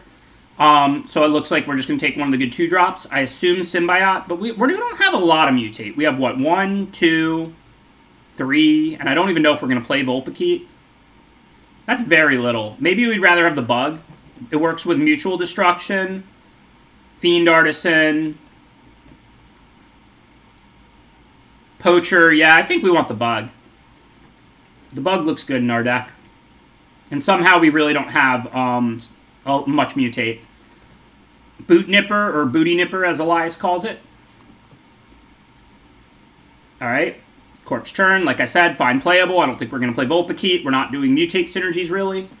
We've got a couple Mutate creatures that are good, but, you know, we have plenty of random little things to put them on. We're not really concerned about those synergies. These cards don't matter.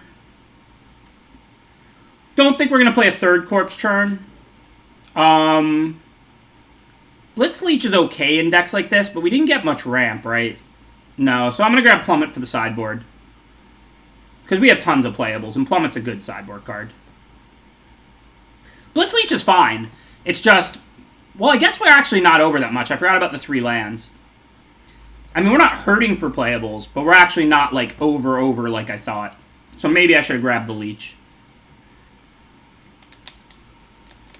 Why would Wilt be way better than Plummet? I'd rather kill a Flyer than an Artifact or Enchantment. Wilt's a way better main deck card because it cycles, but I'm not looking to main either of those.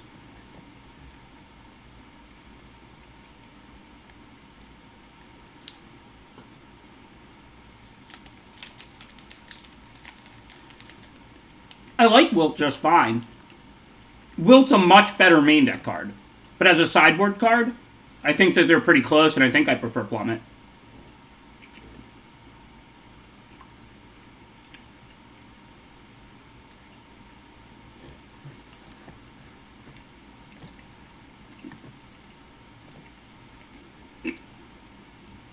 So this looks about right. Let's check Survivor's Bond. It should be pretty good in our deck, but I don't know how many humans we have. Let's see. Because if you're not getting back 2 with it, it's not very exciting. 1, 2, 3. Yeah, that's not enough. Survivor's Bond is out. Plenty of nice 2-drops to mill and get back with Loris. Do we want to use this card? We only got 1/1. This card is really good with 1-drops. I like that it can get back Loris, but it's pretty busted if you get back a 2 and a 1 and put counters on it. If you just get back a 3 or a 2, it's not great. But with double Corpse Churn, we should put cards in our graveyard. And we do have a lot of creatures that cost 3 or less, including Loris and the Mentor, which are pretty sweet to bring back. You're welcome, Patty Pro. Thanks for tuning in and supporting it. I like the Coiled Bug a lot deck list. It has synergy with a lot of different things. It's also just a good 2-drop in the sense that, like, if it trades, you get to bring your 2-drop back later and they don't. I'm a pretty big fan of the Coil Bug. Yeah, I think the call kind of wants to be in. I mean, it still may end up being the last cut, but I think it's pretty close. This looks like a 17-land deck. If we flood a little, we can cast big things. If we're stuck, we can cycle. I don't think we want to go to 16. So we need 1 cut. Wolf Bear's not great in this deck, but we do have a human here, a human here. Brushwag, kind of flood protection, but we don't have a lot to mutate onto. Brushwag's mostly good with mutate. The Corpse Churns could be cut, but they dig up our broken creatures. Could cut a Sandworm. Definitely that's doable. So Brushwag is cuttable. The other 1-mana removal spells aren't. Corpse Churn is cuttable. These 3-drops aren't cuttable. Call's cuttable, but I do think it's good in this deck. Wolf Bear's cuttable, but we do have 2 humans underneath it. These cards aren't really cuttable. 1 Sandworm is cuttable.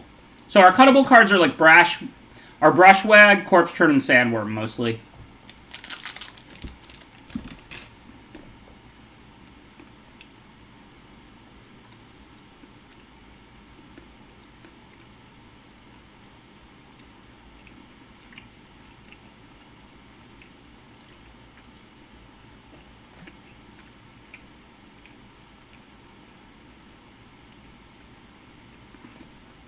There's no way we need to play the plains, right? I mean, we do have the Fertile to search it out, so maybe we want it. But this is black to cast. We have 1 white card, and then this card is like single white or no white, depending on what you want to spend. We'll always have a green if we're mutating. And we want to mutate this. We don't want to cast it. Unless we drew Cavern Whisper, we're not going to have other things to mutate onto it. We saw, like, very little mutate in this draft. 7, 8, 8. We need 1 more swamp. Double black. More of our green card cycle. And we have a double black early drop. Alright, that looks right to me. Well, yeah, we have 3 sources, but it's a late game removal. So, like, here's the thing about Swallowhole, B-Bond. Don't worry about how much mana it costs, worry about what it does. Is it a good play on turn 6? Shock is not a good play on turn 6. Swallowhole is a great play on turn 6. You can't even play it on turn 1 or 2 because they don't have any tapped creatures out yet. Swallowhole kills their biggest creature in the late game. So Swallowhole is a good card to splash for, whereas Shock is not. And remember, we kind of wanted the 1 plains, so we could cast, if we only draw 5 lands, we still might cast that 6/6 or whatever.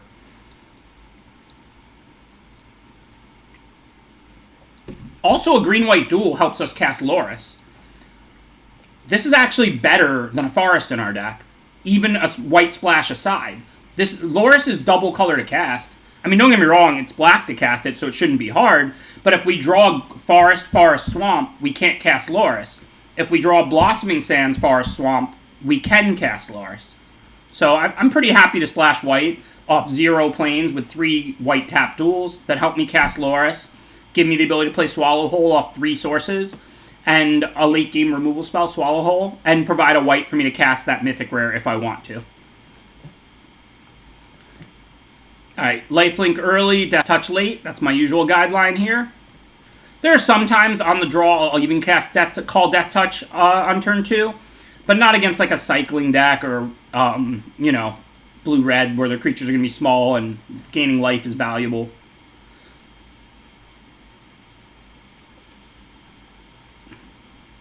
Right.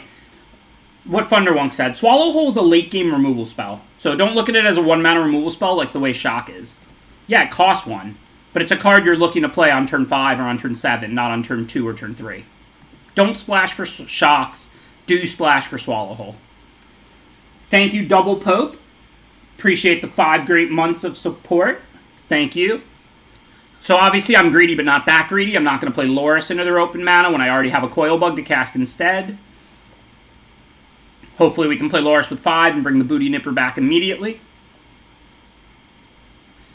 For now, that doesn't have Double Strike yet. If it gets it and eats it, so be it. I'm not that scared.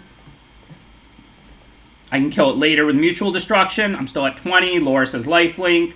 The Boot Nipper can have Lifelink or Death Touch. Probably Lifelink, unless they play something that I want it to have Death Touch for its interaction.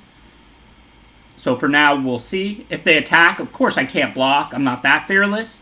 But I don't care if I take the 3 here. And if they cycle and deal me 6, okay. Like, I'm at 20.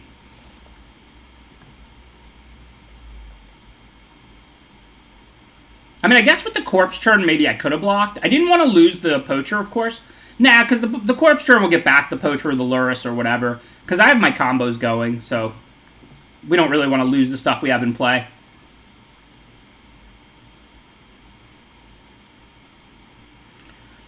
Okay, so let's see. If I Loris and bring back, I don't really have a block yet, and I have 2 removal. I think I'm just going to pass for now.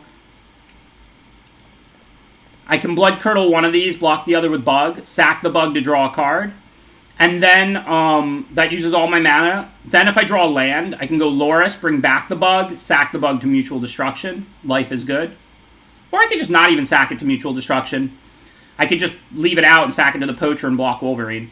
So, I mean, this is pretty comfortable.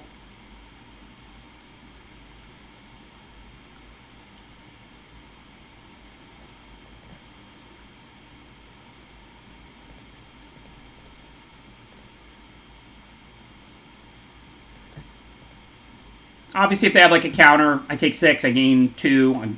I'm finishing this turn at 10. I'm not afraid at all. Really don't care.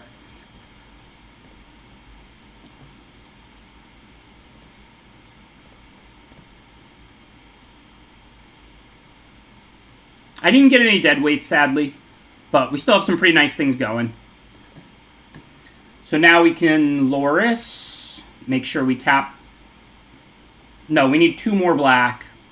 So we want to tap. Hold on. Black, white, green. Then I can play the Coil Bug and then Mutual Destroy one of those. Just trying to use all my mana because we have so much to do at this point. That's like my #1 focus each turn. Like, I don't want to accidentally die. It's not easy for them to do from this position. It's not, like, impossible. And I mostly just want to use my mana. I'm going to block with Poacher because I have Corpse Churn to get it back. And again, I don't want to accidentally die.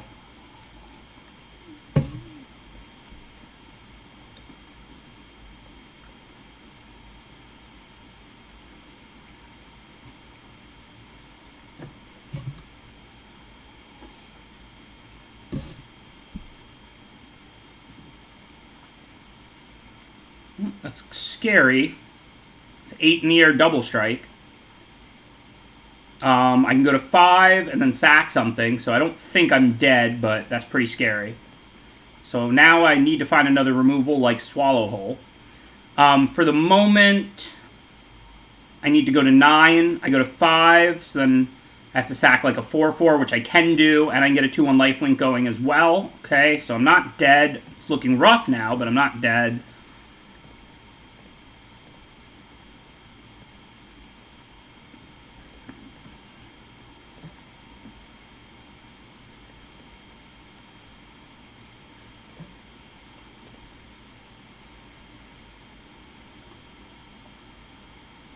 So hopefully they don't have anything else. I mean, we are gaining 5 a turn, so we can offset the 8. So, I mean, it's not looking good, but if they don't have anything else, this game is not over yet. 1 isn't 0. We have a couple removal to draw into. Also, just big creatures. Like, if I sack a sandworm, that buys, like, a lot of time. Okay, for now, we don't have any choices. We have to sack Wolfbear to not die.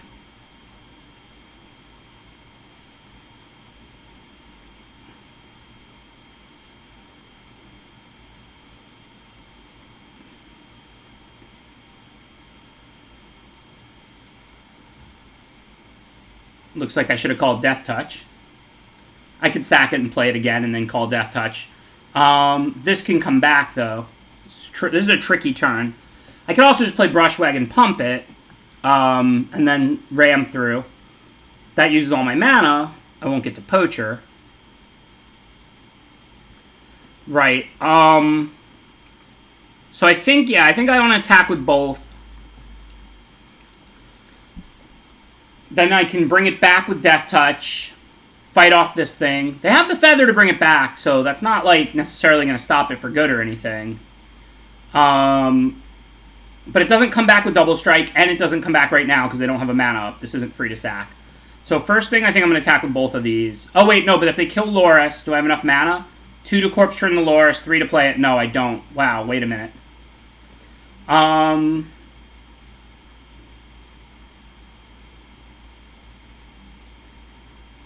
So yeah, I can't send Loris.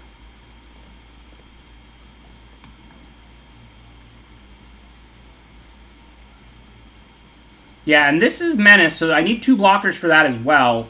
But I should be okay on that. I think I'm fine on board. I think if they draw removal here, they win. But I think on board, I'm actually okay. They'll have these 2 attackers up, but I'm going to be at, like, 3 or 4. And then I can double block that, and then with a lifelinker. So I might have to lose Loris, but that's fine. I have Corpse Turn. I also have Brushwag I can stick out for 1 mana. So I think I'm fine if they don't draw anything.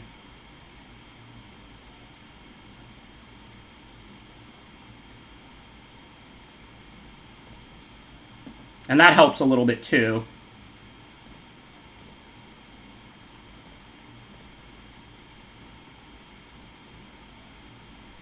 This doesn't change anything. I can only bring 1 back with it. I'd rather just bring it back the Loris way.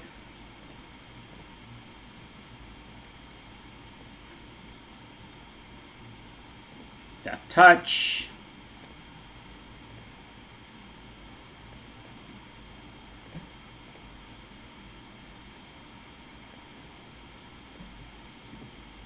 So yeah, we're fine on board. I mean, we lose to, like, you know, if they have a removal spell or something, we pretty much lose, but if they brick this turn, I mean, we have an engine going, so it's not like we're in a precarious position for the rest of the game. We have sack creatures, draw cards, gain life, recur creatures. So, I mean, as long as they brick this turn, we're in good shape. Like, we're a big favorite to win this game. Obviously, I'm not saying we're going to win this game. We need them to brick this turn. But, like, they can bring back the 4/4 flyer, but, I mean, we can gain more life than that, I think.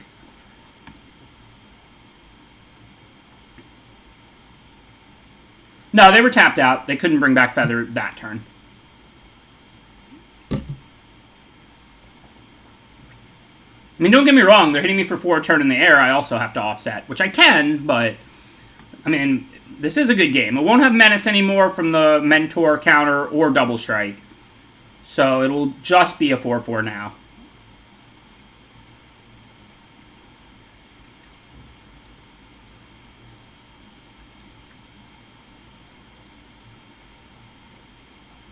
This can grow to a 5/4.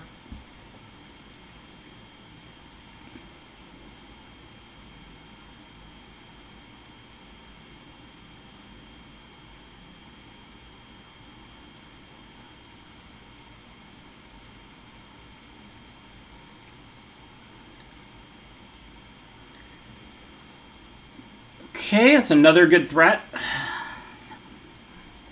It also stops us from gaining life by attacking with Loris, so that's not great.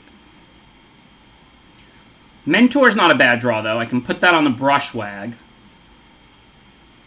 That'll gain me some life next turn. If I do it this turn and then attack and pump it, well, I can gain life now, too. They can kill it. If I draw a land, I can double pump next turn. No, Wolverine was not a brick. It didn't end the game, nor was it a brick. The good game continues.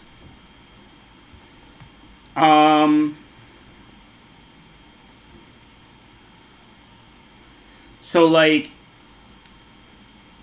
what do we want to do?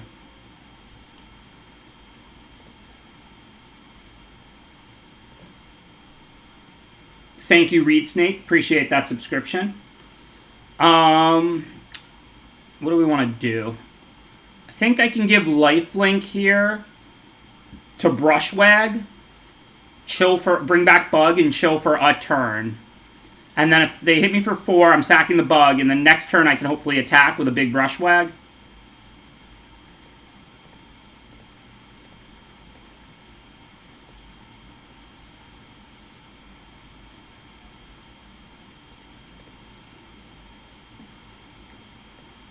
Feather's going to bring back a 4/4 flyer.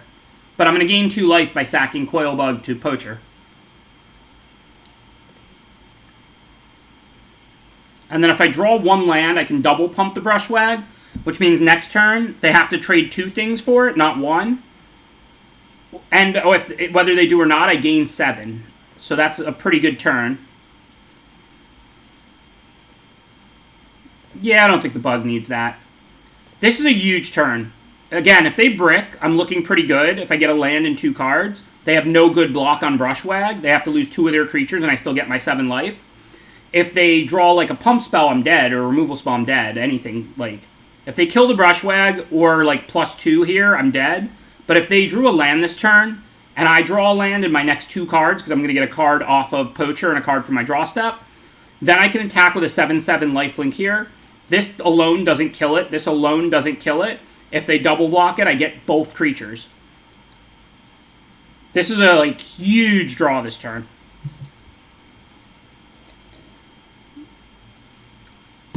Because, again, my back is to the wall, but I have an engine going. So if I find my Swallow Hole or any other removal or whatever and get out of this, I have, like, Loris with Poacher and Bug and, like, you know, multiple engines going with Churn to protect it and Call to protect it. So if I can get out of this, I'm going to win. It's not like if I get out of this low, it's precarious. So these turns are just huge. No choices here, though. I don't need 3 life, much more than 2. I'm going to sack the Bug. Hopefully they bricked. I also need 1 land in the 2 cards for the Brushwag to be double pumped. So I didn't get that, but I can still attack with the Brushwag and pump it. I can even pump with the Mentor if I want. I need to attack because I need to gain life to stay alive. Unfortunately, though, I didn't find the land I really wanted, the on-tap land. So for now, because if the Brushwag dies, I can play it back with Loris, but it's not going to have lifelink the second time. Oh, you're right. I could just play the tap land for life and then gain 2 off the Bug again. You're right. That's probably better. And then I can even grow the Brushwag with the Mentor, so as long as they don't draw removal next turn, that'll work out better. I could call it with lifelink this turn, that's true. So if I attack and they block and I pump and I get my 4, I call it with lifelink, but then I don't have mana to sack to the Poacher, so that's not much better. I think we gotta just hope they brick 1 more turn. I mean, they can draw like a creature or whatever.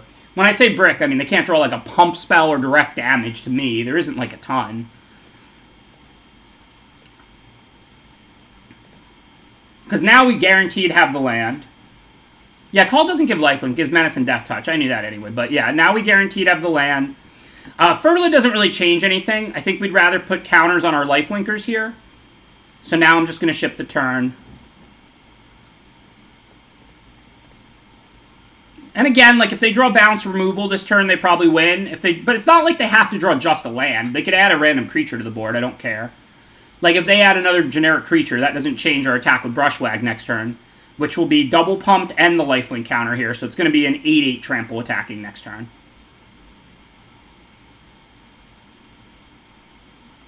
Yeah, Flame Spill kills us, but I mean, even like Flame Prophecy pretty much wins. Like, I don't know if we can recover, but it takes us off that great Brushwag turn.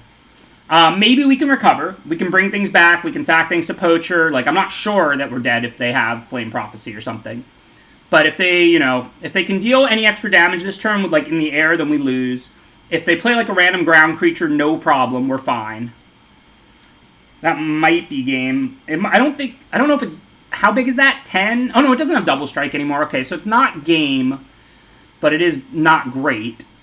Now we can't only sack Coilbug and go to 5. We have to sack the Mentor instead. But not game by any stretch. I mean, it's a great draw for them because they get to rummage away the land, and they make us sack Mentor instead of Coilbug. But we still get our Brushwag turn if they bricked here. So we're still fine. Yeah, but if we pump sack, that's bad for us. We'll do it to stay alive, but then we lose our big Brushwag turn. But we don't have to do that. We'll pump with Mentor, and then we'll sack Mentor. And then we can always bring Mentor back with Call. So that just forces us to sack Mentor instead of Bug, which is a minor annoyance, but it's not that big of a deal. Why do I want to pump and sack my Brushwag? I want to attack with this thing and double pump it and gain 8. I'd much rather sack Mentor than sack Brushwag.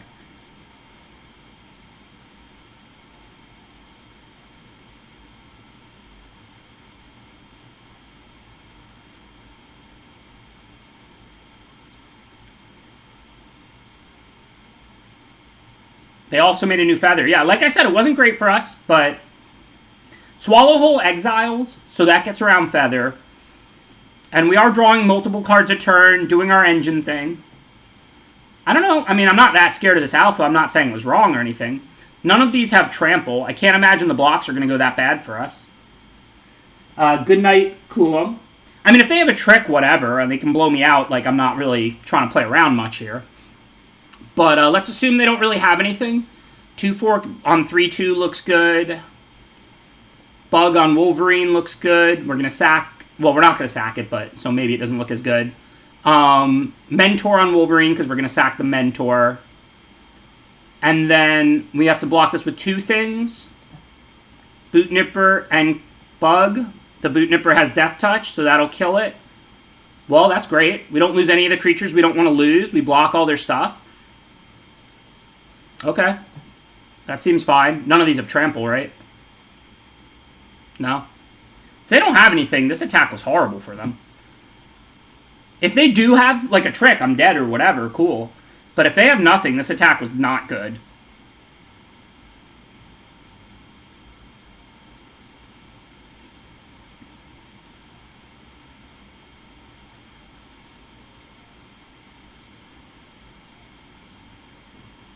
I'm just going to pump with Mentor and then sack the Mentor and go to 6. Take 5 in the air and go to 1. I mean, if they have, like, a removal spell, it's not great for me. They can kill Loris or Brushwag. Not really any way around that.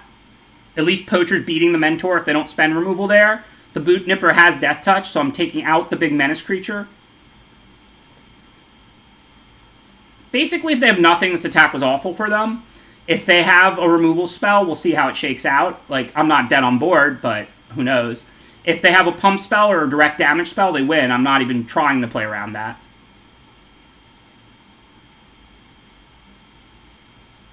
Okay, so it turns out it was a removal spell. I can't sack the Brushwag, unfortunately. I still have to sack the Mentor to not be dead. Could be worse. We're going to get to hit for 4 with the Loris. I think we're actually fine. I don't think this works out that well for them.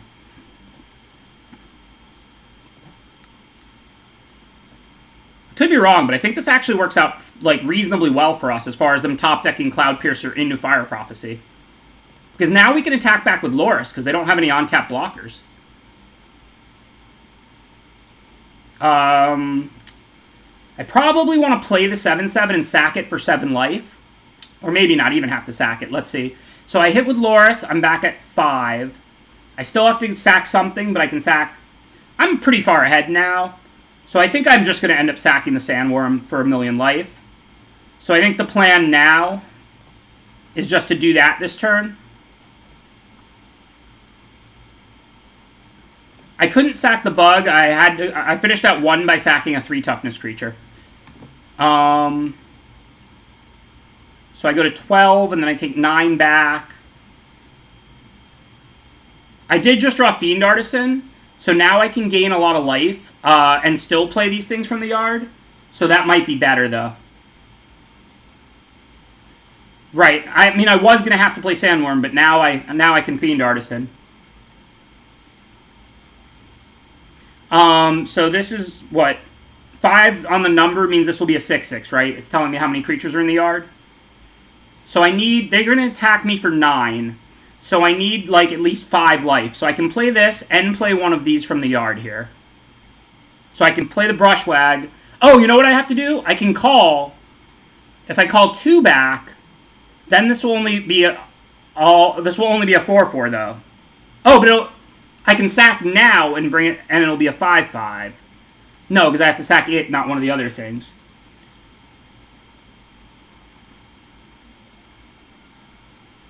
Cloud Piercer. Oh, it is the flyer. They can't bring back the flyer. What am I saying? Don't mind me. Good call, chat. Okay, you're right. So you know what I should do? I can play Brushwag, call back the Mentor creature, give lifelink to the Brushwag again, and then sack the Fiend Artisan to the Poacher. But in the meantime, I'll just get further ahead by sacking Sandworm like I was going to do. Chat is OP.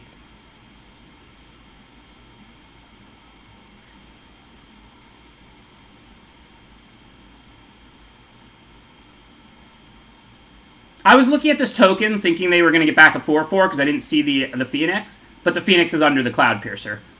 So they can't get Phoenix 2 right now. We do have a lot of options. This is an awesome game. Played a lot of awesome games tonight. That's how you know limited format's good. That's what really counts. How good are the games? Alright, so now I'm going to hack the Sandworm.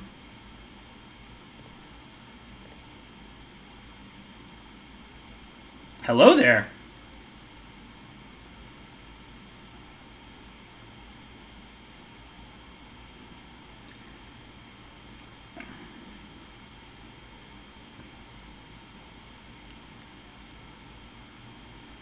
So, if we don't grow this, we can't attack with it. I could go for Biolante here on the Loris. They could still trade, but I would get another 5, and I'd get to bring back a bunch of stuff, including Sandworm, so I'd probably win. But if they Essence Scatter or something, what happens? Yeah, another 6. It keeps its counter, you're right. But, like, let's say they have Essence Scatter, that's 7 mana. So then I have to sack Loris, but I still have Call and Fiend Artisan, so it seems fine. So I think it's worth it.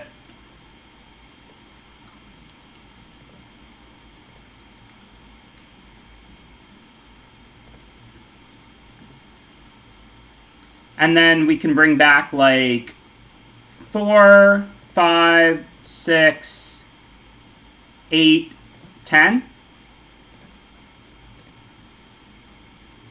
Lifelink for sure.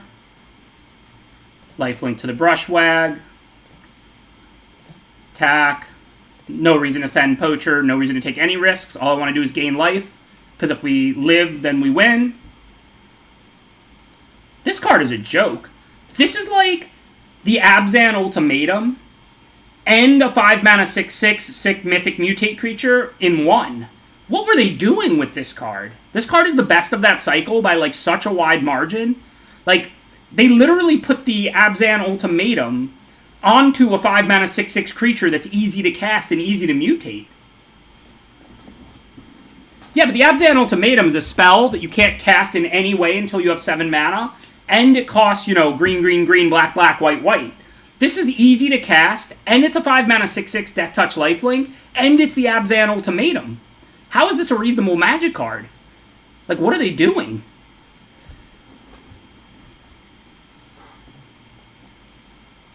I could have cast Artisan too, but who cares? I just want to make sure I don't die. So I'm not tapping Poacher. That's another 4 life with the Wolf Bear if they give that double strike with the trick that gives double strike or something. That was another really sweet game. Alright, so they're on 3/2 double strike dot deck, so the 4/4 matches up pretty well against them. Plummet. The only one we saw was the Phoenix, but it's a good one. Did they have a single other flyer? We didn't see a Glimmer Bell. We didn't see a Heron, did we? Oh yeah, that was an incredible game of Magic. It was super fun. That was one of those, like, games you never forget. Thanks. It was super fun. Yeah, I know Phoenix is awesome. We do have removal. We have Extinction Event, which exiles Phoenix, Swallowhole, which exiles Phoenix, and then Mutual Destruction, Ram Through, and Blood Curdle. So, in addition, all our lifelinking. Now, granted, I'll board and plummet if there's other targets, but I don't know if I want to board and plummet for just Phoenix and only Phoenix. They might not draw it. Thank you, Gooseuchi. Appreciate the subscription. Thank you for the support. Because, like, we know they also have a bunch of 3-2 double strikes and stuff. So I don't necessarily want to have a plummet in my hand and be beaten down by 3-2 double strikes, you know? And we have, like, 5 removal spells. It's not like we have 0 removal. We have a bunch of lifelink and 5, like, targeting removal spells. Well, it's not like we're going to board into a different deck. The debate is whether to bring in plummet. If I saw another target, like one other one, I'd probably bring in plummet. Like, if I saw a Dream Heron or a Victory or a Glimmerbell, I'd probably board in plummet. But I don't want to board and plummet for only the Phoenix when we do have a bunch of lifelink to race and 5 removal spells. Thank you for that subscription, Knowledge Sinkhole. Appreciate the 12 months of support. I just noticed it was at tier 2 also. Thank you. It's very generous, Knowledge Sinkhole. Appreciate it. Alright, I got to mulligan this, I guess. I'd keep land heavy hands, but not 6, I don't think. As much as Swallowhole is awesome against them, no way to cast it, and I'm already on a mole. Gotta mull that. Gotta bottom that.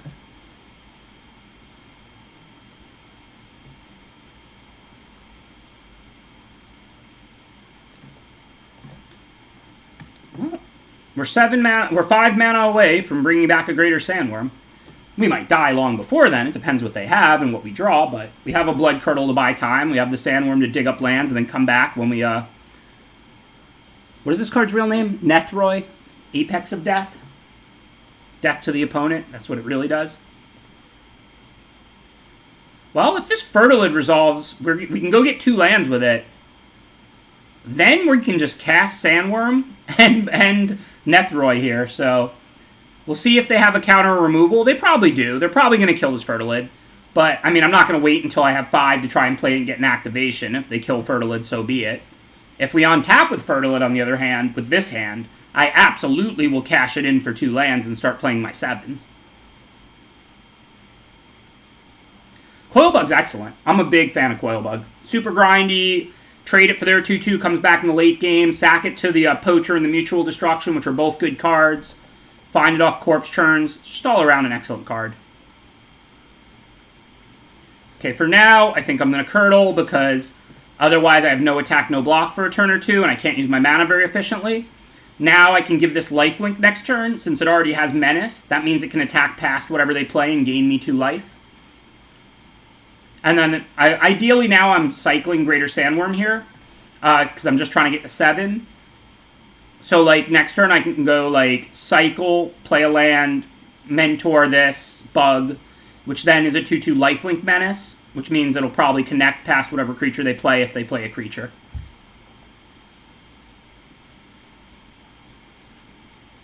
And that looks like the plan.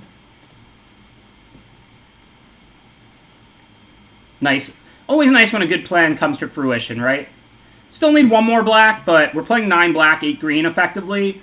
So hopefully we'll find a black in the next land draw. So we can play this. Get back our Fertilid and our Sandworm. In the meantime, Menace and lifelink, so they can't block it.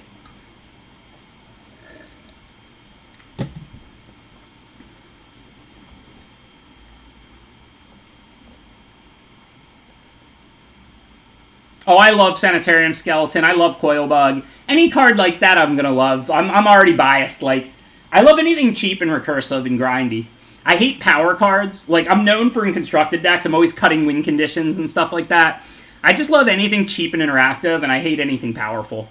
I mean, look, don't get me wrong. Like, I'm going to play a card if it's great. I first picked this card. It seems like one of the best rares in the set. I drafted around it the whole draft. I mean, play to win. But as far as what actually makes me happy on the inside, it's Coilbugs, not Nevrois.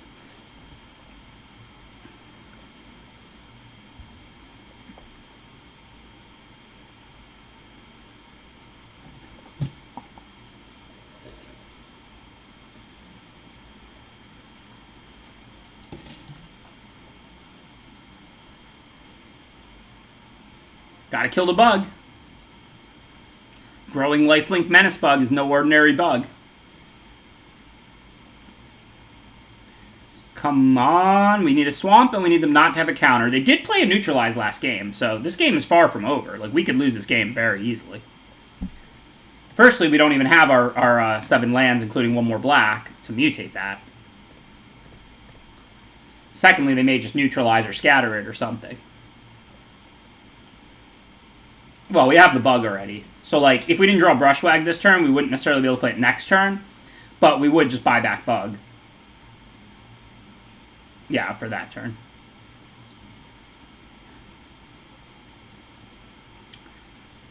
Of course, if they don't have anything... Oh, wait, no. This has Double Strike Menace and is growing. Wow, so I can't block it with Brushwag.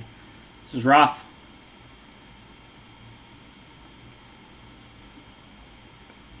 I mean, if they don't have anything and I draw the land next turn, then it's still totally fine. I mean, we pretty much win.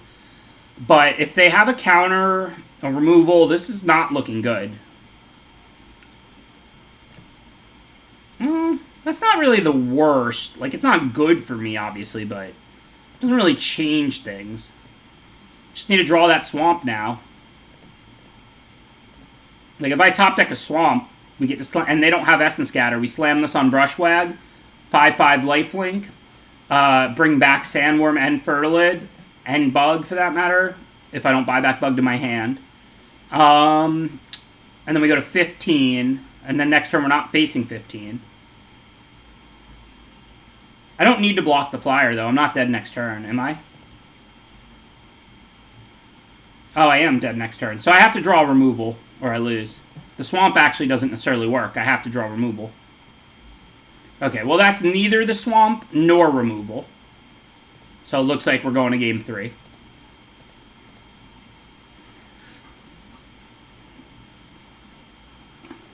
I mean, I'm still not going to board and plummet just for the 1. I can't assume they have multiple copies of that card.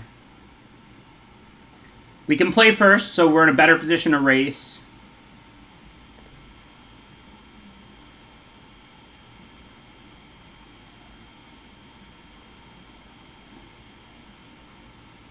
Yeah, if we had mutated, if we drew the swamp, we could have went to 11, and they were only threatening 10, so we would have been fine. Potentially. I mean, obviously we get back our stuff, and then the next turn, if we draw removal, we win. Otherwise, it's like a tight game. I wasn't going to concede if we drew it, but we didn't, so...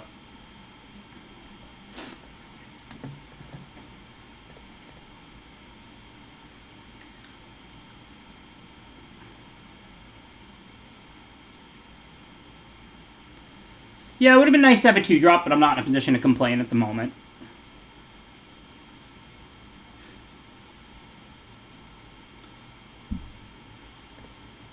Just put down Fertilid, and then if we Cavern Whisper it, it's a 6/6 attacking next turn.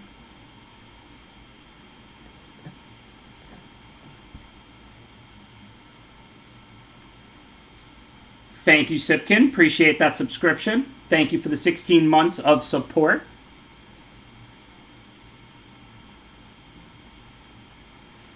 Hey, thanks for the compliment. I'm glad you're here, Game Theory guy.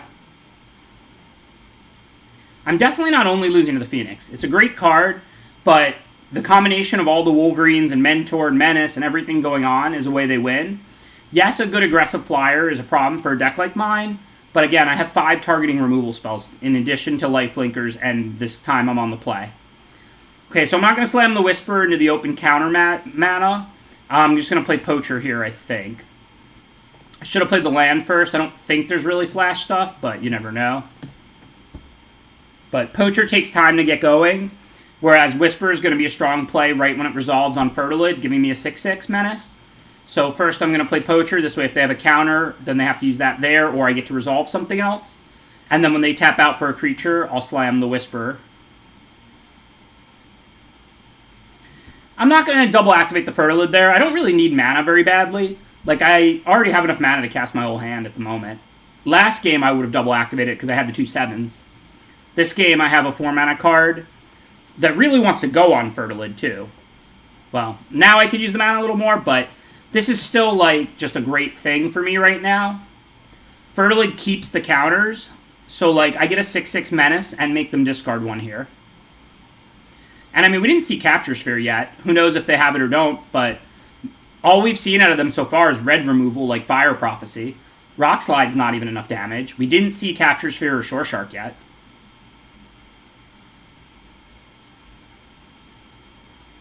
Yeah, Snare Tactician should have been uncommon. Zenith should have been rare, and Snare Tactician should have been uncommon. That's like the base fixes.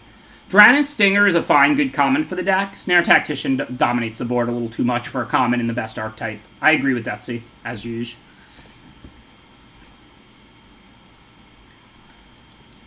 Okay, let's see. So, we now have Loris.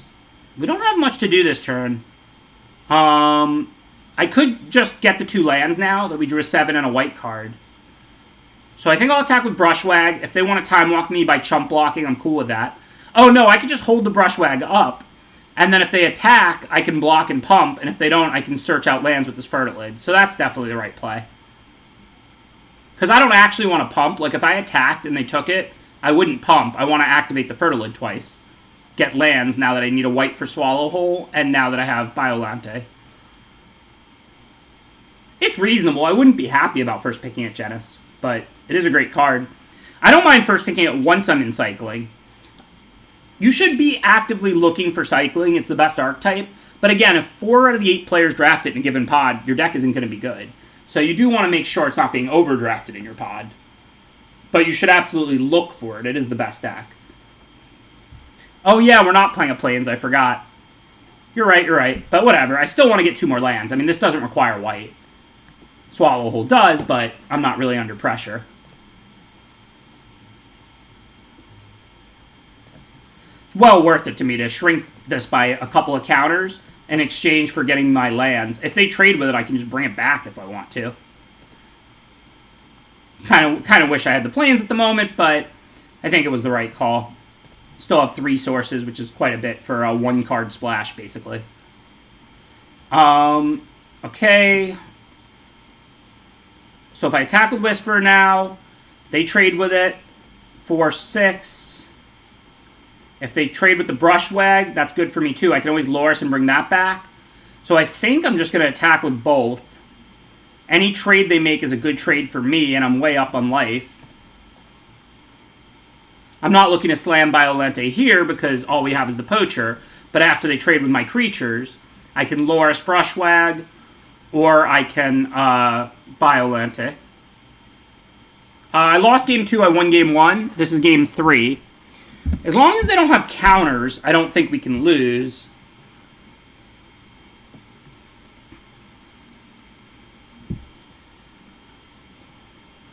Like if they make that play, which is totally reasonable, we just trade 4/4 for 4/3 and hit them for 1. And then I'm just going to go ahead and, while they're tapped and they can't counter, resolve this. Bring back the 4/4 and the 2/4. It's not the most exciting version of it in the world, but it's pretty good. Also, this creature becomes like a very sick threat because it keeps the pump ability. Bring back the army.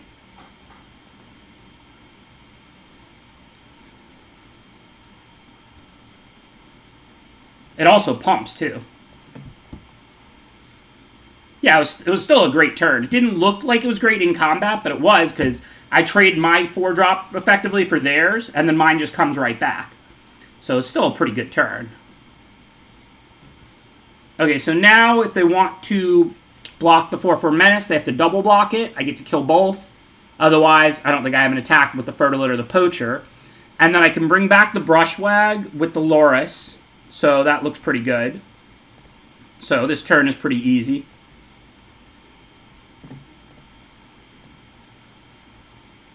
And then, hello Loris. Welcome back Brushwag. Appreciate your service. And I'm not going to sack it to the Poacher right now because it's a good attacker on this board. The almighty Brushwag is no joke. So I assume they're dead because I can double punk the Brushwag, which is 7 points of trample, so they can't even first strike it out. So if I attack with everything, they can't take the Brushwag. This is Menace. They're definitely dead. Math is for blockers. It's not really. Really, I just did the math. I'm just not going to do it precisely because I know they're dead.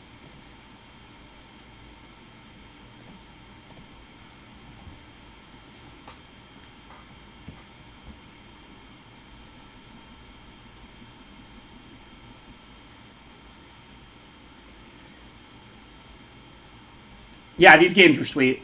The opponent's deck is really good. This is a really nice red-blue spells with the Wolverines and the ability to give them double strike and flying and the removal spells and the cycling spells to put in the yard for the Wolverines. Very similar to what I drafted the first draft of the night tonight.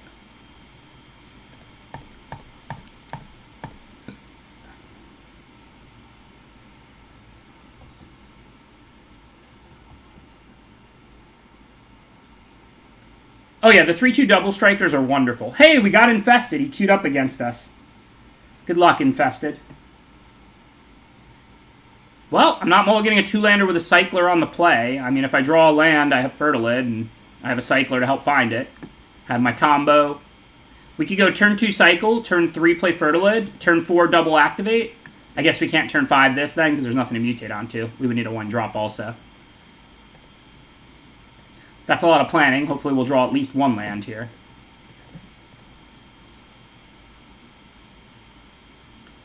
Well, it's a tap land, but beggars can't be choosers, right?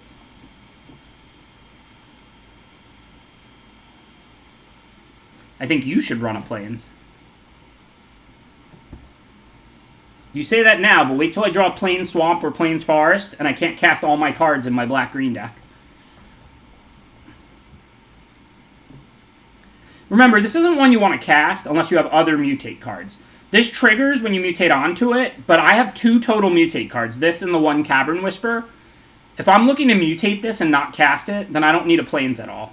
I mean, I'm not saying, like, I'll never cast it, like, but also I have 3 white duels, which is, you know, and casting it is the backup plan.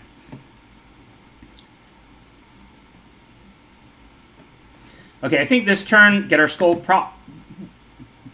Prophet and activate Fertilid, except I don't have another green, so that wasn't very good. I'm not sure if it was actually wrong, because this taps to add a green and a black, so we kind of wanted in play anyway. I could have used all my mana for, like, Poacher, but that doesn't seem better than getting my Mana Accelerator out.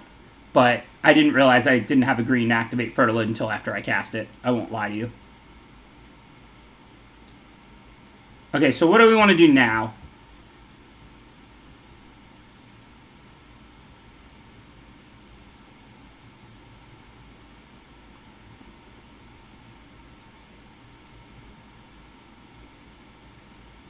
But sometimes I can cast it anyway. I have 3 white duels. So I have 1 way to search a Plains out, 1 Fertilid.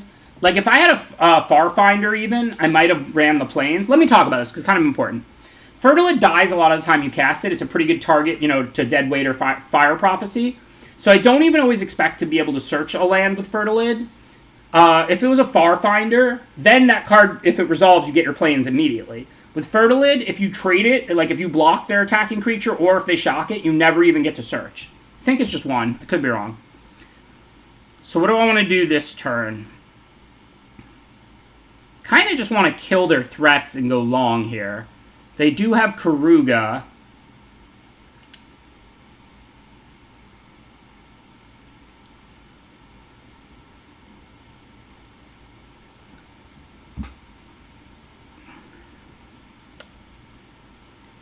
Not sure what to do. I could search out a land of Mutual Destruction, but I'm not using the rest of the mana then. I guess I could use the other 3. No.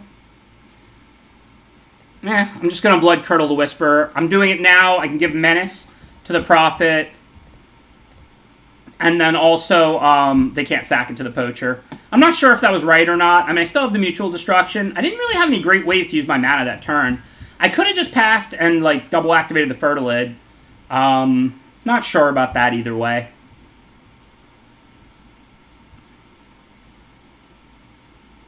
I mean, I'm definitely not scared of them killing the Fertilid or anything. I have Poacher.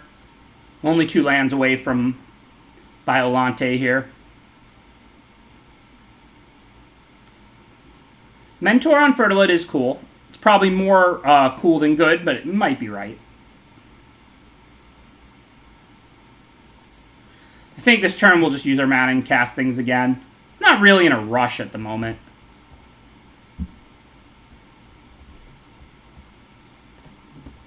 They may have ways to recur Karuga.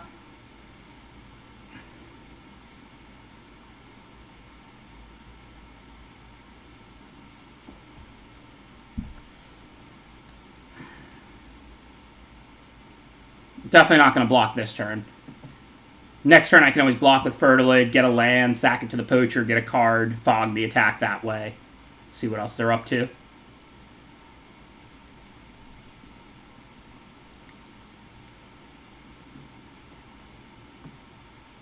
Okay. So if I get a land, I lock up Biolante. This looks like Duskfang Mentor turn. I mean, I kind of want to clip my creatures, like sack the Brushwag and get 2 lands, and then bring them all back. I guess in that case it wouldn't matter very much what I give lifelink to. Oh, I don't have enough mana to do all that anyway, so I'll just give lifelink to the Brushwag for now.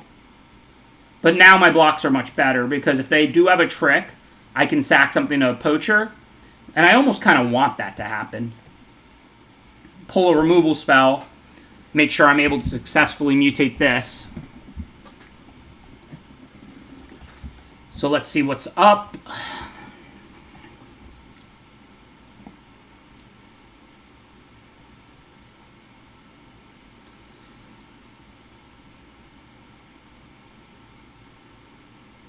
What was the punt? I don't think I did anything wrong. Fertilid. I just really want trades. Like, I don't need this sooner rather than later. I just want value. Could have abused the CIP on the Deadeye with Ram, though. Huh?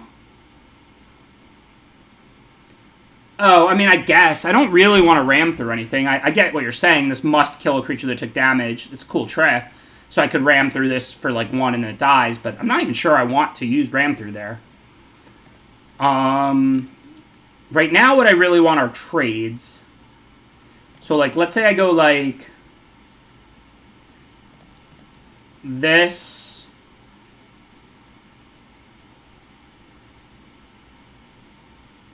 That looks pretty good.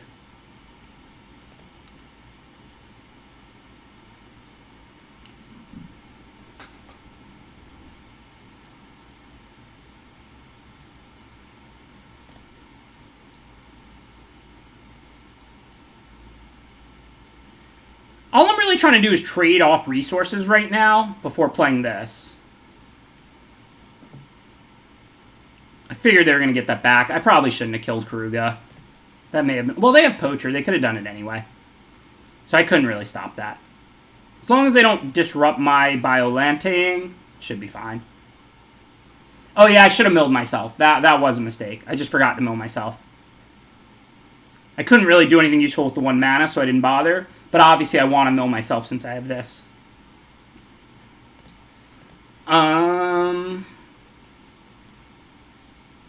Okay, looks like I'm going to go block sack this time with the Fertilid. The Brushwag can be pumped. Looks good.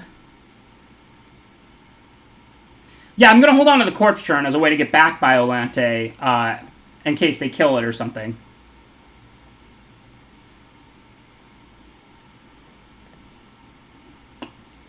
The plan is to get back Sandworm, Mentor, Fertilid, and Brushwag. Something of that nature. Maybe Poacher, too. I mean, obviously I need something in play. If I go to mutate, they can't let it resolve. They can kill the creature I'm mutating onto, but then I'll just get this. Then I can sack it and then try and do it again with Corpse Churn later. So I need to have 1 creature out, so I need the Brushwag to live, basically. So I can get 2, 3, Fertilid is 0, and Sandworm is a perfect 10. And if not, whatever, I'll just get Skull Prophet and Sandworm. It doesn't really matter. The idea is to trade resources as much as possible before we buy Olante.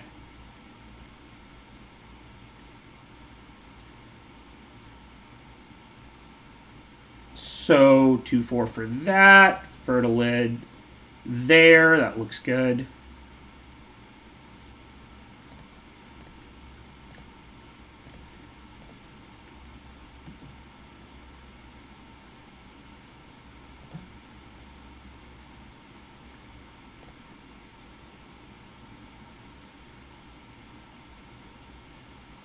I mean, it's not a disaster. If they kill it in response, I still get a 5/5 Death Touch lifelink. And then if they trade off with that, I can buy it back and try and do it again. I won't get back everything. but I wouldn't call it a disaster.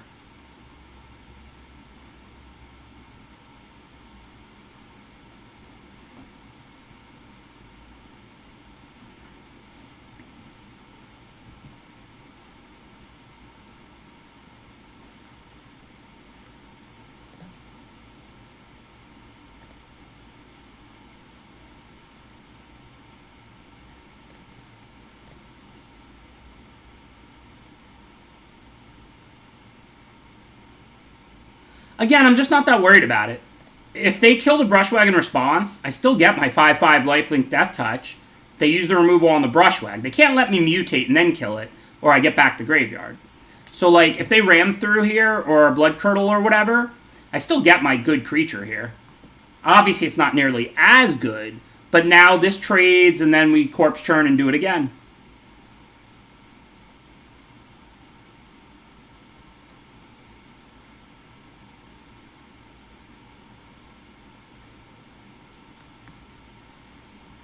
Well, this is bad. Now I might just be dead. 5, 9, 11. Yeah, I'm dead.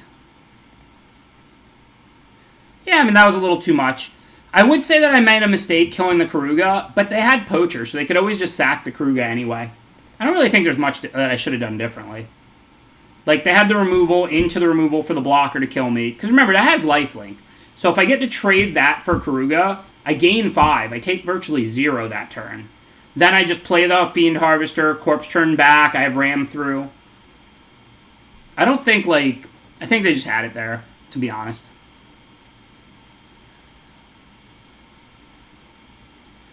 Definitely don't want Plummet. I might want Corpse Churn. This matchup's super grindy. I could see wanting the third.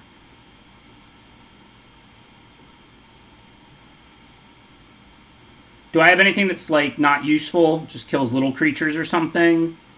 Not really, no. And maybe on the draw, I'll board out a land, and I'll board in the third Corpse Churn.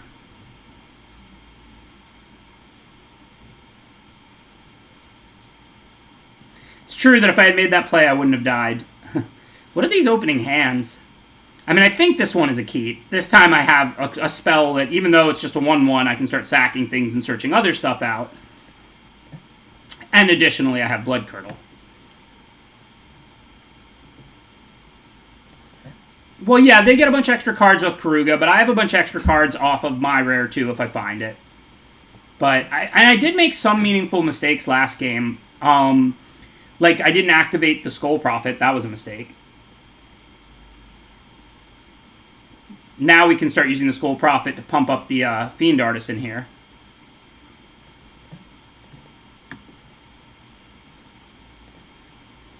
What did they mill?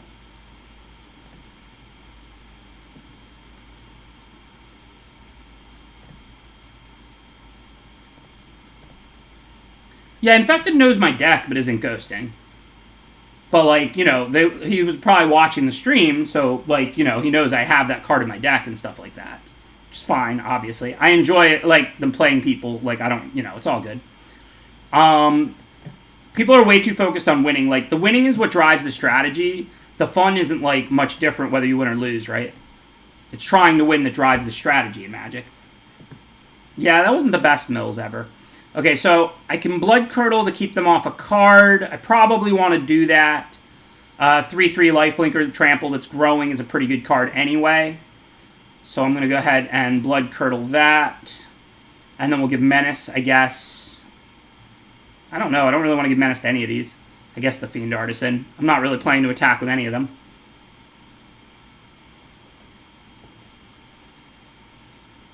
Okay, this turn... Probably just going to slam a 7/7, make them have it. Maybe they have removal, maybe they don't. Chittering Harvester definitely doesn't work. So there's not much. I mean, there's a Blood Curdle if they have that.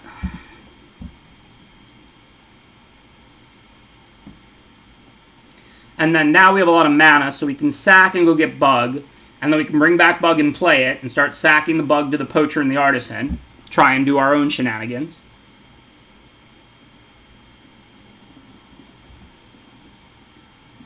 We can also tutor for more Sandworms if we're in a position to end the game in a hurry. I mean, I don't assume that it's going to go that way. Like, I assume they'll at least play a big creature or something like that. But we'll see.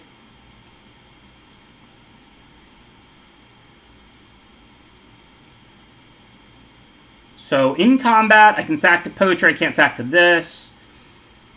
I don't see a reason to do anything besides first attack with Sandworm and see what happens. If they trade with it, cool. If they take 7, that's great.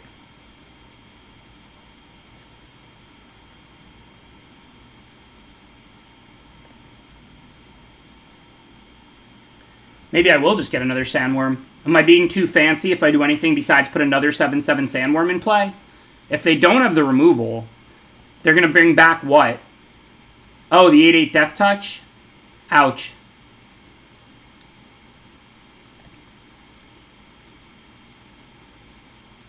Right, back for more, yeah. But, so what do I do? I mean, it doesn't give lifelink, but it will stop the 7/7s. If I want to use this card, I have to use it now.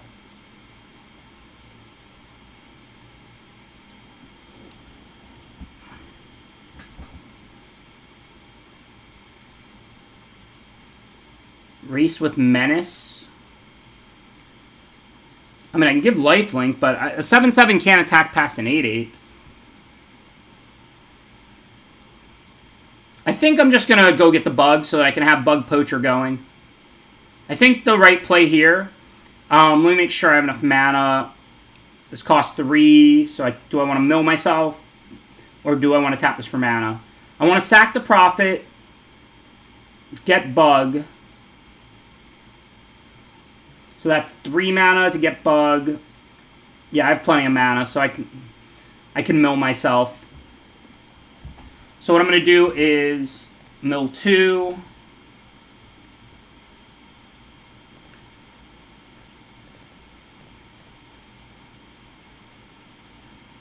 Oh, X is 2, sorry. Tap 3, but X is 2.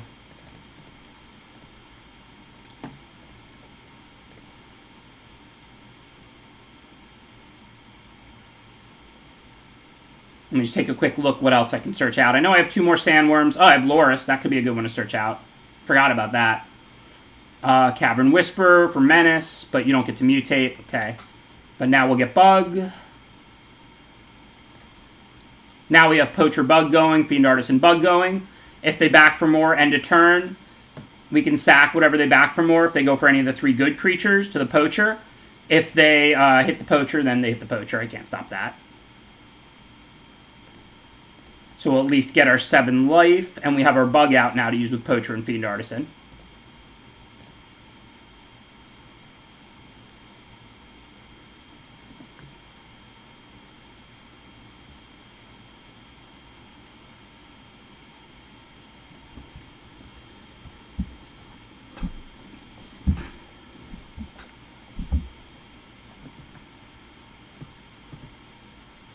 Well, Infested probably doesn't queue me up when his deck is bad, but, like, I don't mind that, like I said. Okay. We don't want to chump this turn. We can always chump and sack next turn. Plenty of life. Even though that's a hit for 13.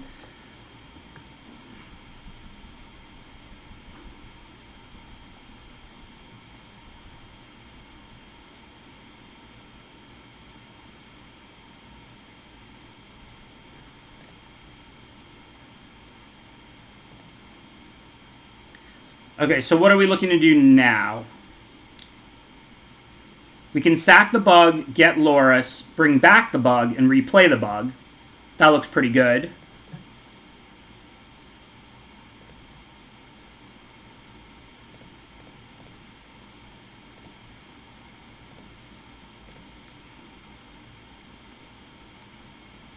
I tapped 1 short. I'm sorry. That was bad. So I guess it's Boot Nipper with Death Touch this turn. And then for the lid. Yeah, I was supposed to get Loris there. I tapped 3, and in my head I saw 3 for a 3-drop. And then, of course, you have to tap 4 for a 3-drop. So that was just a punt. Granted, it's not the worst to have the Boot Nipper.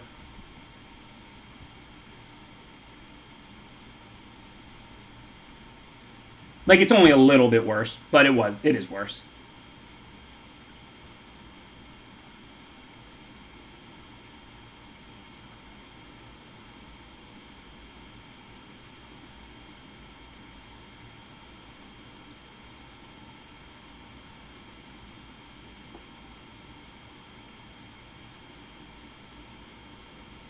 This does let me Fertilid, yeah. I mean, again, I think it's only a little bit worse, but I'd probably rather sack to the Poacher anyway.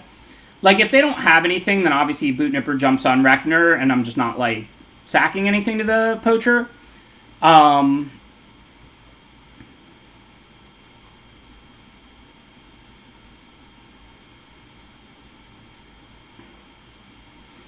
Anti-punt counter.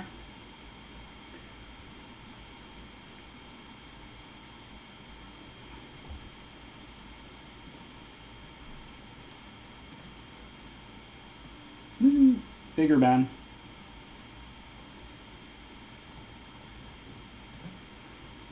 Alright, let's see what they're going to do. I mean, if we get to trade Boot Nipper off, that's pretty good for us. Because we do have the Loris play to get it back.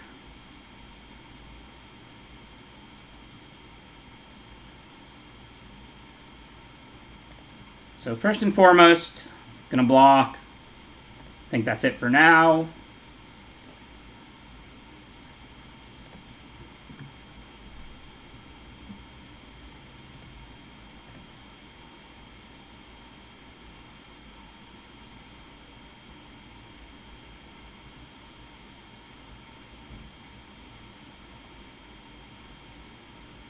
Sure, whatever. I mean, it's another good threat, but definitely worth turning this into a 1-1 to get a land. We can use our mana pretty well.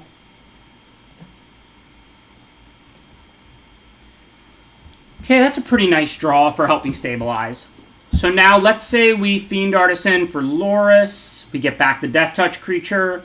Then we get to have the Ram through the Death Touch creature up. That seems fine. And play Bug at it. Oh, sorry. And play the Death Touch creature to the yard. That seems fine. This time we'll X's 3 like somebody who's played Magic before.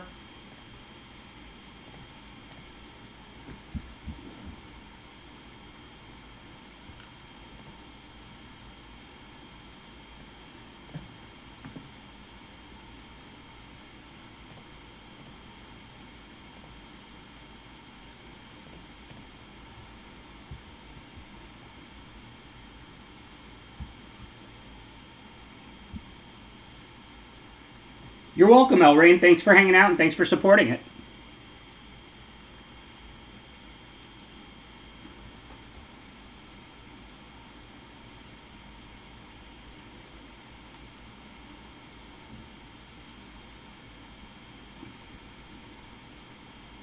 So I do need some life. So if they just attack with everything, I probably have to, like, double block, like, Karuga. No, I have to double block one of the Whisperers with Loris and Poacher, which is not a bad double block. And then Boot Nipper on Karuga. If they Chittering Harvester, I don't actually have any creatures right now to throw away. What is my least important... Can I sack Feed Hunter? Poacher? This isn't great. I can ram it in response.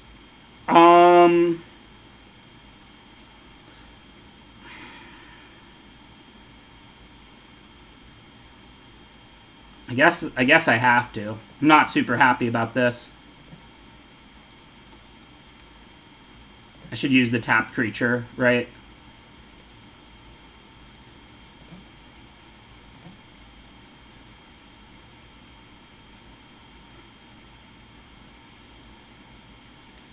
Yeah, I know I don't have to sack, and I didn't have any creatures I could really afford to sack.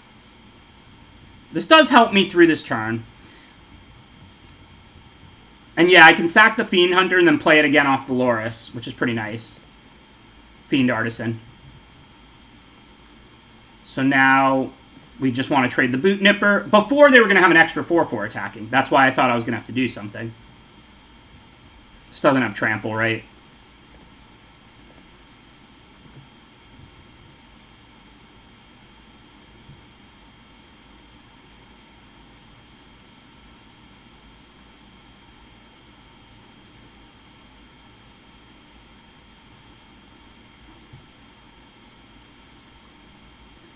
Think now I'm going to mentor the Artisan and attack with it. They don't have 7 up. So I can get the 7 life that way without even losing it. And then I can just replay the Death Toucher. These don't have Death Touch or anything, right? No. I really, even though it's cute, I don't actually want to sack the Fiend Artisan. You don't draw 7, you just gain 7. This way it has lifelink, and right now I'm just getting the 7 that way. And then I can play like a Death Touch creature again to block their stuff with the Loris. And of course, if they have removal for this Fiend Artisan, then I'll sack it and then replay it. Maybe I should have played one of these twos first, but who knows what they have or don't have. So they have to do something, because they're not double chumping. Well, I guess it's not a double chump, but nonetheless. They're just chumping. I can grow to an 8/8. What are they going to play? I don't know. Chittering Harvester is a lot better than the 1/3, so. Oh, they have Deadeye. So they're going to kill this with Deadeye. They have the 4/2 that we saw last game, Deadeye.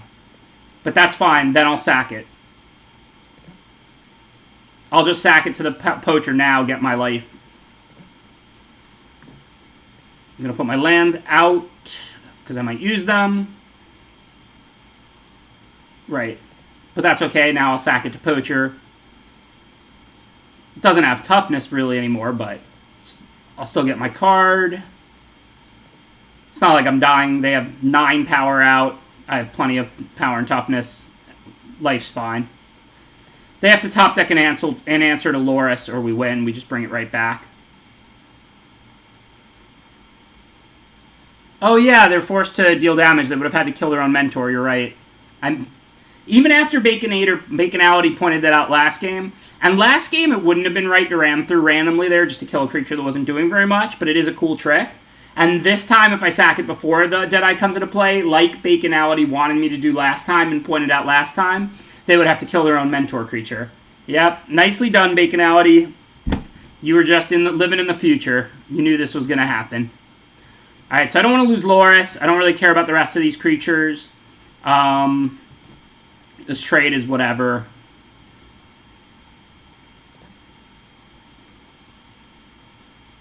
This has Menace, so I couldn't block with just the Boot Nipper there.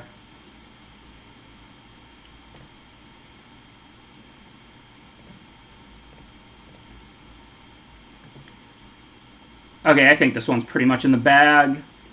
Let's go ahead and bring this back, just in case somehow they find removal for Loris. I want to make sure I have that in play over the Boot Nipper. Swallow whole. Get rid of a Menace creature. It's a little annoying. Looks like I still have mana to drop a 7/7.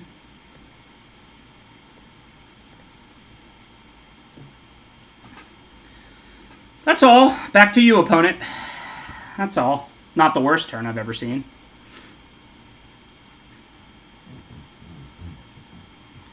Let's take a quick look at tricks before they concede. Chittering Harvester, a couple of Whispers, so we want to hold a land if we can. Back for more. Void Beckoner, which is 3 to cycle.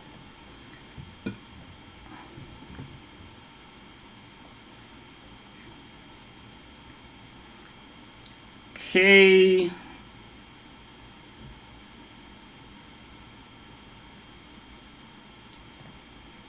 I mean, any trade here is kind of good for me, so I'm just going to send the 2 7/7s. Of course, I'm not looking to trade off Loris, but these trades are fine.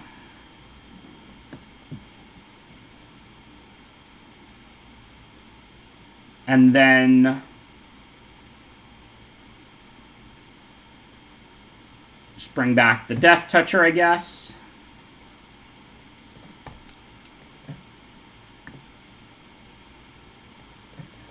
Reassemble the squad from the yard, because that's what we do.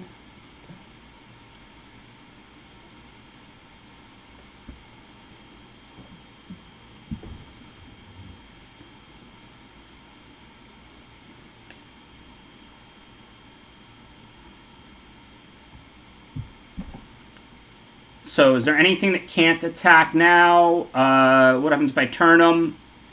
Brushwag is going to grow a lot. Death Touch, 6/6 is fine. I can even sack something. I don't really want to lose Loris or Poacher. That seems unnecessarily risky. I'm just going to send like the creatures that can attack / I don't care about. This is only game 2. We lost game 1. We're about to go to game 3 should we win this one, which we probably will.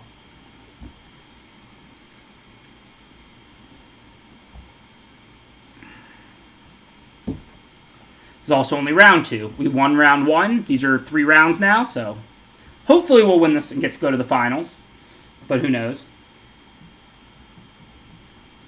This has been a very sweet game and a very sweet draft. Pretty glad Infested queued me up. Brushwag's a nice card. Mutate target early, mana sink late. It's about all you can ask for. Alright, so we should sack something here to grow the Fiend Artisan, just in case they don't have anything. I don't think we care much about this Mentor. We don't even have any Lifelinkers out, right? We have just Loris, so I'm gonna go ahead and grow my Loris, but then I'll sack the Mentor to the Poacher to get the Fiend Artisan bigger than the Honey Mammoth in case they don't have anything.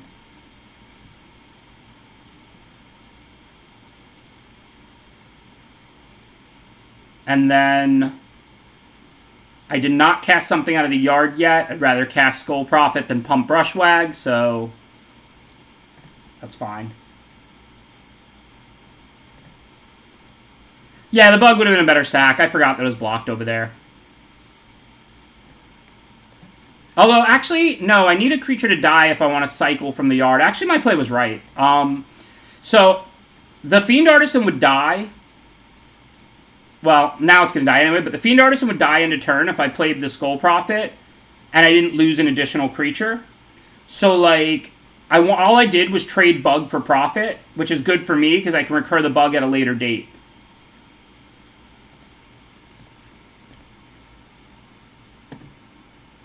Not saying I explained that, necessarily even thought of it. It's hard, like I try and tell you everything I think about, but I'm obviously thinking about the board constantly. Okay, so we're going to game 3. We didn't see flyers. Yeah, there's a lot of effects. This is one of the most advanced sets, probably most advanced ever. Like, it is unreal how much text the cards have. It's awesome. I hope this is a new trend in Magic that they will continue at R&D of not protecting players from theirself. Just let us make mistakes. We all make mistakes. Everybody punts games. If you can't accept that, you're not going to be happy in Magic long-term anyway. Magic is the most complex, best strategy game ever. Don't protect us from ourselves. Just give us options and let us punt. Okay, so what do we want to do? And this set is so advanced. There's so much complicated on-board stuff, interactions, graveyard stuff, tricks galore. Every card has 7,000 lines of text and 14 abilities. It is wonderful.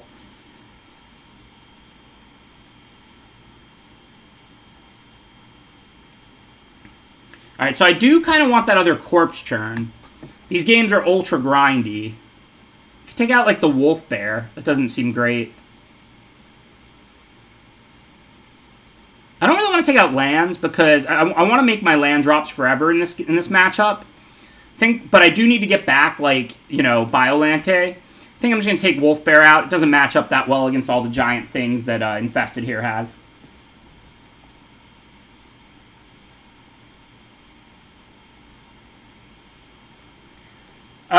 Probably not Game Theory. It's a cool set. Cycling's a little too good. It's also a high power set, which again, it's a good set. I enjoy it, but, you know, I prefer, like, M20 low power to Ikoria high power. Do I keep this or mulligan?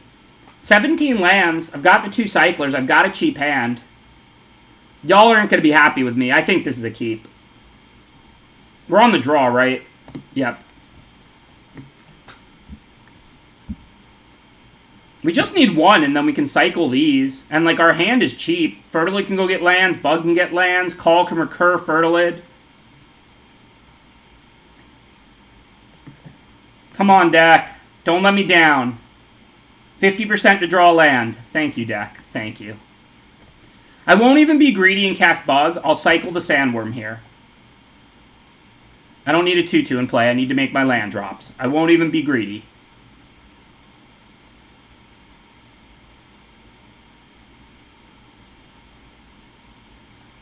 Alright, let's see. For 3, we can play Fertilid. For 2, we can get a tap land out and a Bug.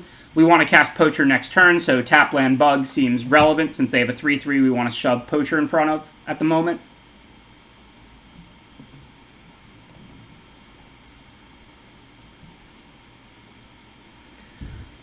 think I'm afraid to double block, so it's pretty important we get Poacher out, and then we can play, and then we can block either 3/3 with Poacher and Bug. I mean, I'm really not that scared. If they have like Deadeye, they can kill both, but they still lose their mole. If they have removal, who cares? Like, they kill Poacher with removal, but Bug dies, but it's Bug. It's not really that important to me. I can then bring it back with like Death Touch and then fight something.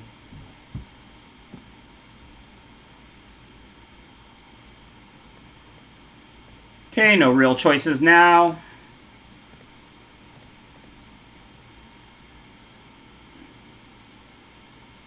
Oh, that's a pretty good card. Those are odd. I mean, I can fight it, but I need a Death Toucher. So I need Fertilid or Bug to die this turn, and then I can come back with Death Touch. And then I can ram through the Obosh. So something has to block Karuga, and that saves 10, because it doesn't have Trample.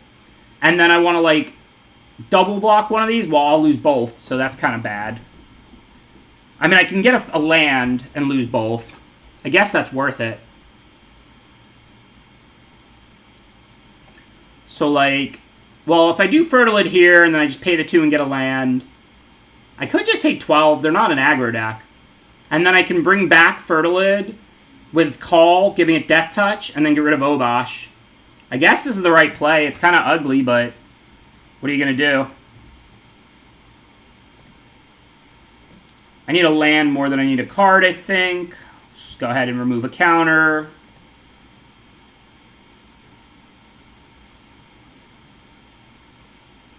Would I not lose both? If that's the case, I should have blocked.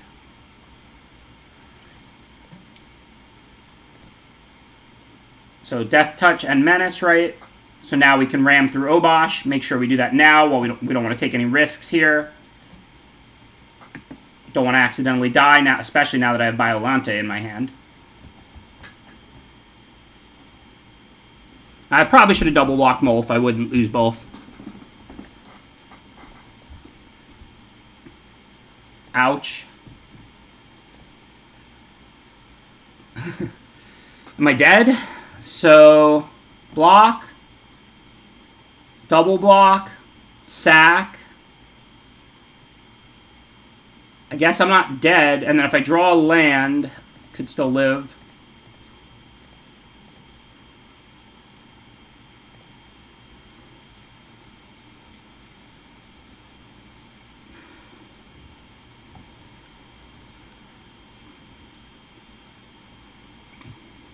So now we sack for the 2 life, because I have to. I know it has Death Touch, but I would take 6 and die. And I need a land, and then the Bug is going to live according to everybody, in which case if I draw land, I can Biolante back my team. Well, that works too. Now we can call odds. So I didn't get the land, but I got Extinction Event. These are all odd.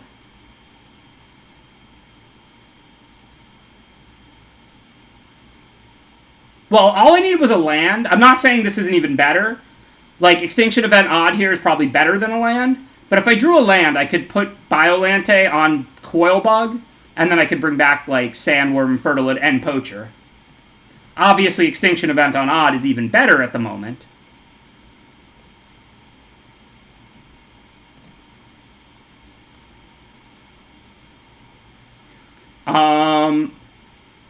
They don't have any haste, right? So I'm going to cycle a Sandworm, look for that land, so that I can Biolante next turn.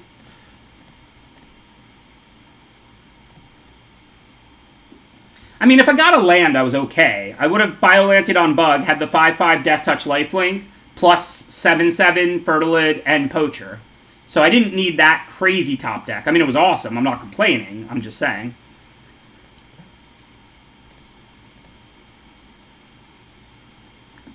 All I needed was a land and the 2 cards, though. Okay, 7, 0, 2. That's obviously all we can bring back.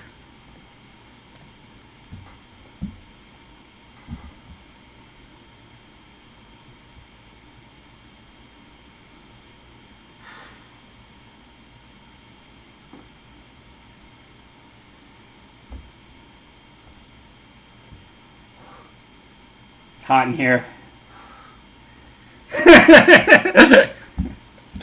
This was a crazy game of Magic.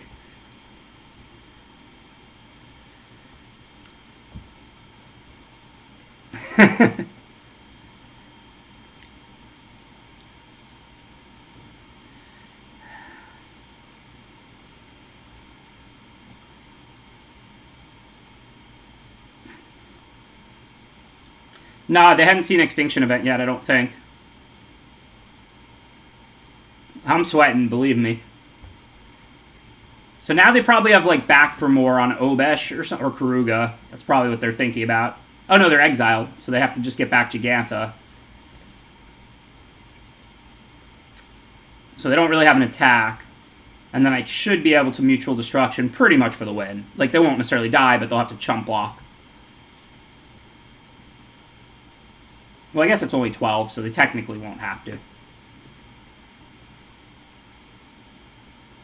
Extinction Event is awesome. It doesn't always line up like that, but it's always good.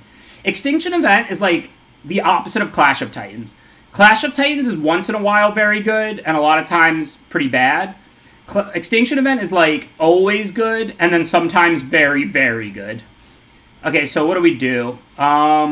Play a creature, like Mentor, sack it to Mutual Destruction, the Honey Mammoth. Then they have to chump block with the Cavern Whisperer. That's about as good as we can ask for.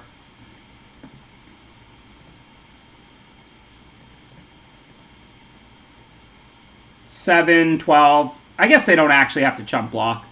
So, but I still want to kill the Honey Mammoth because then they have no good blocks. They take 12. So the only question is, do I sack the 1/1 Fertilid after getting a land, or do I sack the Mentor? Clearly, it's better to sack the Fertilid. It's not like it really has an attack anyway.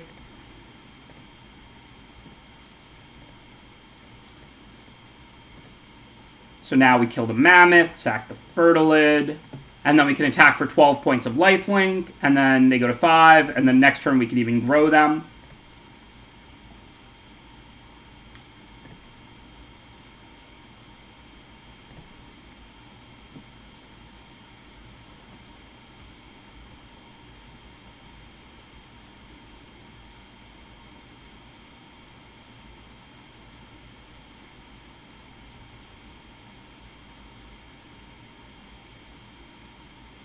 Yu-Gi-Oh!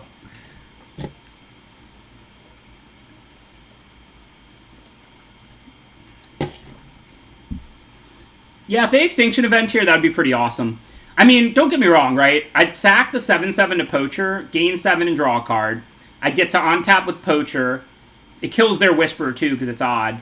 And then I'd play Sandworm. So I'd, like, you know, I'm still in a favorable position if they have Extinction Event. But, of course, it's, like, the only card that could really get them back in it somehow.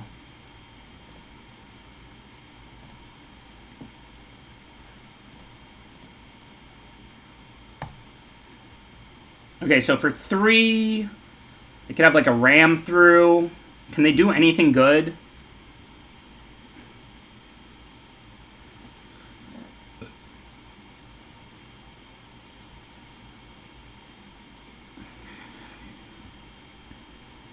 What can they have? Like, is there... They could have Heartless Act. This has counters, this doesn't. The 4/4 has to block the 7/7, though. Death Touch Cycle, yeah, I don't care if they trade like that. So I think I'm attacking with everything. What I've been trying to figure out is whether to send the small creatures. I think I can. I think that they're going to, like, yeah, like, Cavern Whisperer on Sandworm, Recluse on this, and then cycle the Death Touch thing and kill the Sandworm.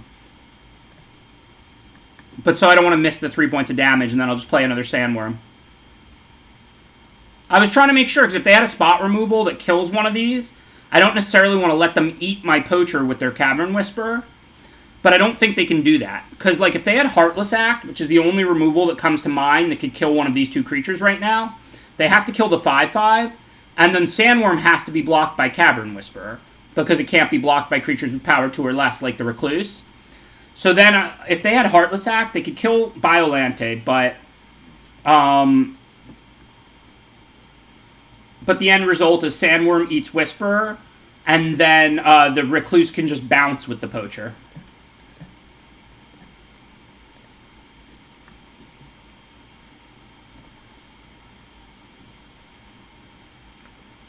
believe they have back for more, but, I mean, they're just dead. They get the 8/8 Death Touch, kill one of these, block the other one, and then die.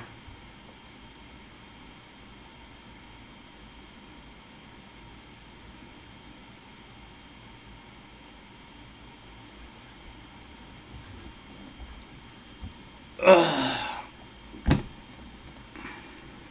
I mean, it doesn't have lifelink, so. Good games.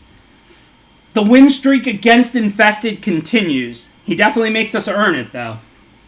Thanks for that subscription, Seffi. Really appreciate the support. Yeah, that was a sick match. All 3 games. Whew.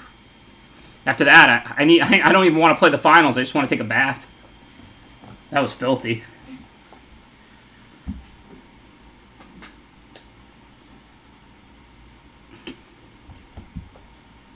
That was match 2. We're now playing the finals.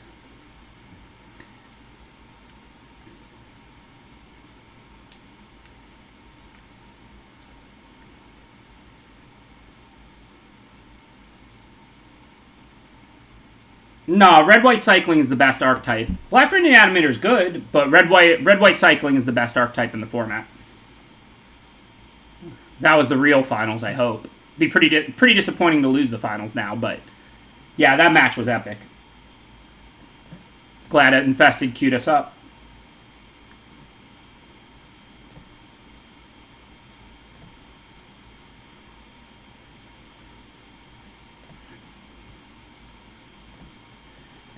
Alright, I'm going to cycle one of these for sure.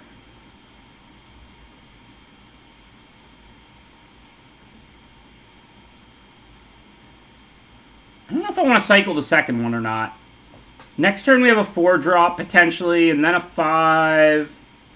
I think it doesn't make sense to cycle it again. We're 2 lands away, but we have a lot of turns to get there and a lot to do in the meantime. So I don't think I want to cycle the second 7/7. Well, speaking of anticlimactic, opponent missing land drops. Kind of the opposite of Infested's nut draw there in Game 3. Not that with that Extinction event, I'm in a position to complain.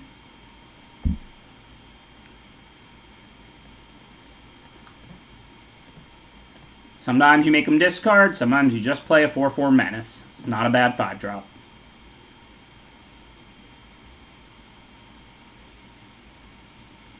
I didn't even have to top deck that Akinar. I had the Biolante.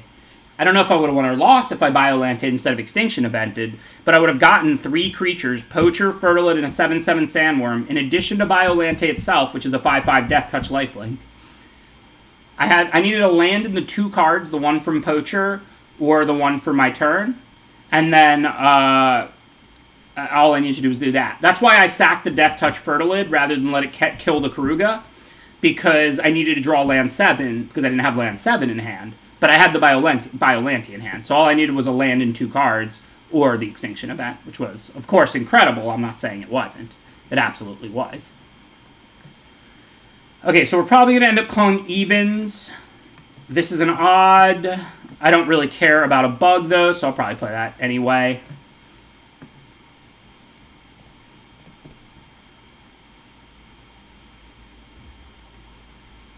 Well, I don't know, Jimard, because if they don't beat me that turn, then I have more in hand, too. It's just a great game. It's impossible to predict the rest of that game, Jimard. But there's no way I was dead on board if I Biolanted. I would have gotten Sandworm, Fertilid, Poacher, and Biolante on tap that turn. Obviously, Extinction event was better, and I'm not complaining. I'm just saying. All right, so let's see. This turn, I'm looking to call evens because that's what Volpikid is, and it only hits my bug. I don't really want to trade Whisper for either of these cards. Sandworm is odd, so I think this turn we just fire Sandworm and pass back to them. It was a lucky draw. I mean, it was better for sure. I mean, I'm not complaining. It was an awesome game. I'm just saying. But it's not like, hit the 1 out or it was dead. I had a plan there that, just required an on-tap land and it would have been a tight game. But it was an awesome draw, believe me. I'm very, very happy I top-decked Extinction event there. It was great. Okay, so I still kind of want to wait and give them the opportunity, I think, to play out possible evens. If I grow this end of turn, next turn, Cavern Whisperer can already attack on this board. So for now, I'm just going to chill, see what they have. Thank you, Nandu. No, that was an incredible game, no doubt. I mean, that was one of, like I said, that's like best game of the day, best game of the week kind of a game. I mean, there's no question about it.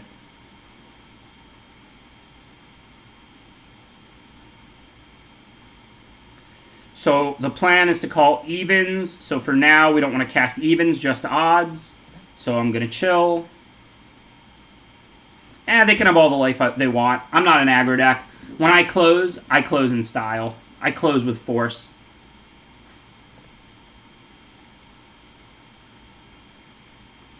The games have been pretty incredible today. Like, for real.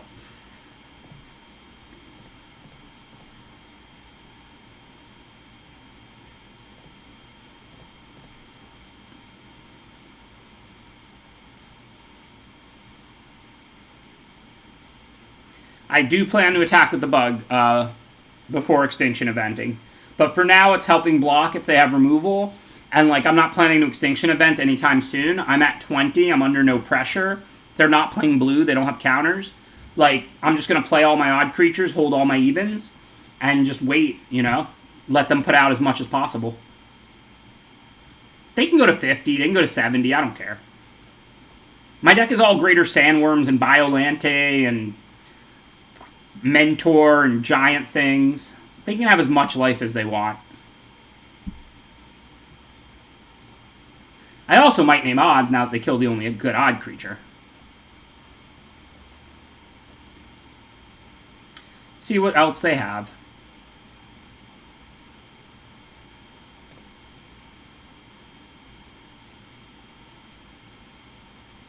Okay, so that's still even. Doesn't have Menace, so I can get that with the Swallow Hole if I want. I could sack the bug. What did they kill the bug with there? Oh, the Mutual Destruction. Okay, well, whatever.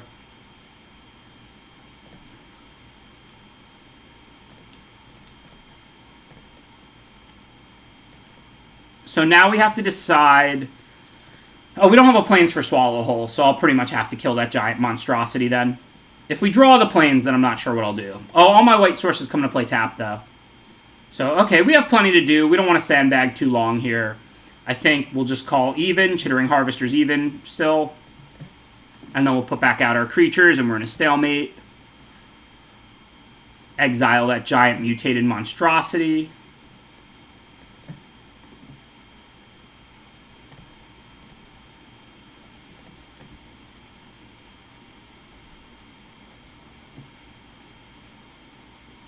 Well, that's kind of annoying.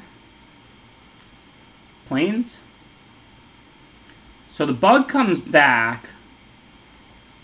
But in order to kill one of those, I'd have to lose, like, profit. But I think that's fine. Say I go, like, why do I care about profit right now? Oh, but if I lose the 3-1, that takes me off a turn to kill Sandworm. Because I need to put a tap Plains into play. Or draw, like, one of my black removal. So I don't want to lose the 3-1. So I'll just block and chump. Because Sandworm is a problem, because I can't chump it with a bug. But at least Profit can buy me a turn in a pinch. Cool. So that takes care of Sandworm.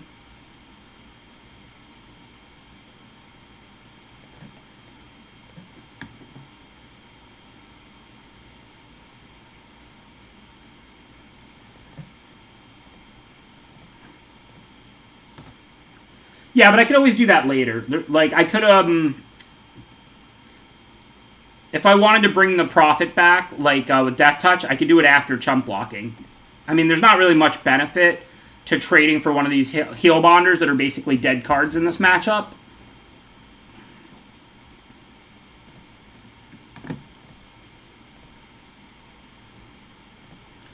Like, now I can start milling myself, look for the Brushwag to bring back, or another bug. And at least I can trade Skull Prophet for that 3-3 Death Touch or something.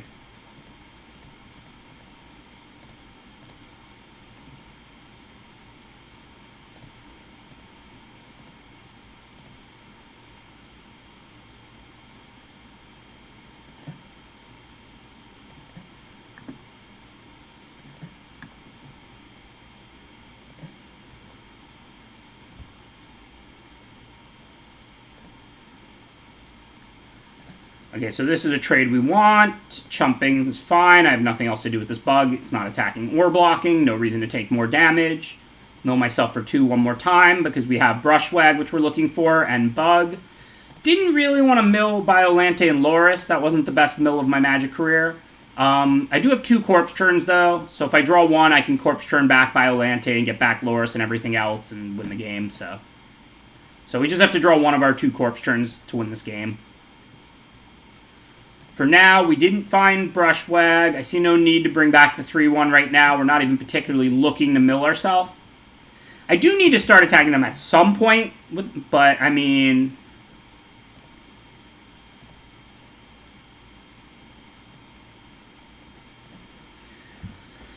I guess Brushwag does so much damage. Like, my whole deck does so much damage. Biolante will just put everything back in play. Like, it's really just not a concern.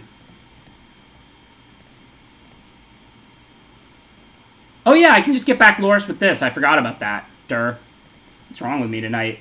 It's funny, I'm playing, like, the best games ever, and I'm not playing particularly well. Yes. It was worth waiting for Brushwag over getting back Prophet, but, of course, getting back Loris is well worth it. It's even a lifelinker we can start growing.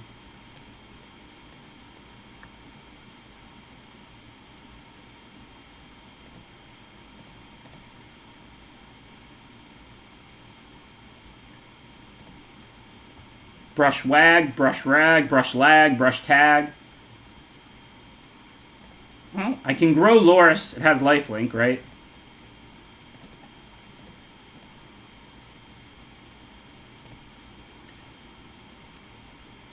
Glad I'm not the only one who makes mistakes.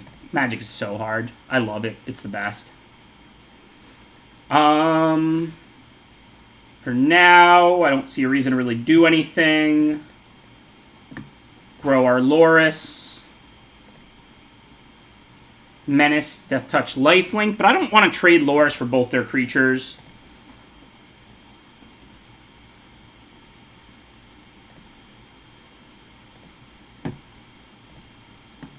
Yeah, I should have done that because the Prophet can just come back. Should have double blocked the other one too.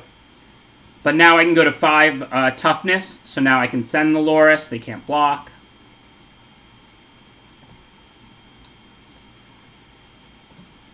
I'm not going to ram through to kill these little creatures that don't do anything. That doesn't make any sense. But I should have done the double block play and then recurred them.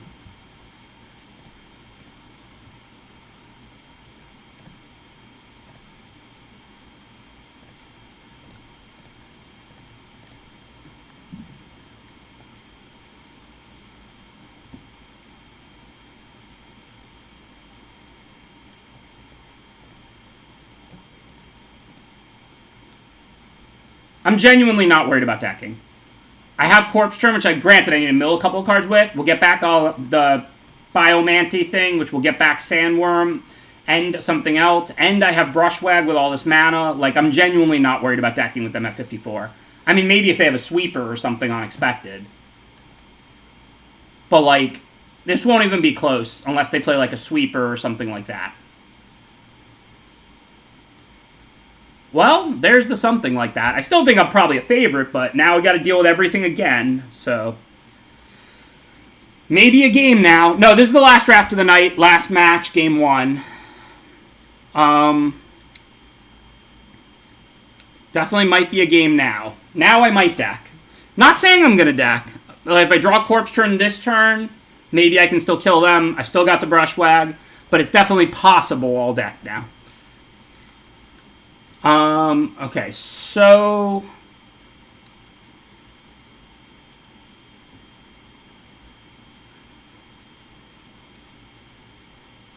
Definitely am not trying to mill myself. Do I want to ram through anything here? How many Vigilance creatures do they have? Just 2. Probably going to accomplish more damage by ram throwing the Death Toucher or the 7/7. So no, let's see what we draw. That's a magic card.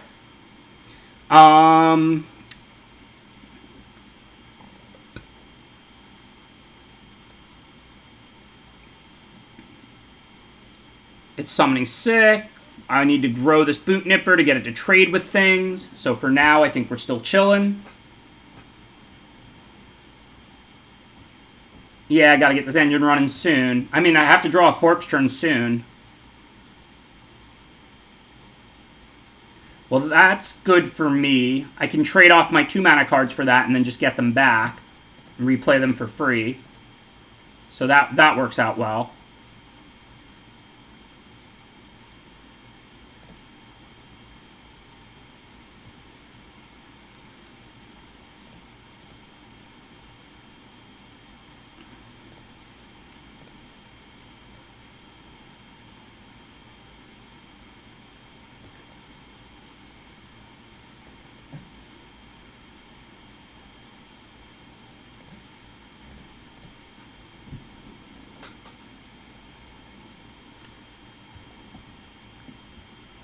Don't think I can just let them keep gaining all this life. I'm now on 8 cards in my deck. I'm going to go ahead and take out the Heal Bonder. Now that they brought everything back, it could be close. I mean, I still have the Brushwag. I have Corpse Turn for Biollante, but then I have to lose a few cards. But I can search out the Brushwag now with the Fiend Artisan. So this is going to be close now. Like I said, if they had a sweeper, the Eerie Ultimatum brought back every single permanent. So now it's close again. So I have to just bring out the Brushwag, I think. That's got to be better than anything else. It costs me a turn, but it gets it attacking, and then I can recur it with Loris. So for this turn, I can trade the Boot Nipper for something and then replay it. And then post-combat, I'm going to Fiend Artisan out the Brushwag. Alright, we'll trade with the 3/3 lifelink.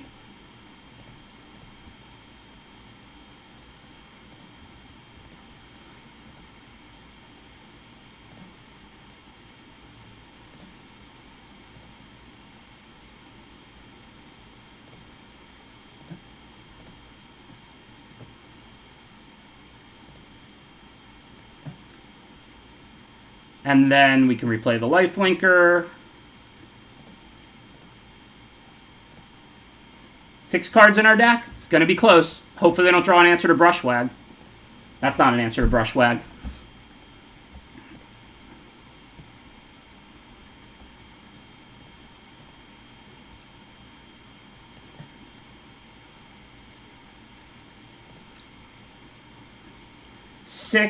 How many lands do I have out? 13. So if I want to invest 3 on this, that leaves me 2 on this, that leaves me 11, 1 short of a third pump. Still, though, if I clear the way, then everything else can start attacking, too. So I think we can attack with these 3. First strike doesn't matter. I can pump it with the Duskfang, so it's trading with something. Yeah, that looks good.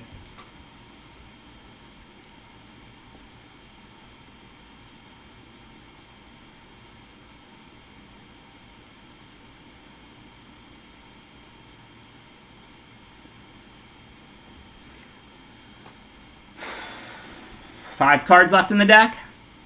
Gonna be tight. Okay, so they took those. So we'll pump the Brushwag as much as we have extra mana, but not more than that. We'd rather cast things. We're going to cast the Brushwag out of the yard. That only costs 1, and then we can cast like a Coil Bug and still use Mentor, so that looks right. Well, yeah, I actually counted right for once. This gets into damage now. And then, of course, post-combat, we have to play the Brushwag so it can attack again.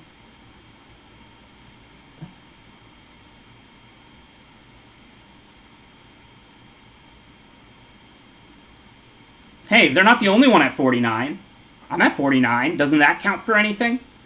What, my life total means nothing to you? Whose chat are you, anyway?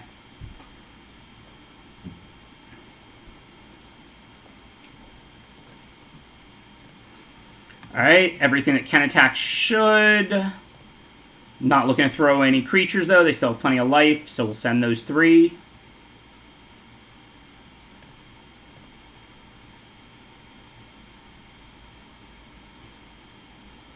Thanks, Antasuken.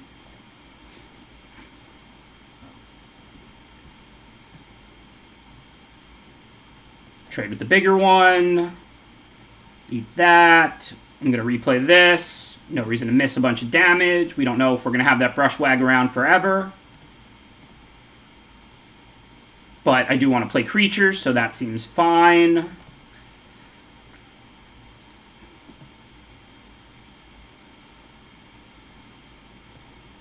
Come back. Get ready to fight again next turn. And then we still have 2 for Coilbug and 2 for Mentor. Looks good to me.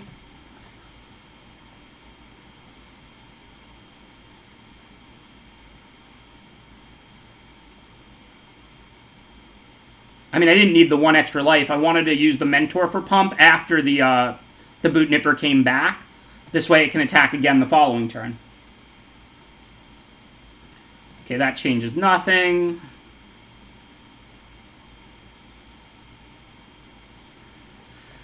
I'm not really worried about them blocking Coilbugs at this point, so I think now I'm not going to send the Poacher to die yet, but everything else, if they want to block a Coilbug and eat it with a Great Horn, be my guest. Now we want to pump now so that we kill this Great Horn. Pump with the Brushwag. Like 1 more time. Then we can recast the Boot Nipper. Oh, it has First Strike. I forgot. My fault. Yes, that was a mistake. Well,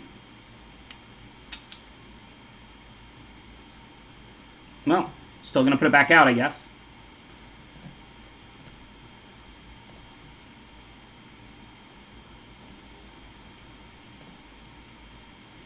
Okay, well, now that has First Strike, I think we're just attacking with everything. We're not really at a point where it makes sense anymore to pump the Boot Nipper to recur it. And then we'll just pump the Brushwag a bunch and cast our creatures.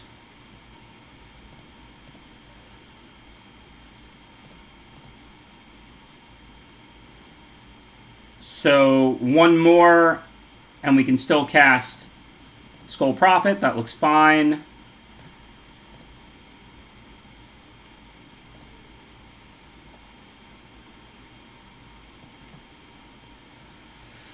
Listen, I'm not even on my last turn. I'm about to draw to 1 card, not 0. Chill out. As long as they don't have a sweeper, we won this card with this game with a whole card to spare in our library.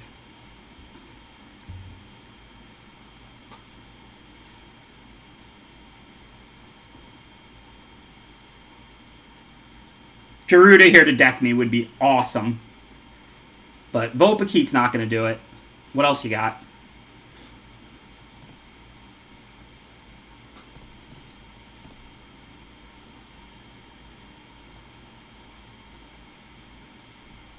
It is the almighty Brushwag. Alright, First Strike, we're presenting lethal, no reason to do anything. One of the few heuristics in Magic that basically never changes. If you're presenting lethal, you pass to the opponent. 1 whole card left to spare in my deck, and they had Abzan Eerie Ultimatum. Come on. I'm not going to deck just because they're at 60. Let's be reasonable here, folks. I can deal 60.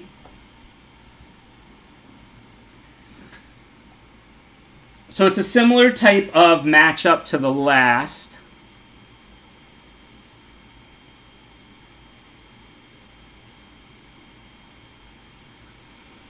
How many flyers did we see? We saw the 2 Vulpikeets. They played another one towards the end of the game. And the Glider, and they may mutate onto it. So that's 3 different flyers, basically. You call flying a lot more than First Strike with this. So I think we can board and plummet against them. Take out that 1 extra land on the draw.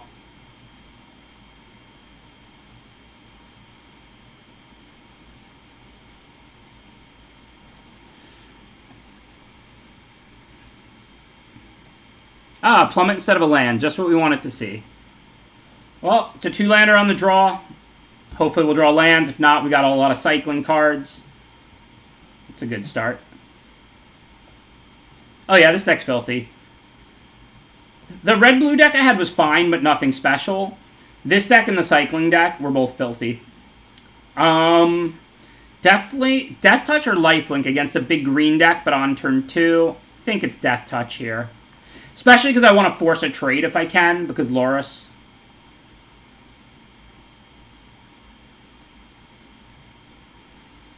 I don't think Coilbug is doing anything right now, so I'm just going to cycle Sandworm, because 3 of my lands come into play tapped. So just in case I drew a tap land, I just want to cycle main phase there. Adding a Coilbug changes nothing on this board. I'll do it, obviously, as opposed to, like, not doing it, but for now, I'm looking for my, my lands and so on.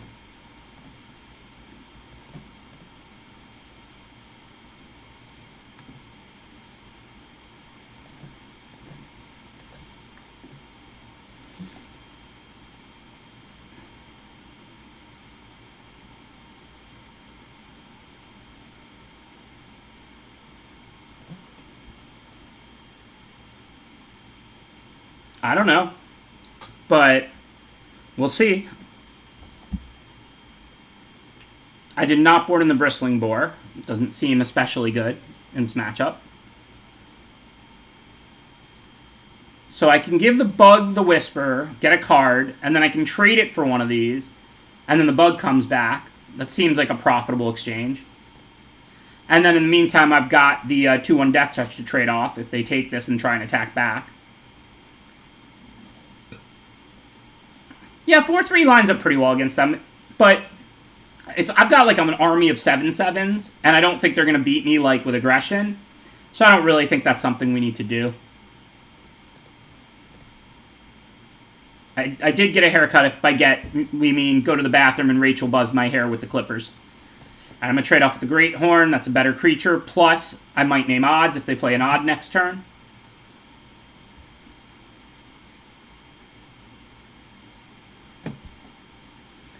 I love Cycle, but the Cycle deck's a little too good.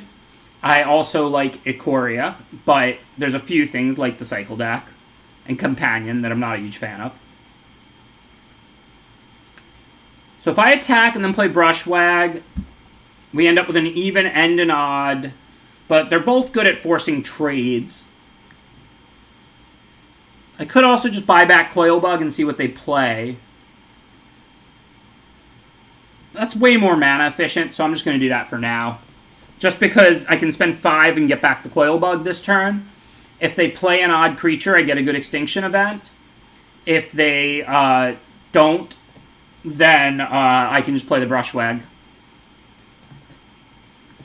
And just like last game, my hand is loaded, so I'm not looking for more than this with an extinction event. I'm perfectly happy to extinction event odd now. Kill their 2 creatures. Continue about my business. Sometimes it's the most game-winning card ever. Sometimes it just 2-for-1s them, right? It's really nice that it exiles, too, so it's good against that Eerie Ultimatum.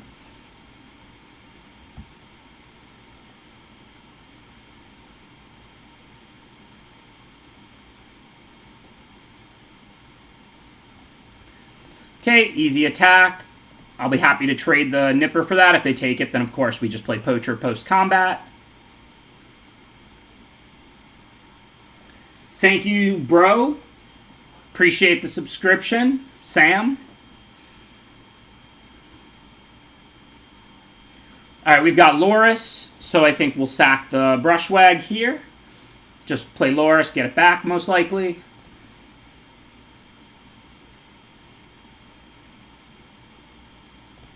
I know you were almighty last game and dealt 60 for us, but this game, this is how you best serve us.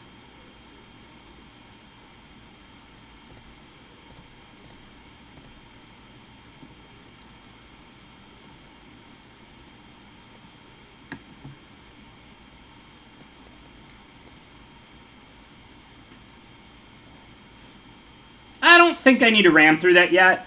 If they put something else on it, I can ram through it then, and I can sack Brushwag to the Edict. Remember, I have Loris out, so like the Edict effect is horrendous against me right now. So let's let them stack on it more before I go and kill it.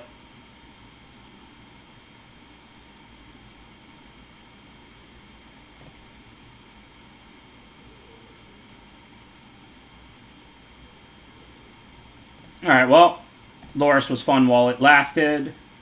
Yeah, it is kind of bad I didn't get to sack it since I have Call. Maybe the attack with Poacher was a little too aggressive, I'm not sure.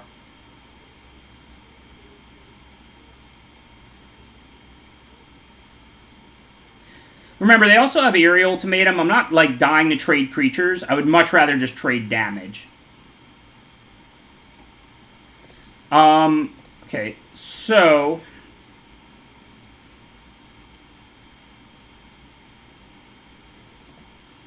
I don't want to trade that for a 1/4, but if they want to block and chump, I'll happily pump. Just get to eat their creature, that's fine.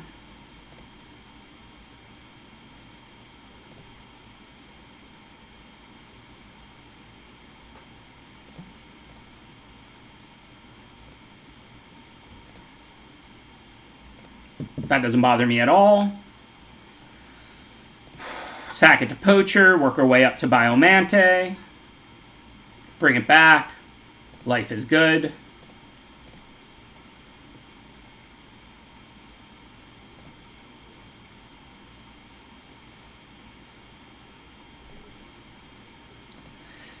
Yeah, it's not that I'm winning the race. It's that I'm, like, developing and drawing cards and all of that good stuff.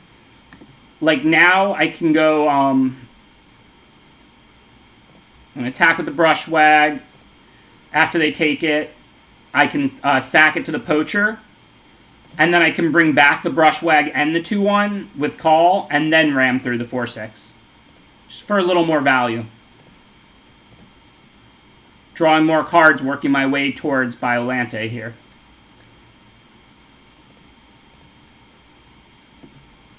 And then we want this to have Lifelink and Death Touch, I think. And then we'll give Menace to the Brushwag.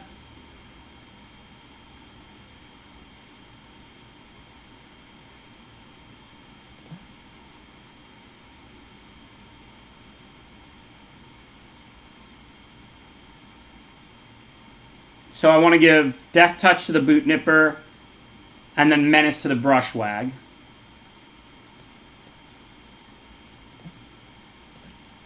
And now our Death Touch creature can take the Harvester out.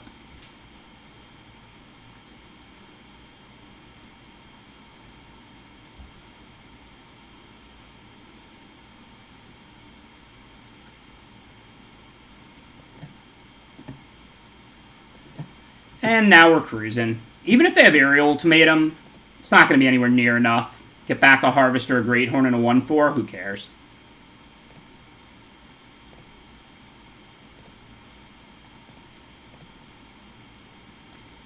My engine is better than yours.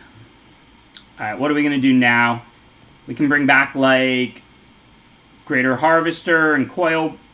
Greater Sandworm and Coil Bug.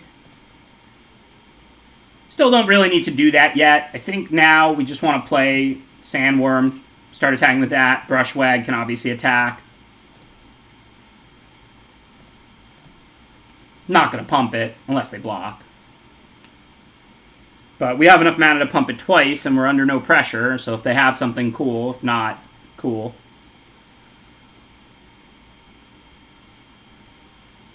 Unfortunately, I can't save it. So I can't let them get to 100 again this game, but that probably won't happen.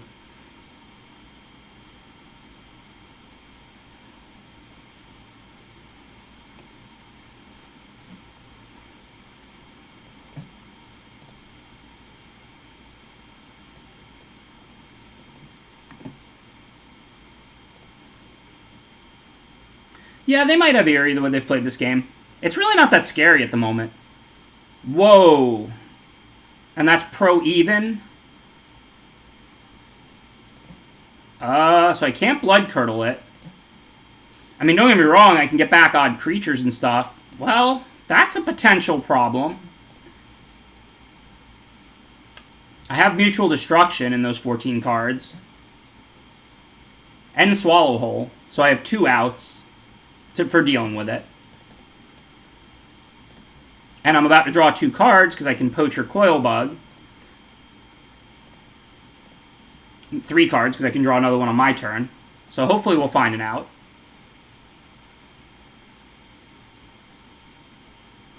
Right, Biolante. You're right. Which we're going to have to do now, I think.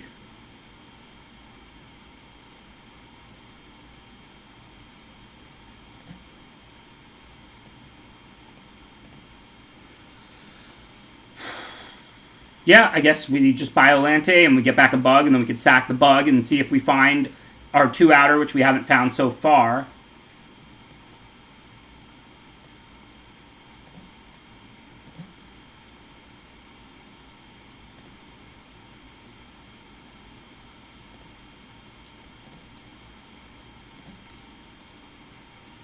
And then we need a black-white open for Swallow Hole and Mutual Destruction. I'm going to sack the bug. See if we get there. We do have 2 outs and 12 cards. No Such Love.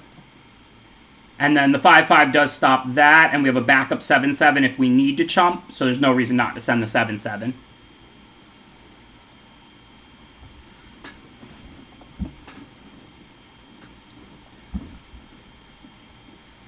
Why do I want Biolante under the Sandworm? Why is that better? It's the top. It's whatever. The creatures, casting cost is whatever's on top.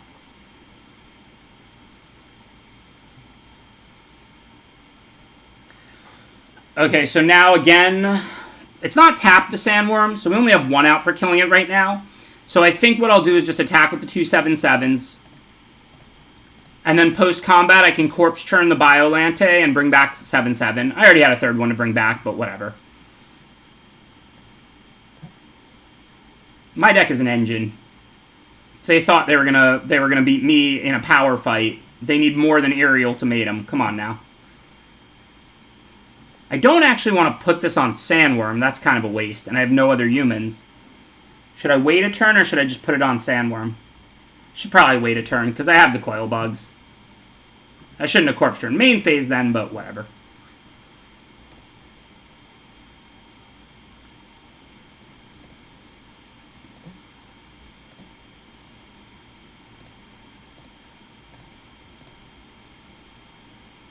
Oh yeah, Feed Artisan will be joining the party as well.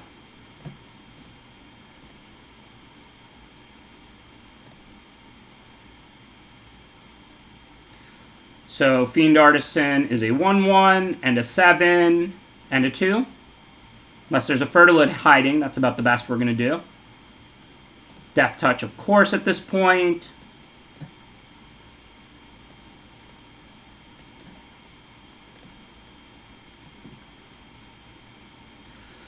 Yeah, I know the bug could have attacked. I just didn't know what they were going to do or not do. Just figured I would do it post-combat. Maybe that's playing it a little too safe.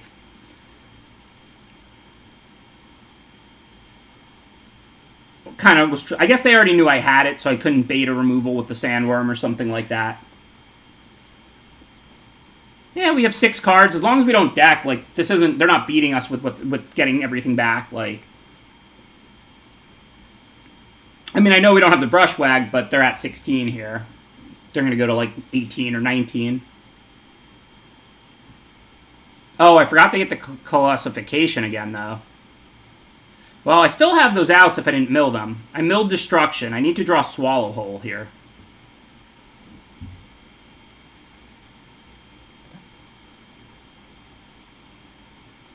Wow, they might beat us now with that.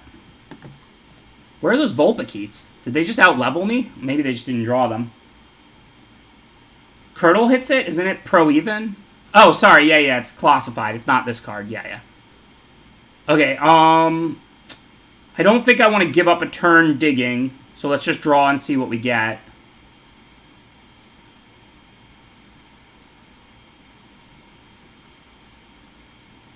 So for now, 2 7/7s can attack, but they can double block one, block the other. This is pro-even. This is even. I think we might actually lose this one. Yeah, what can we do with Curdle? Can't do much. I could try and dig up Swallow Hole. And if that happens, then I can use Curdle on their double block. Maybe I have to use Curdle on their double block, but then this is going to stay on tap forever. Kind of need to find Swallow Hole right now. What else is in my deck? Swallow Hole, Dustfang Mentor, Fertilid, Whisper.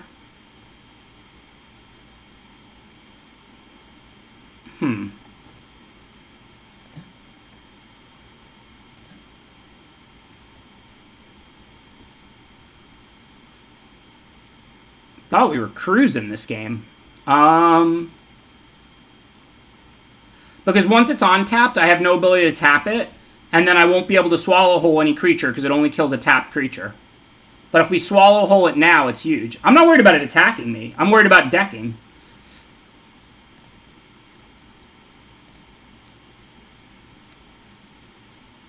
Oh, I have Cavern Whisper to mutate onto that, so I don't necessarily want to sack that. I don't necessarily want to sack any of these creatures then. Well, let's start by getting back Bug.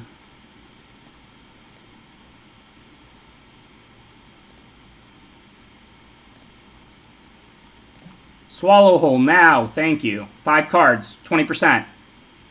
Forest doesn't swallow whole.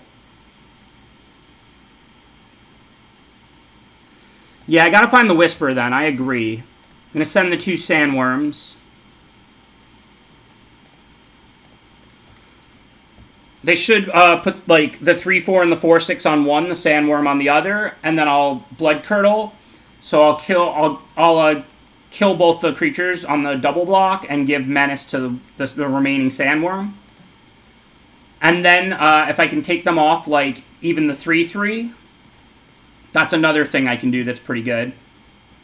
I got to make sure I give it to the right one. This one's being blocked by the Sandworm. This one's being blocked by the Mycorn. Okay, so we'll put it there. So now they only have 2 creatures that can block a Sandworm. So if I'm able to get rid of either one of them, then I can try and win the game with that Sandworm potentially too. I also can Alpha at some point. See what's going on. Okay, so Lifelink can grow any one thing that isn't human. I don't think we're attacking this turn.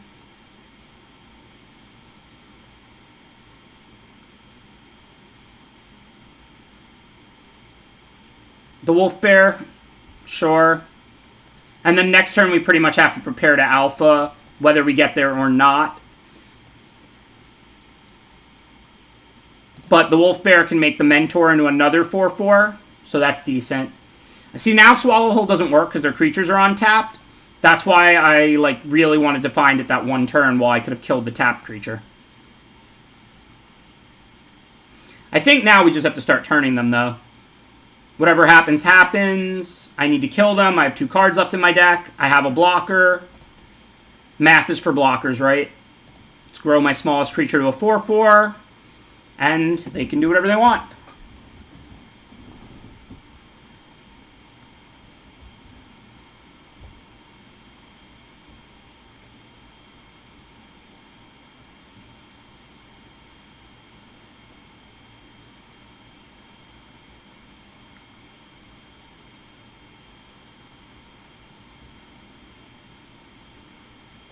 The Sandworm has Menace, so if they want to pick it off, they have to double block it, and then I still get to trade it for this 3/3, or they're taking 7 from it. So that's why I made this attack.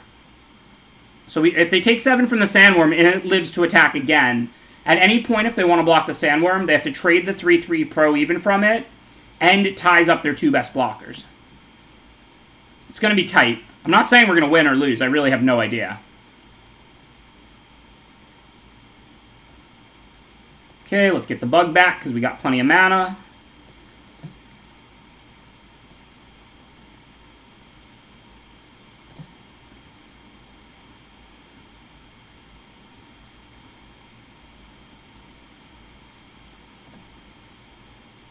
I have 2 cards left in my deck. And they're gaining a couple of life each turn as well. Guess I'm just going to take it. Can block it next turn. I'm more worried about decking than anything else. I mean, they might not kill the Coil Bug again, though. Well, first let's read the board. So they have, what, 1, 2 Vigilance creatures. This doesn't have Vigilance, so they're at 11. So if I attack with everything, if they put 2 blockers on the Sandworm, the Wolf Bear can pump, like, the 2/4 into a 4/4. So then they can also block the 6/6 and a 4/4. And then they take 2, 4, 7, 11? Is it Xaxes if I take it and swing with everything? Well, what if they take the Sandworm and they have 4 blockers? Then they have to let through 7 creatures, 7 plus 4. I think I have lethal. If I can count, I think this might be Xaxes.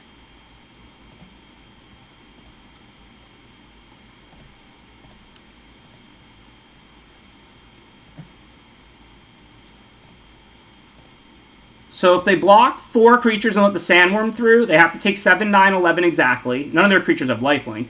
If they double block the Sandworm, which they have to block it, they have 2 other blockers, 6, 4, and they take 4, 7, 9, 11. I think we have exactly lethal, if I can count. How did we Xaxes them here?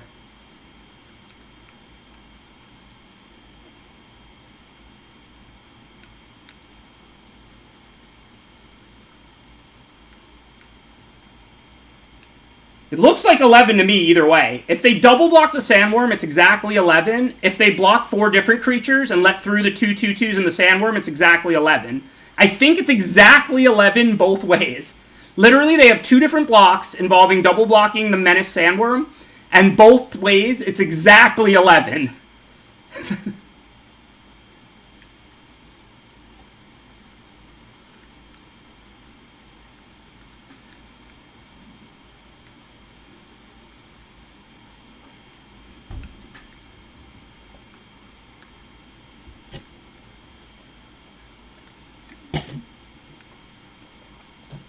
They chose to let 12 through, but obviously they could have blocked the 3/1 instead of the Coil Bug. It was exactly 11 both ways. Well, we're not going to finish the night better than that. That was a sweet draft run. This is up there with that M20 sealed run for just greatest limited run, you know, just like most fun playthrough ever. All 3 rounds were incredible.